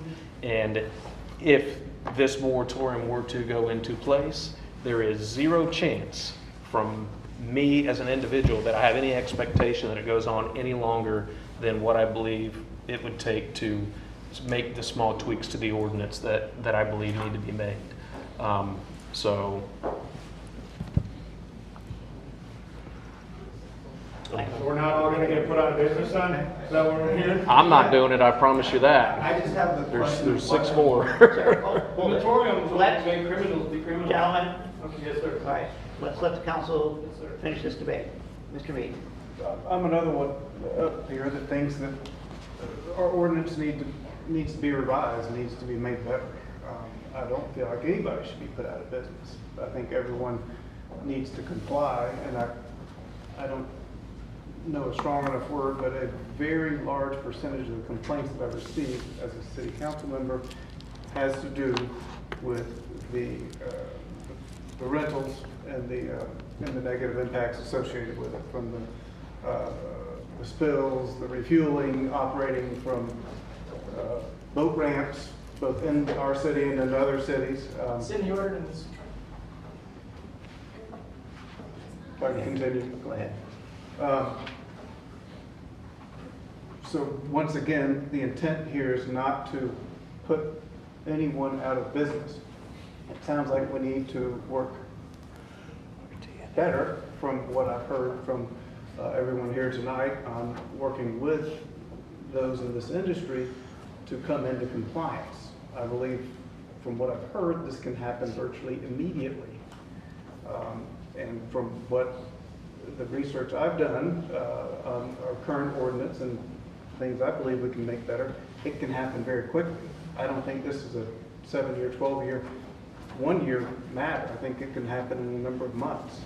So what I would be very comfortable seeing is not reducing to 2 operators in the city of Fort Walton Beach, but the status as it is today for a number of months, be it 6 months, 3 months, or if it takes longer than 6, if we can't get a consensus among the community, to come up with a better system in place so that we can make the issues that we have with our waterways and this industry better. So that's what I support, is a stay where we are. Every business, I believe, needs to be in compliance, and maybe we can have a period of time. But this includes those who are expanding their DEP permits. There is big delays with the state. We need to be cognizant of that. And I know city staff works with most everybody I've been around to say, yes, that makes sense. I see that you're in progress. Or if we have people under construction, they have an approved business plan in place. I'm not suggesting that we take that away, but what I'm suggesting is for any existing business or operation that's not in progress, that's the moratorium that I support. Mr. Allegretto. I think after hearing from a lot of these people and after hearing from Mr. Smith and Mr. Mead, that, and again, I'm not speaking for you two gentlemen or anyone else on this board or anyone who's spoken before, but what I am saying is it seems to me the biggest problem are these unlicensed operators, are people operating outside of the normal business that these guys are all doing. I remember during this last discussion when we wrote this first ordinance, these guys have some of the most strict regulations of any business you can operate. I mean, I'm sure you can name me 10, if you researched it, that have more regulation, but there's a lot of regulation, a lot of insurance, a lot of people checking over them. We're probably lowest on the totem pole, followed by some state and federal agencies that regulate everything that happens in what their business is. I think for us to overreact by punishing these people versus cracking down, whether it's our own code enforcement, whether it's the Coast Guard, whether it's Florida Fish and Wildlife, I really don't know the answer. to who is supposed to be looking at the guy on Facebook that we've heard about all these times tonight that's renting a boat off of his friend Bill's dock and loading 12 people on this boat that, I mean, we've all seen the boat that's riding like this. Right. And you're like, dude, that's so dangerous for everybody involved.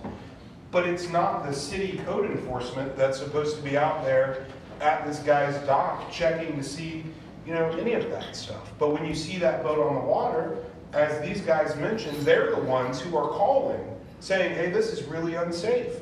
So to punish these guys, I don't think is the right thing to do. And I know that no one's intention was to punish anyone. I understand that.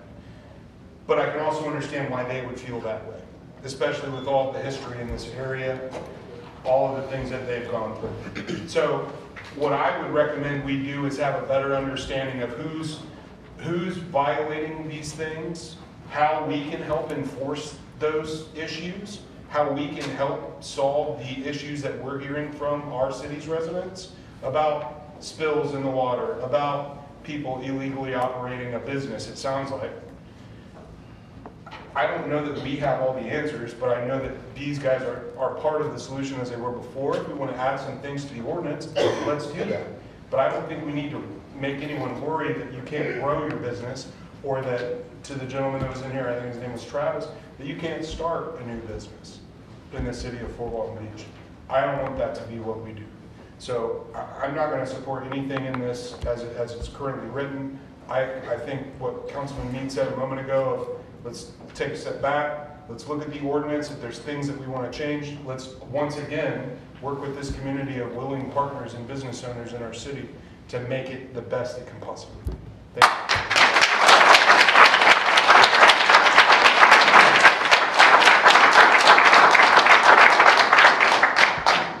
Mr. Walker. I'll not support a moratorium either, and it sounds like from many of the people that are industry professionals up here came and spoke about the safety, and that's what we're all concerned about. They believe the ordinance, nobody out there said the ordinance is bad. Everybody out there that's being regulated by saying it's good. So it sounds, and many of them don't know if they're in compliance or not, and so it seems like it would come back over to Mr. Frasetti and his team there to update us on who's out of compliance and what that non-compliance is. I don't know what those things might be that would prevent someone. And the moratorium, I mean, I know they said several people will probably be going out of business. That makes sense, and maybe that provides an opportunity for others that are in business already to pick up another boat or two or slip or two or whatever. So that's just the way the market works. So I couldn't imagine putting a moratorium on someone saying you had 3 guys go out with 8 boats, they went out of business, but you can't have any more. So especially if we don't know why they're not in compliance. So let's get us a compliance list together, get it back to us.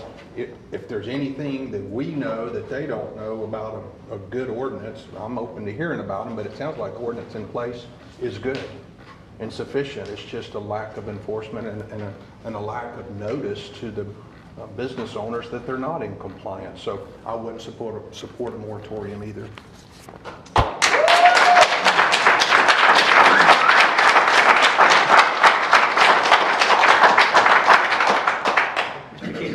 To merge all that in one, yes, to everything everybody has said. I know a lot of times we've been up here and said, sounds like we need a workshop. Well, I think we just had a workshop.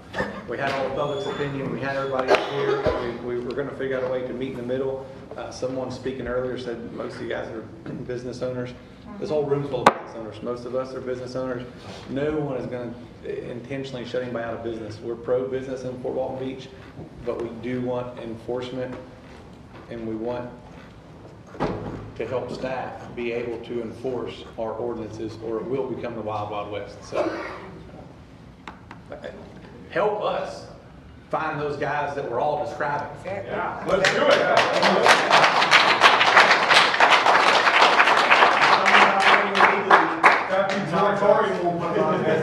They're already illegal. I mean, I sincerely believe that most of the people trying to do it right are going to be here and speak. You're going to come from you're going to come with the lights on. But we've got to get compliance. It can't take 2 years again. I have one thing to say about compliance is that I heard several times that a couple of people said that it does take like until summer to determine if somebody's in compliance or not. You can find out if the entire city's in compliance by the end of spring break. You don't have to be busy to find out if they're in compliance. Is it like those, Travis? We're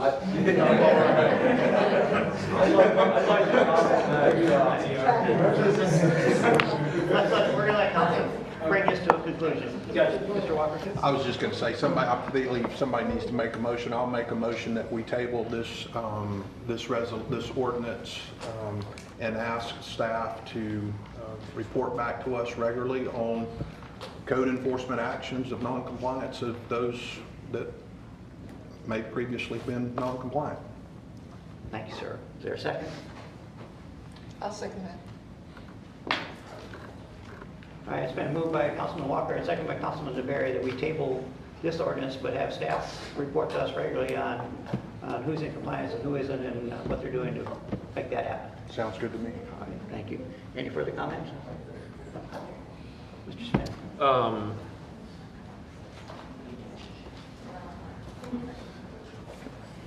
I make a motion to amend that we can put this on an agenda in April. Is that a friendly amendment? I gotta get a second before I can talk also. So you'd like to modify, can we modify the motion to, so that we will readdress this in April? He believes a second is required for that. I don't know. It is. Can I have a second? Yes. Mr. Mead seconds that. So I want to do what we can to help these guys get in compliance and get everything to them so they can figure out what they need to get to us to get that taken care of. What I would like to do is to put this on a future agenda, whether it be probably just a discussion on the ordinance, because I still think regardless of what this moratorium does or does not do, that the ordinance needs some tweaks to it. So I want to go ahead and, if we're gonna, I'm okay with supporting getting, or not supporting the moratorium right now, as long as we can put this on a further agenda to discuss specifically the ordinance. Well, and I'm definitely in favor of that, and it's with my belief that Mr. Frasetti will be providing us updated reports on any non-compliance. So if there's things that y'all feel anybody feels needs to be tweaked in the existing ordinance, then sure, have it at the same agenda in April. If April's when you like, I like it too then. But it gives them time to hear from Chris and his department on how they may not be compliant.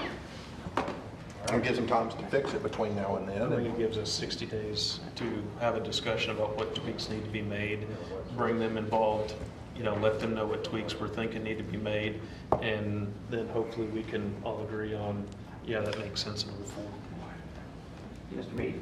The purpose of the moratorium, as I understand it, is temporary in nature while we make adjustments to the existing ordinance.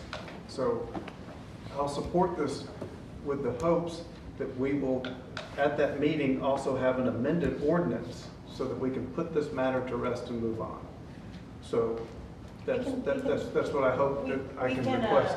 We can have ordinance amendments by April without the moratorium. Okay. And then I would also like to spend time with city staff because I know they haven't had a chance to rebut what's been said here tonight about input and processes and stuff. So hopefully we can work with staff, because I've physically witnessed them locating and eradicating pontoon rentals and residential properties. I've seen it with my eyes. So I'm not here saying they have done something inappropriately or improper, but I'm hopeful by the time we come back, we can work together to get a better understanding of what we're doing on our side. If there's an improvement we can make, then hopefully we can do that together.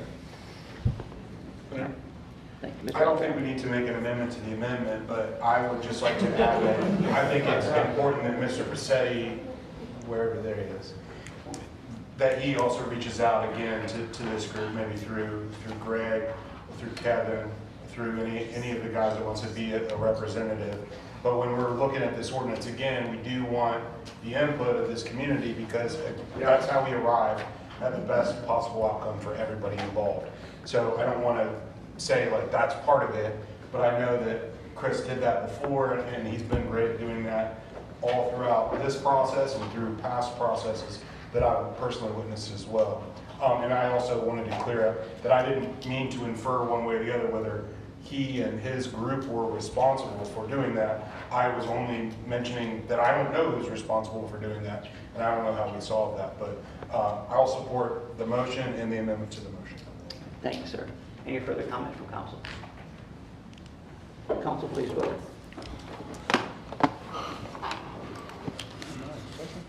Your second. Is this on This is the amendment. We were right? supposed to do the Yeah, amendment this is first. where- Oh, do the on the amendment amendment first. motion. This is the So can amendment I motion. undo? No. This is the amendment. Okay. I got Can you undo it? Councilman Smith was the, Okay. made the motion, Councilman Meade seconded it.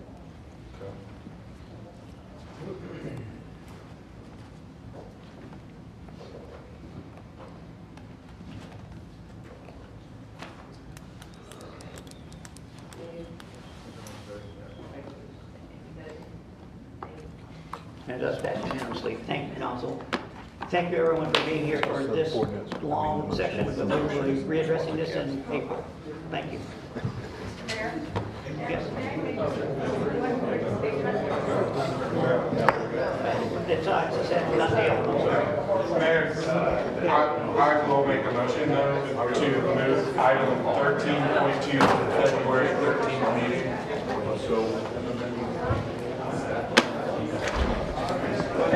I'll second. I'll second. We'll get it in a minute and then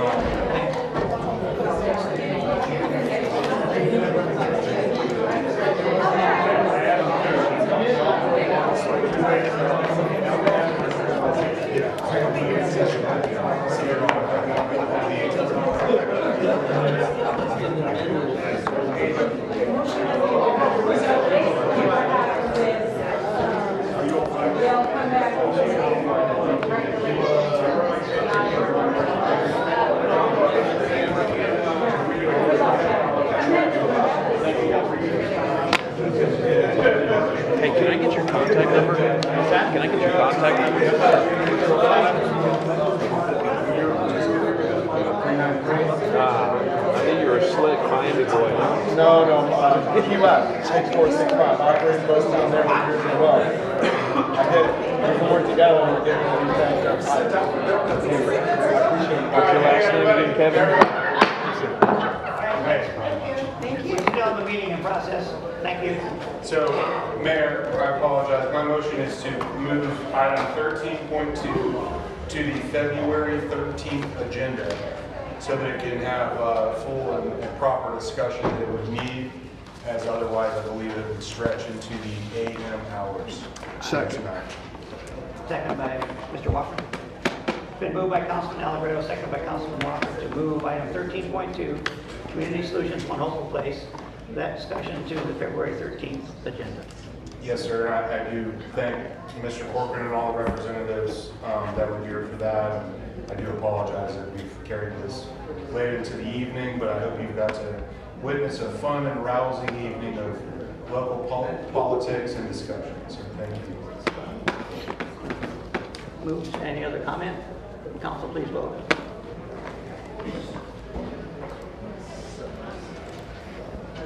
Does pass unanimously. Thank you, Council. So that'll bring us to ordinances on second reading. 12.1, 31, or 2132, ordinance amending Code of Ordinances, Chapter 2.06, Firefighters Retirement Fund Board.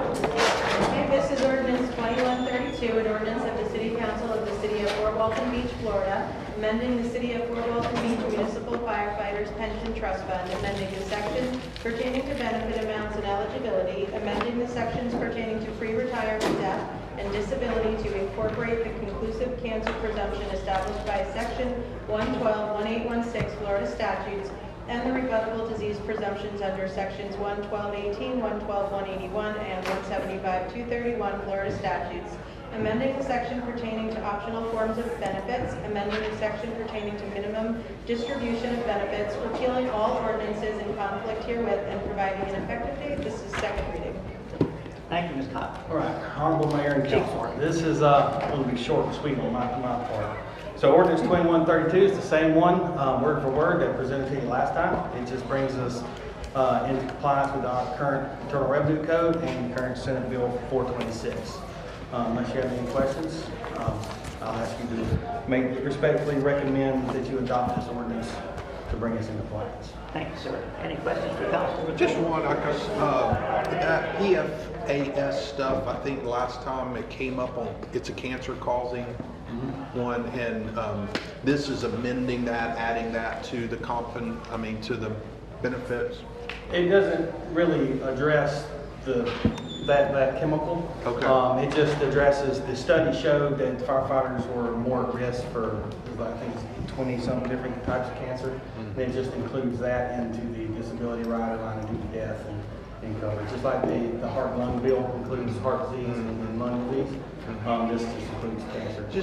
And so when I saw that presentation earlier from that, that lawsuit that we were going to be joining, and they are the manufacturers of it, is there any lawsuits from firefighters that use such materials against such companies?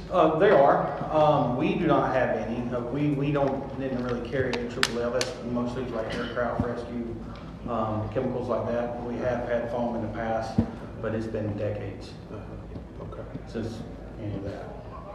Okay, they were just close in time. I didn't know if they were related. Yeah, but there's a class action suit on behalf of the firefighters as well. Okay, gotcha. Thank you. Any other questions for the chief? Anyone from the public wish to speak?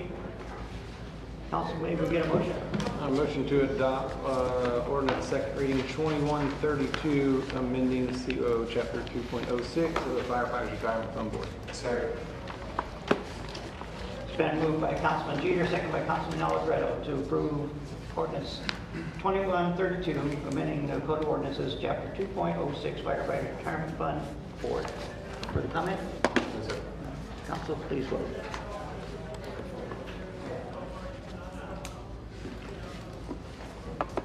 Does pass unanimously. Thank you, Council. That'll bring us to item 12.2, 2133, ordinance amending the Land Development Code, Chapter 6, street access and driveway design requirements. Ms. Cobb. Ordinance 2133, an ordinance of the City Council of the City of Fort Walton Beach, Florida, amending Chapter 6 of the Land Development Code for street access and driveway design requirements, providing for authority, providing for severability, and providing an effective date. This is second reading. Mr. Paccetti. Thank you. Much like Chief Morgan, the last one, I'm going to definitely try and keep this short as well. This is the second reading of this amendment to Chapter 6 of our Land Development Code. There have not been any changes in the first reading, and this has to do with the distance separation from property lines on side corner properties as well as interior lots, and how close the driveways can be to those property lines. This was really done to help remove some restrictions and barriers that could potentially prohibit a driveway being placed on certain properties throughout the city. As I mentioned, there have not been any changes to this Land Development Code amendment since first reading. This had gone to the LPA for recommendations and was recommended for approval at their last meeting. So with that, staff does respectfully recommend the adoption of ordinance number 2133 to amend the Land Development Code, Chapter 6, amending driveway design requirements. Thank you. Thank you, sir. Any questions from council for Mr. Paccetti? Anyone from the public wish to speak on this? Council, may we get a motion? Mayor, move ordinance 2133 for approval. Second. Been moved by Councilman Allegretto, second by Councilman Jeter to approve ordinance 2133, amending the Land Development Code, Chapter 6, street access and driveway design requirements. Any comments? I do have one. Chris, have we got anywhere on the curb cut with Daniel? While we're bringing up this? No. I mean, this needs to be done, but that does too, so. Yeah, for sure. Council, please vote.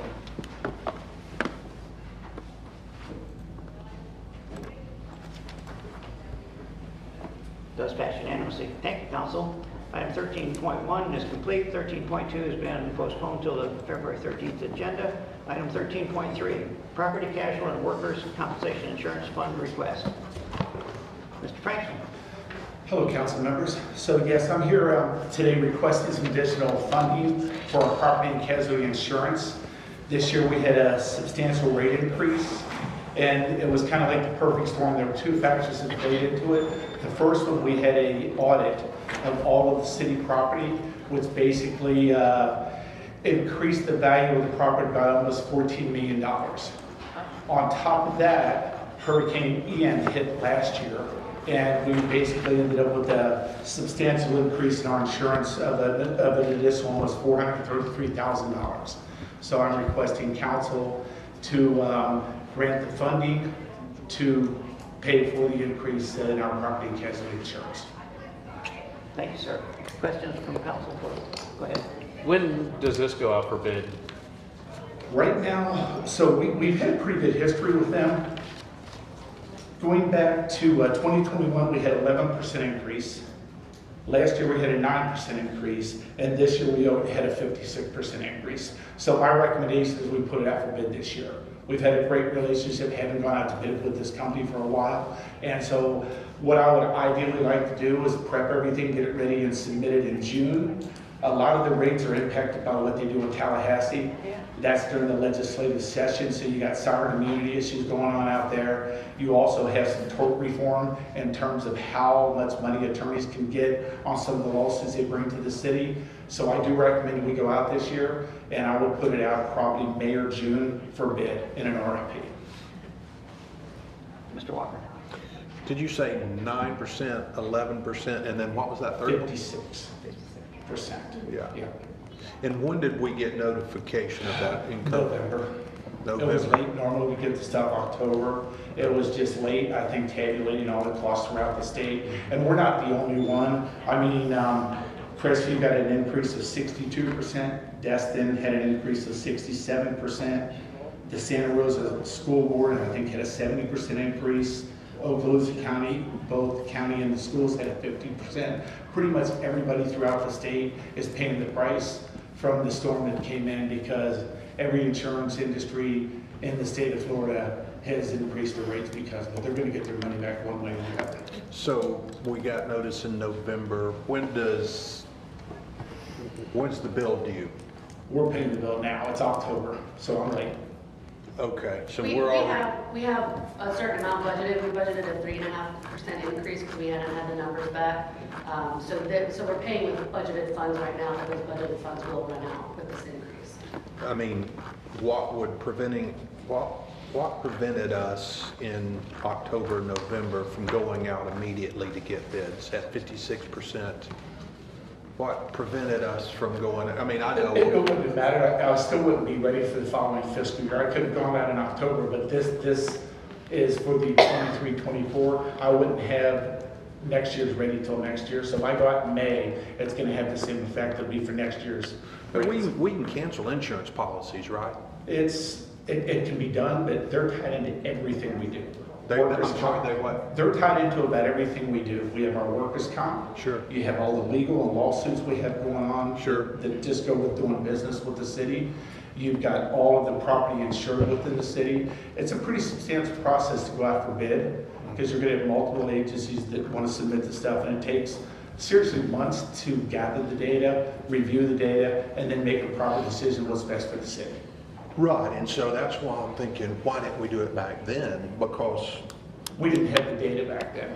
Oh, I mean, October, November came the 50, we became aware of the 56% increase October or November. After the budget was approved. Yeah. Gotcha. And so, you know, just from a business perspective, I'm chugging along thinking 3%, 10%, whatever I'm expecting, and I get a 56% bill increase. I'm like, hey, I'm going out right now, and they have all my buildings, my cars, that doesn't stop me. I've got to see, can I stop this sooner rather than later? And right now, we're going to be definitely the only option left is later. I'm understanding. I mean, if we next can't. year's budget, yes, sir. Right. Well, I mean, and the budget's part of it too.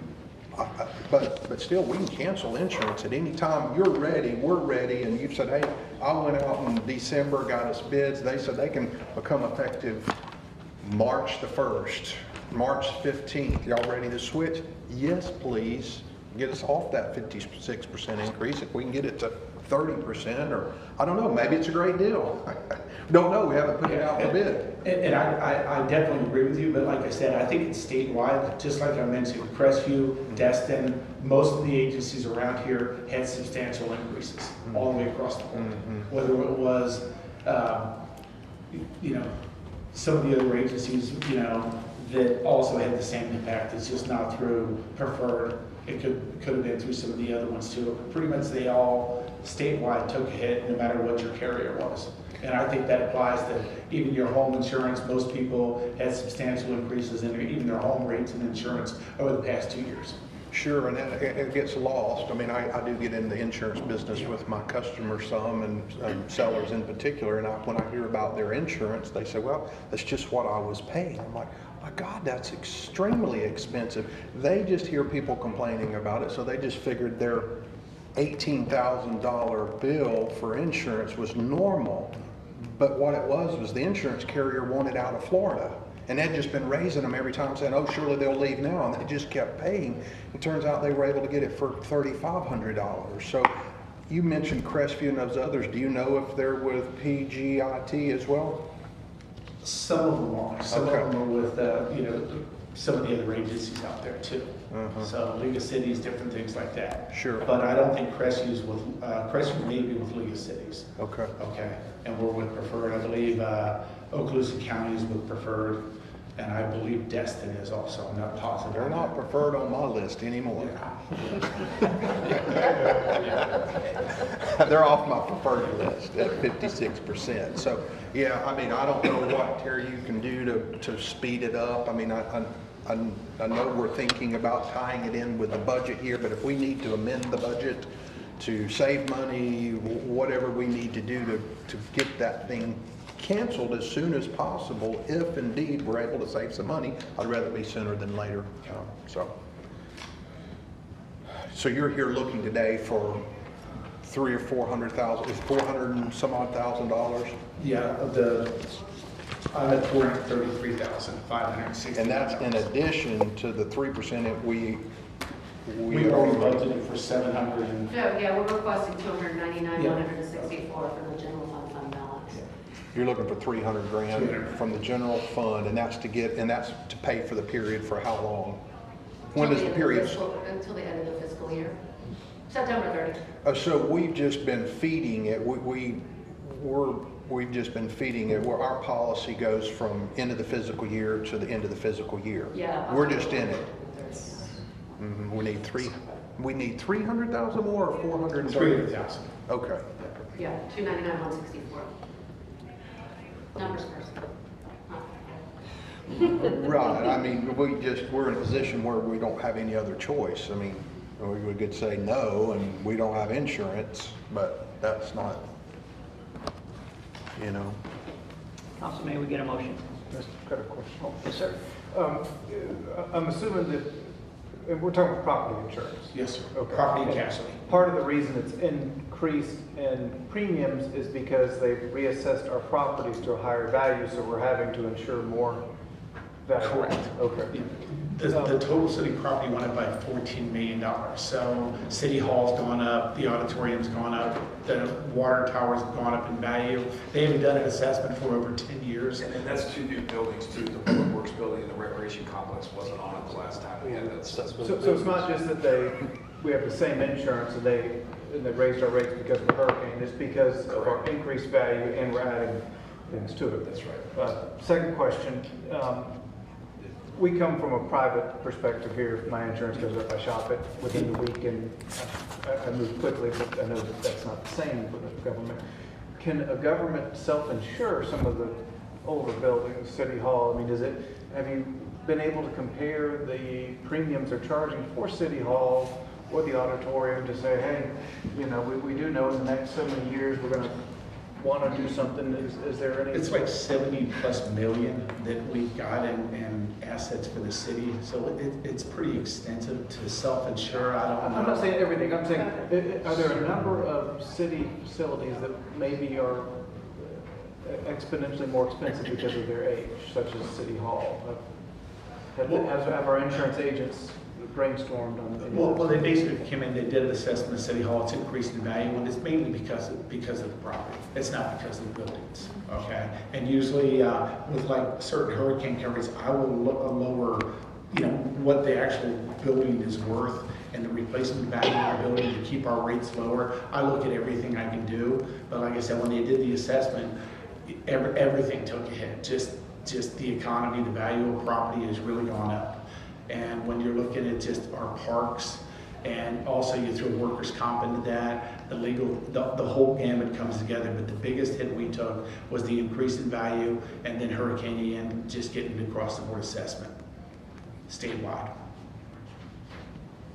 And I promise when I'm done, I will shop, I will talk, I will do everything I can to try and reduce the rates. And I do with everything we have. Anything I can do to cut costs, light duty, training, safety meetings, anything I can do that keeps our costs low. This wasn't just a normal year. It was just the perfect storm per se with the audit coming up and then the storm. And they do not expect rates to go up again like this. But again, if you end up with a massive hurricane wiping out Florida, we're all going to pay again. So just, I had pulled tonight before I came here, I pulled the roles and responsibilities in the budget process, begins in February, and it goes through, it's a very good description, and I, was just trying to put myself in you guys' shoes, because I've been there. I've been in goal planning meetings, budget meetings, and department heads, and getting feedback and all, and then so, back in, I guess it was in February, the budget committee enlists, which is city manager, finance director, and budget analyst.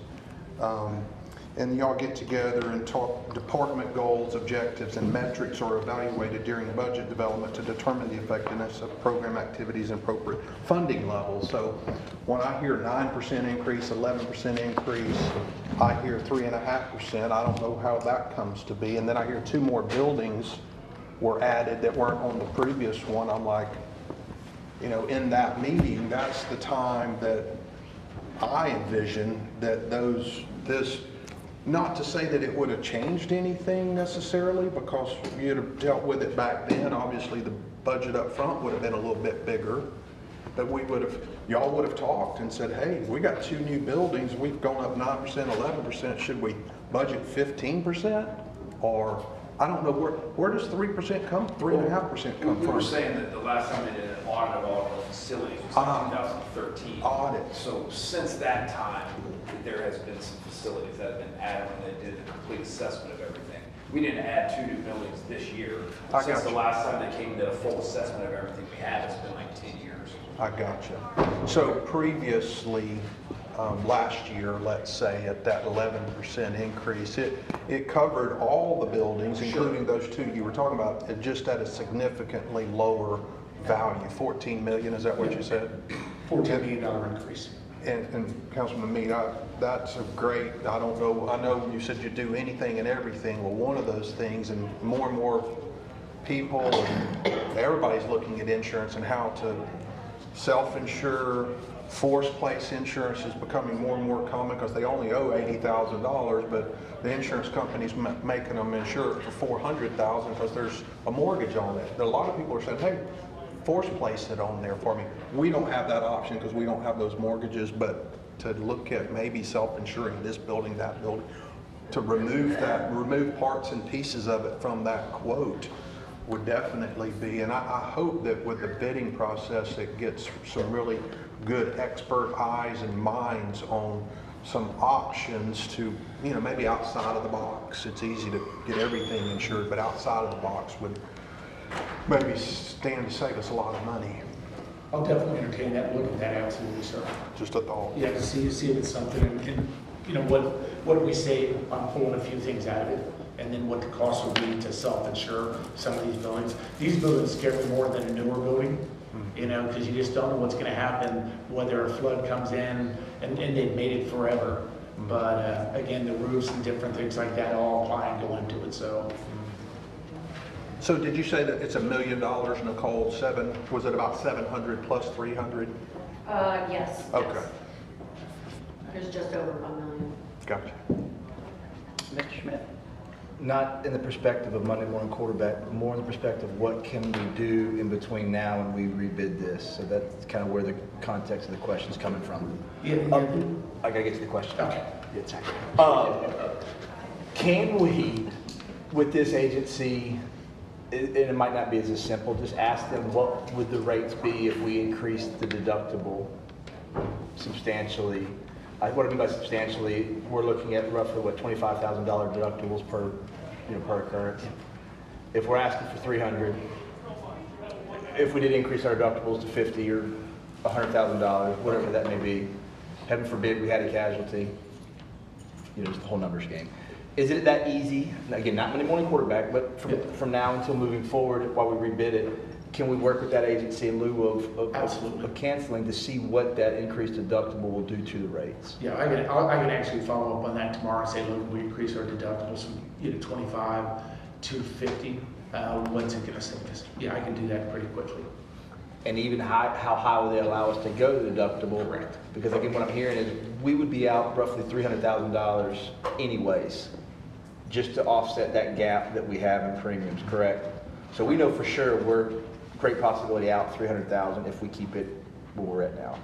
If we do go up the max amount of deductible, I don't know what the policy will allow, what they'll do, but if it's $50,000, $50,000, $100,000, $100,000, and if something were to happen, just weighing out that risk of, we know we're out $300,000.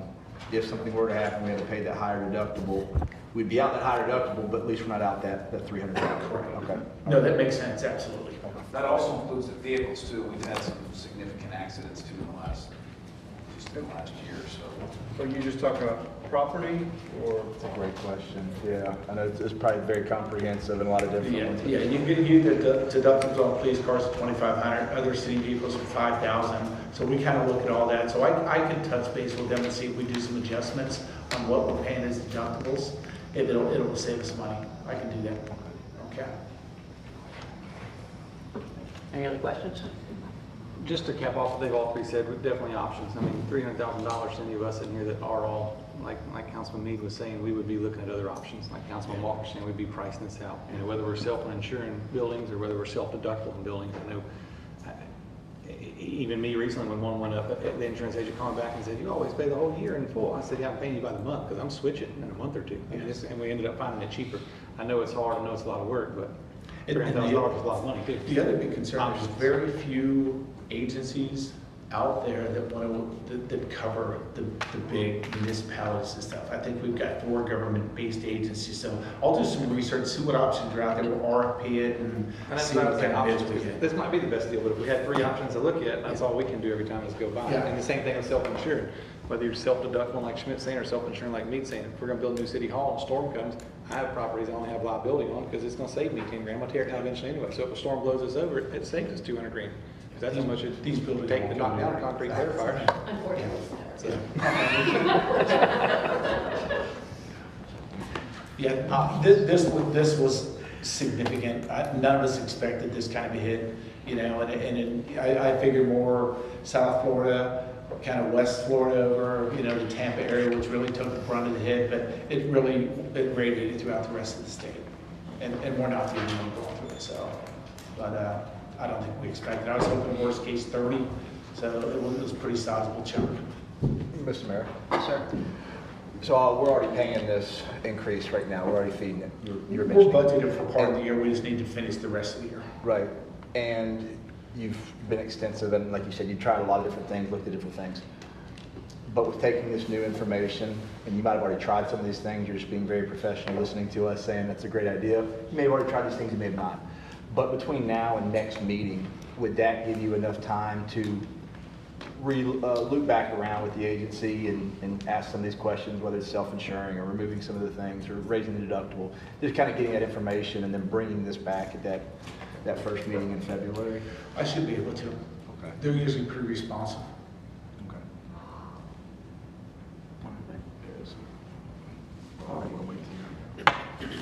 Still need a motion whether we're going to put it off till the next meeting or we're going to go ahead and authorize the money. So we need a motion. Motion to postpone? To postpone everything else tonight. Second. Whichever you want.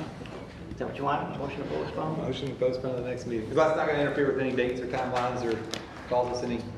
It's not. I just don't know how good it's going to do, what I'm going to get out of this. I think what we're really going to have to do is just completely go out for bid. I think that would be the best thing to do is go out for bid, bring in new agencies, new companies, see what we can do for rates. If I go out for them and say, hey, we want to self-insure this building, increase our deductibles by this, I don't know if it'll be enough to make a big Sometimes if you just tell difference. them you're getting another quote, they'll call you back the next day and say, wait a minute. No, I can pick up the phone. I mean, they're very accessible. Can we get the car dealer to negotiate this deal? I'll second the motion. Okay, it's been moved by Councilman Gator and seconded by Councilwoman DeBerry to postpone the property casualty workers' comp insurance fund request until the next week. Any further comment? Council, please vote.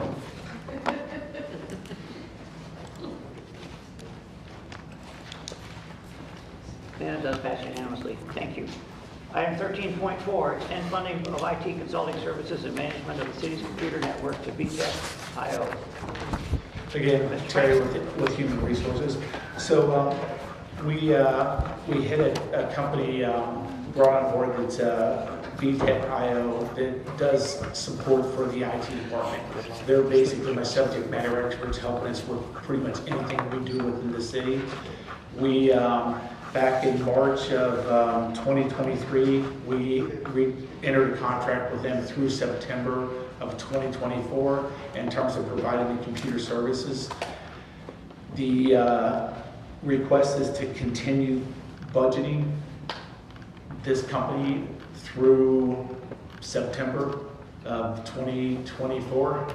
And what they basically are doing, again, as I mentioned, they do the 724 monitoring, backup recovery, disaster, cyber, server patching, Bitdefender, our software that protects the city for phishing and different techniques out there. They help us with audits, IT support, pretty much any and everything. And what we did is I dropped, in exchange for this service, we lost the IT manager a couple years ago, 2 years ago. And we picked up VTech to kind of help us with the higher level server IT related things to help the staff continue to be able to do their job and support the city. And more of what we do is so tied in with IT and technology. So I absolutely need a company that can provide this service and keep the city where we need to go and continue to move forward. And in exchange, when we went to do this deal, we dropped one IT position, which basically saved the city about $103,000 when you throw in benefits and everything on that. So the yearly cost was $150,000, and we gave up a position for about $103,000. So I'm requesting the additional funds to carry us through this year to continue to provide the IT support for the staff. And again, unfortunately, I did lose one other IT manager, and so I do need these subject matter experts to carry us through. Mr. Alvarado. Is the plan going forward, thank you, Mayor, is the plan going forward to eventually hire those IT people back, or Right is it now, just keep using this? I have 4 FTEs, Okay. and I'm probably going to lose one more IT person, I would say, within the next 3 months, just because of pay. They leave here and go out to the private industry and double their pay. So unfortunately, that's been a big factor on keeping, or kind of a training ground. Right now, I've got 4 incredible staff members. I do not have a manager. I'm looking at what I've got on staff to see if that's going to happen within staffing. If I do lose this individual on the team, that position would convert back to the IT manager, and then I'd make a decision whether I can in-house make a promotion or that I have to go out to fill that position. And it's a critical position. So basically, you have 4 staff in IT, and you're minus a manager? Yes. And that's just 1 employee now? And then this is the other employee that we used to have as well. The VTech guy was kind of a new employee. Right, that's what I'm saying. Because I remember when we did this deal, and I remember thinking, all right, I can understand why you were doing it, and I think we did it real short term at first, and then this is. We did a 7-month, then Right. the 12 month, yeah. So it is working well. They're fantastic. I don't care. They help us with everything. Okay, and I've certainly not heard anyone attacking the city and holding this from ransom. So I know that's a big part of, I mean, seriously, I know that's a big, I'm not knocking on anything. I'm not doing VTech out yet. So, I mean, they're obviously doing a pretty good job. And they have done a serious review of all of our infrastructure, all the cyber stuff, and they're doing some very good stuff to protect the city. And it's a dangerous world out there when it comes to the IT stuff and cyber. Cool. Yeah. Thank you. Mr. Walker. Thank you, Mr. Mayor. So you said September to 24. It's currently good and was budgeted for that. So, and that's why I was like, IT is requesting funds totaling 150. Didn't we budget that for them already? We budgeted part of it, but we did not budget it all the way through because we were kind of looking at whether we would continue to need them for the entire thing. Part of bringing them on board was to get the IT manager up to speed, to help the IT manager and staff do their jobs. So I didn't know whether I'd need them for $12,000 a year, maybe reduce them down to $5,000 a year, in terms of dependency on the need for the company. What did we budget for them in this budget cycle? Do you know, Nicole? Well, I think it's to reiterate what he was saying, and this is more his staff, but I think it was March of 23, the council approved a 7-month to September 30, 2023, and then an option to renew for 1 year to 2024. And from talking to him, he was evaluating VTech with having our old IT manager that left, what, 2 months ago, something like that, to see if we were going to still need them. So we didn't want to budget $150,000 if we're going to use that $150,000. For example, like the rec expansion, we didn't budget that this year because we don't know if we're going to do it. You guys are going to approve it, so we didn't budget an extra $4 million. So, Gotcha. So this 150 would get us from today through September 2024. It won't be a total 150 because we're going to use whatever funding the IT manager position has been open that we already have, and so we'll calculate that with HR and figure that in. So he said it was about 103. 103, yeah. So, and it's 150, so now we're at 37, is it? It's bad math at 11. Okay, good, thank you. Thank you, I understand that more, but, and, I just, at reviewing that, I went and looked at the budget for it and saw that currently we have personnel services in IT at $348,000 total budget item, 348,571, and then came down to professional services of 436 for a total expenditure. You know, you had personnel expenses of 350 and total operating expenses of 560. So now we're adding 30 some odd $1,000 to that on top of it. So we have $1 million IT department.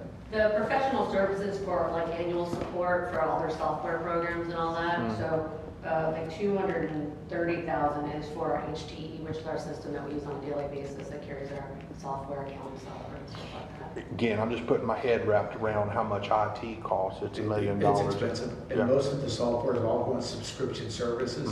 So you pay monthly for Microsoft Windows, you pay monthly for the various softwares. They've all converted from buying them out to going to a subscription service. Every year they go up. Do you guys use consulting firms for yourself for IT, for example? Do you have a IT consulting firm that comes in and says... VTech would be that service. I'm talking about pricing, and that VTech is the They one do that... that for us too. They look at all of our software, they get us the best prices we can find out there. You name it, they do it. And that's the VTech that we're talking about? Yes, sir. Okay. They saved us lots of money on various software recommendations. They know this stuff, they test it, they check it, they cover every aspect of the course. Okay. Thank you, sir. What other municipalities in our county does the IT also fall under HR? Or, There's not many that I'm aware of.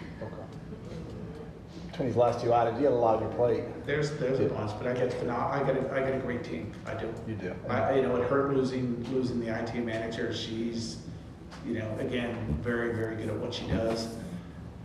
This team's gonna, rebound. We'll be fine. We'll get through. IT using VTech to help us out quite a bit. For sure. And I know we'll stay on point, but just curious while we're on this item on just a lot to sustain, but thank you. One other question.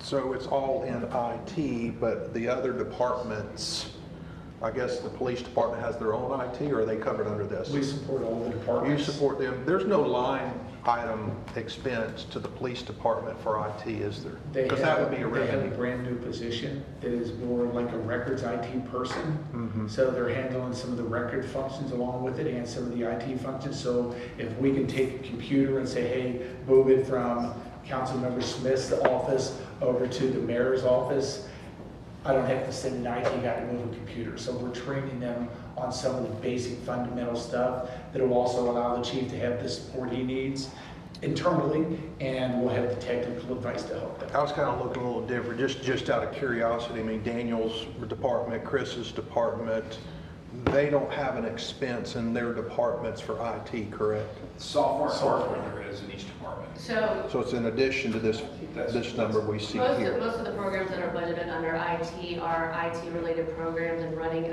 across citywide. If a department specific, like for me, ClearGov and Amplifon are budgeted under my finance. But in the next, I don't know if it's gonna happen this year, but with the new budget software, we got a lot on our plate. But I've been talking with him about putting all IT services under IT. So like those would move and transition to him. And then maybe Tyler Software from PD would move over to IT. But we just have Which doesn't, I mean, from a... I mean, it's just moving it around like this. Yeah, but from an accounting point of, which departments are more expensive or less expensive, it kind of hides that to some degree, because if we don't know what your expenses are and they're all over there on his, he's like, well, this is just everybody's, So Our we main don't. goal would be to move it so IT has track of it all in one spot. Kind of, it's just more efficient. But we don't get to see it in a department budget. We don't get to see an expense there to finance, to IT It really just costs. depends on how you want to see it. I mean, yeah, Well, you can and what see it would be it's is, true it would be a departments. cost allocation from the department. So let's say my software costs $60,000 for the year. It would be in IT's budget, but my department would pay them to have it in their budget. It's like a whole weird. And if every department used like Microsoft Word, every department would have whatever share of that, you know what I mean? Maybe with the phone systems That'd be and weird. stuff like that. That's the way. Just the way it's split. I got it. Council, we still need a motion to pay this bill. Mayor, I move to extend the funding here for the old VTech. Let's see, I move to approve funds totaling $150,000 to continue the service agreement with VTech IO IT Consulting Services for fiscal year 23-24. Second. Thank you, sir. Been moved by Councilman Alvarado, seconded by Councilman Mee. To extend the funding for IT consulting services and management of the city's computer network to VTech IO. Further comment? Comment? Council, please vote.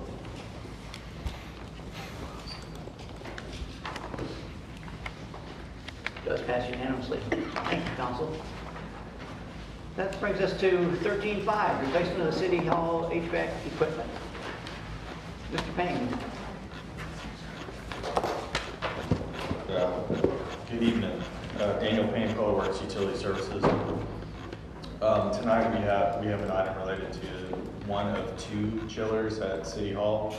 About 2-3 years ago, we replaced one of the chillers out there. They're about the same size, 50-ton. And this one is the other one. It's a schedule, we have budget for it.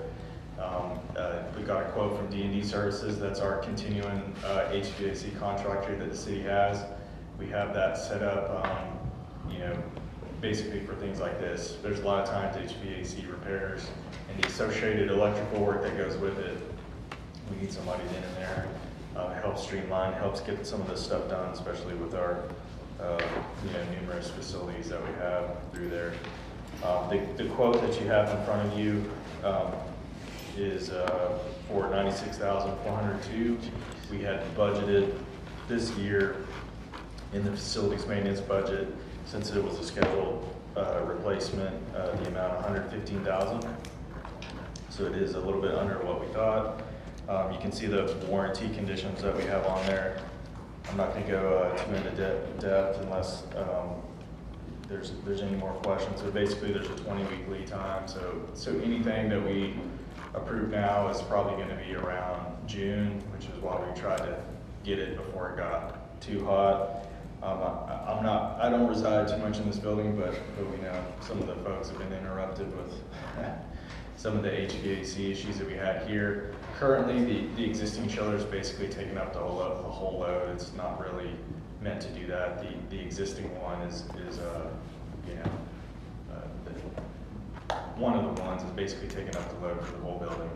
The second one is in a reserve and is pretty spotty on that end. So we've known we had to replace it, and that's why we wanted to budget accordingly for that one.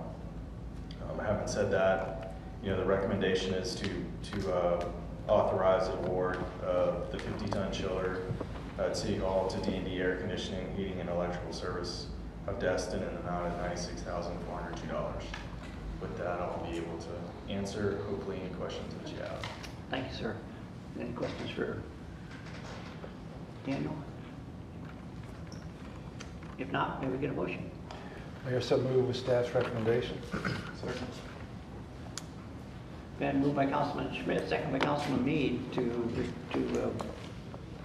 appropriate the money, $96,402 to the replacement for the City Hall HVAC chiller. Any further comment?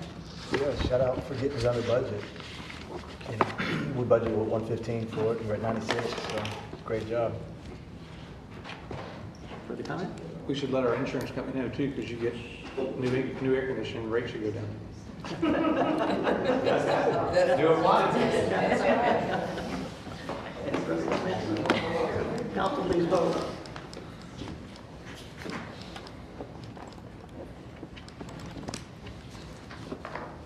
Just passed unanimously. Thank you, Council.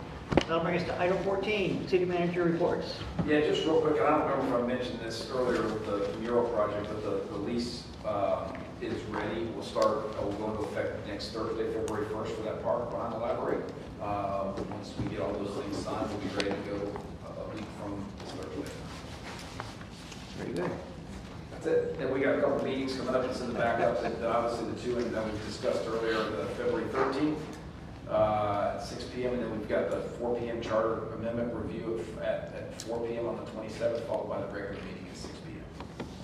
All right. Thank you, sir. Ms. Cobb.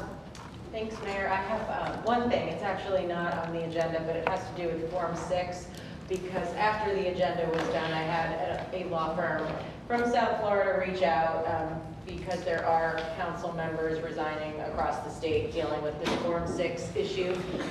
So due to new legislation, you guys will all be required to submit a Form 6 by July 1st, which is, it requires a lot more financial detail as to your assets and finances than the prior Form 1 that you all used to have to submit.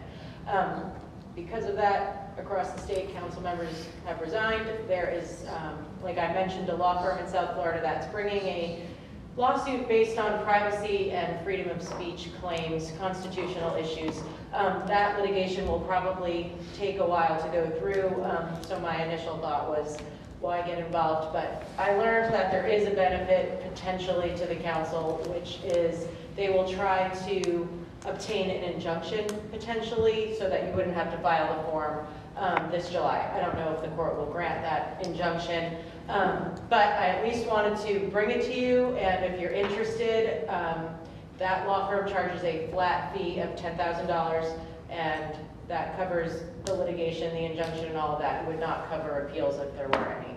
So I have no stake in that at all. If you all are interested, I can let the attorneys know that you would like to join.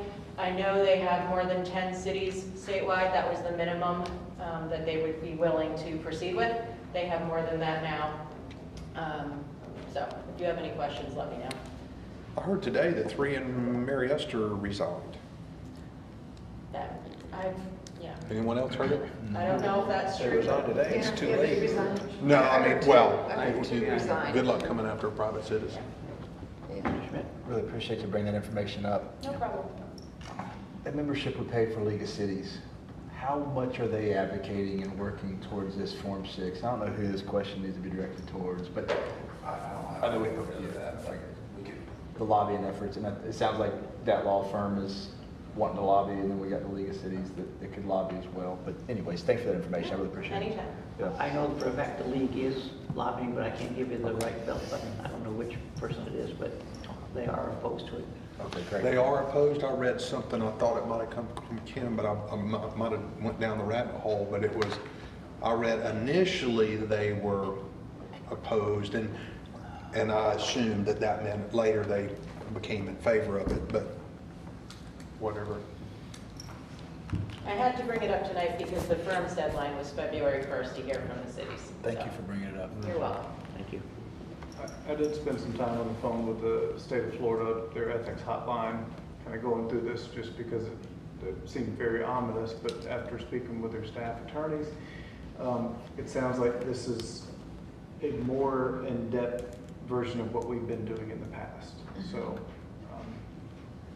I don't, and I know that it seems overwhelming, but I think once we get into it and do it the first time, it'll automatically populate in the computer for the years going forward, so. Well, the freedom of speech and privacy, I think that's what's been coming up mostly that I've been reading and hearing and concerned about. I mean, I've since modified my views on it a little bit, but you know, the thoughts of having to disclose who my customers are in my business and how much they spent with me and what their address is and all that kind of stuff. I'm not looking, but I think there's a 10% threshold. The 10% threshold is a key thing, and I think I'll be comfortable because there won't be any that represent that, so I'm fine. I won't have to disclose any of those. But had there been, I'd have been in a quandary to disclose their name and address and how much they spent with me. That's weird. Thank you. Any final comments? We'll start down there. Mr. Berry? I'm glad I'm retired. Mr. Deere? She's been quiet. Bring it on. Mr. Mead? I'm not retired, I'll be driving a school van tomorrow morning at 6:30. But, yeah, not right now, but just want to make sure the Sound Park evaluation is still on the radar with Alicia and getting that information back. Okay, thank you. All right, that's all I got for now. Mr. Smith? Just want to reiterate to get the information out to the public about the meeting for the Around the Mountain study. And hopefully we can get as many people to participate in that as we possibly can. Thanks, sir.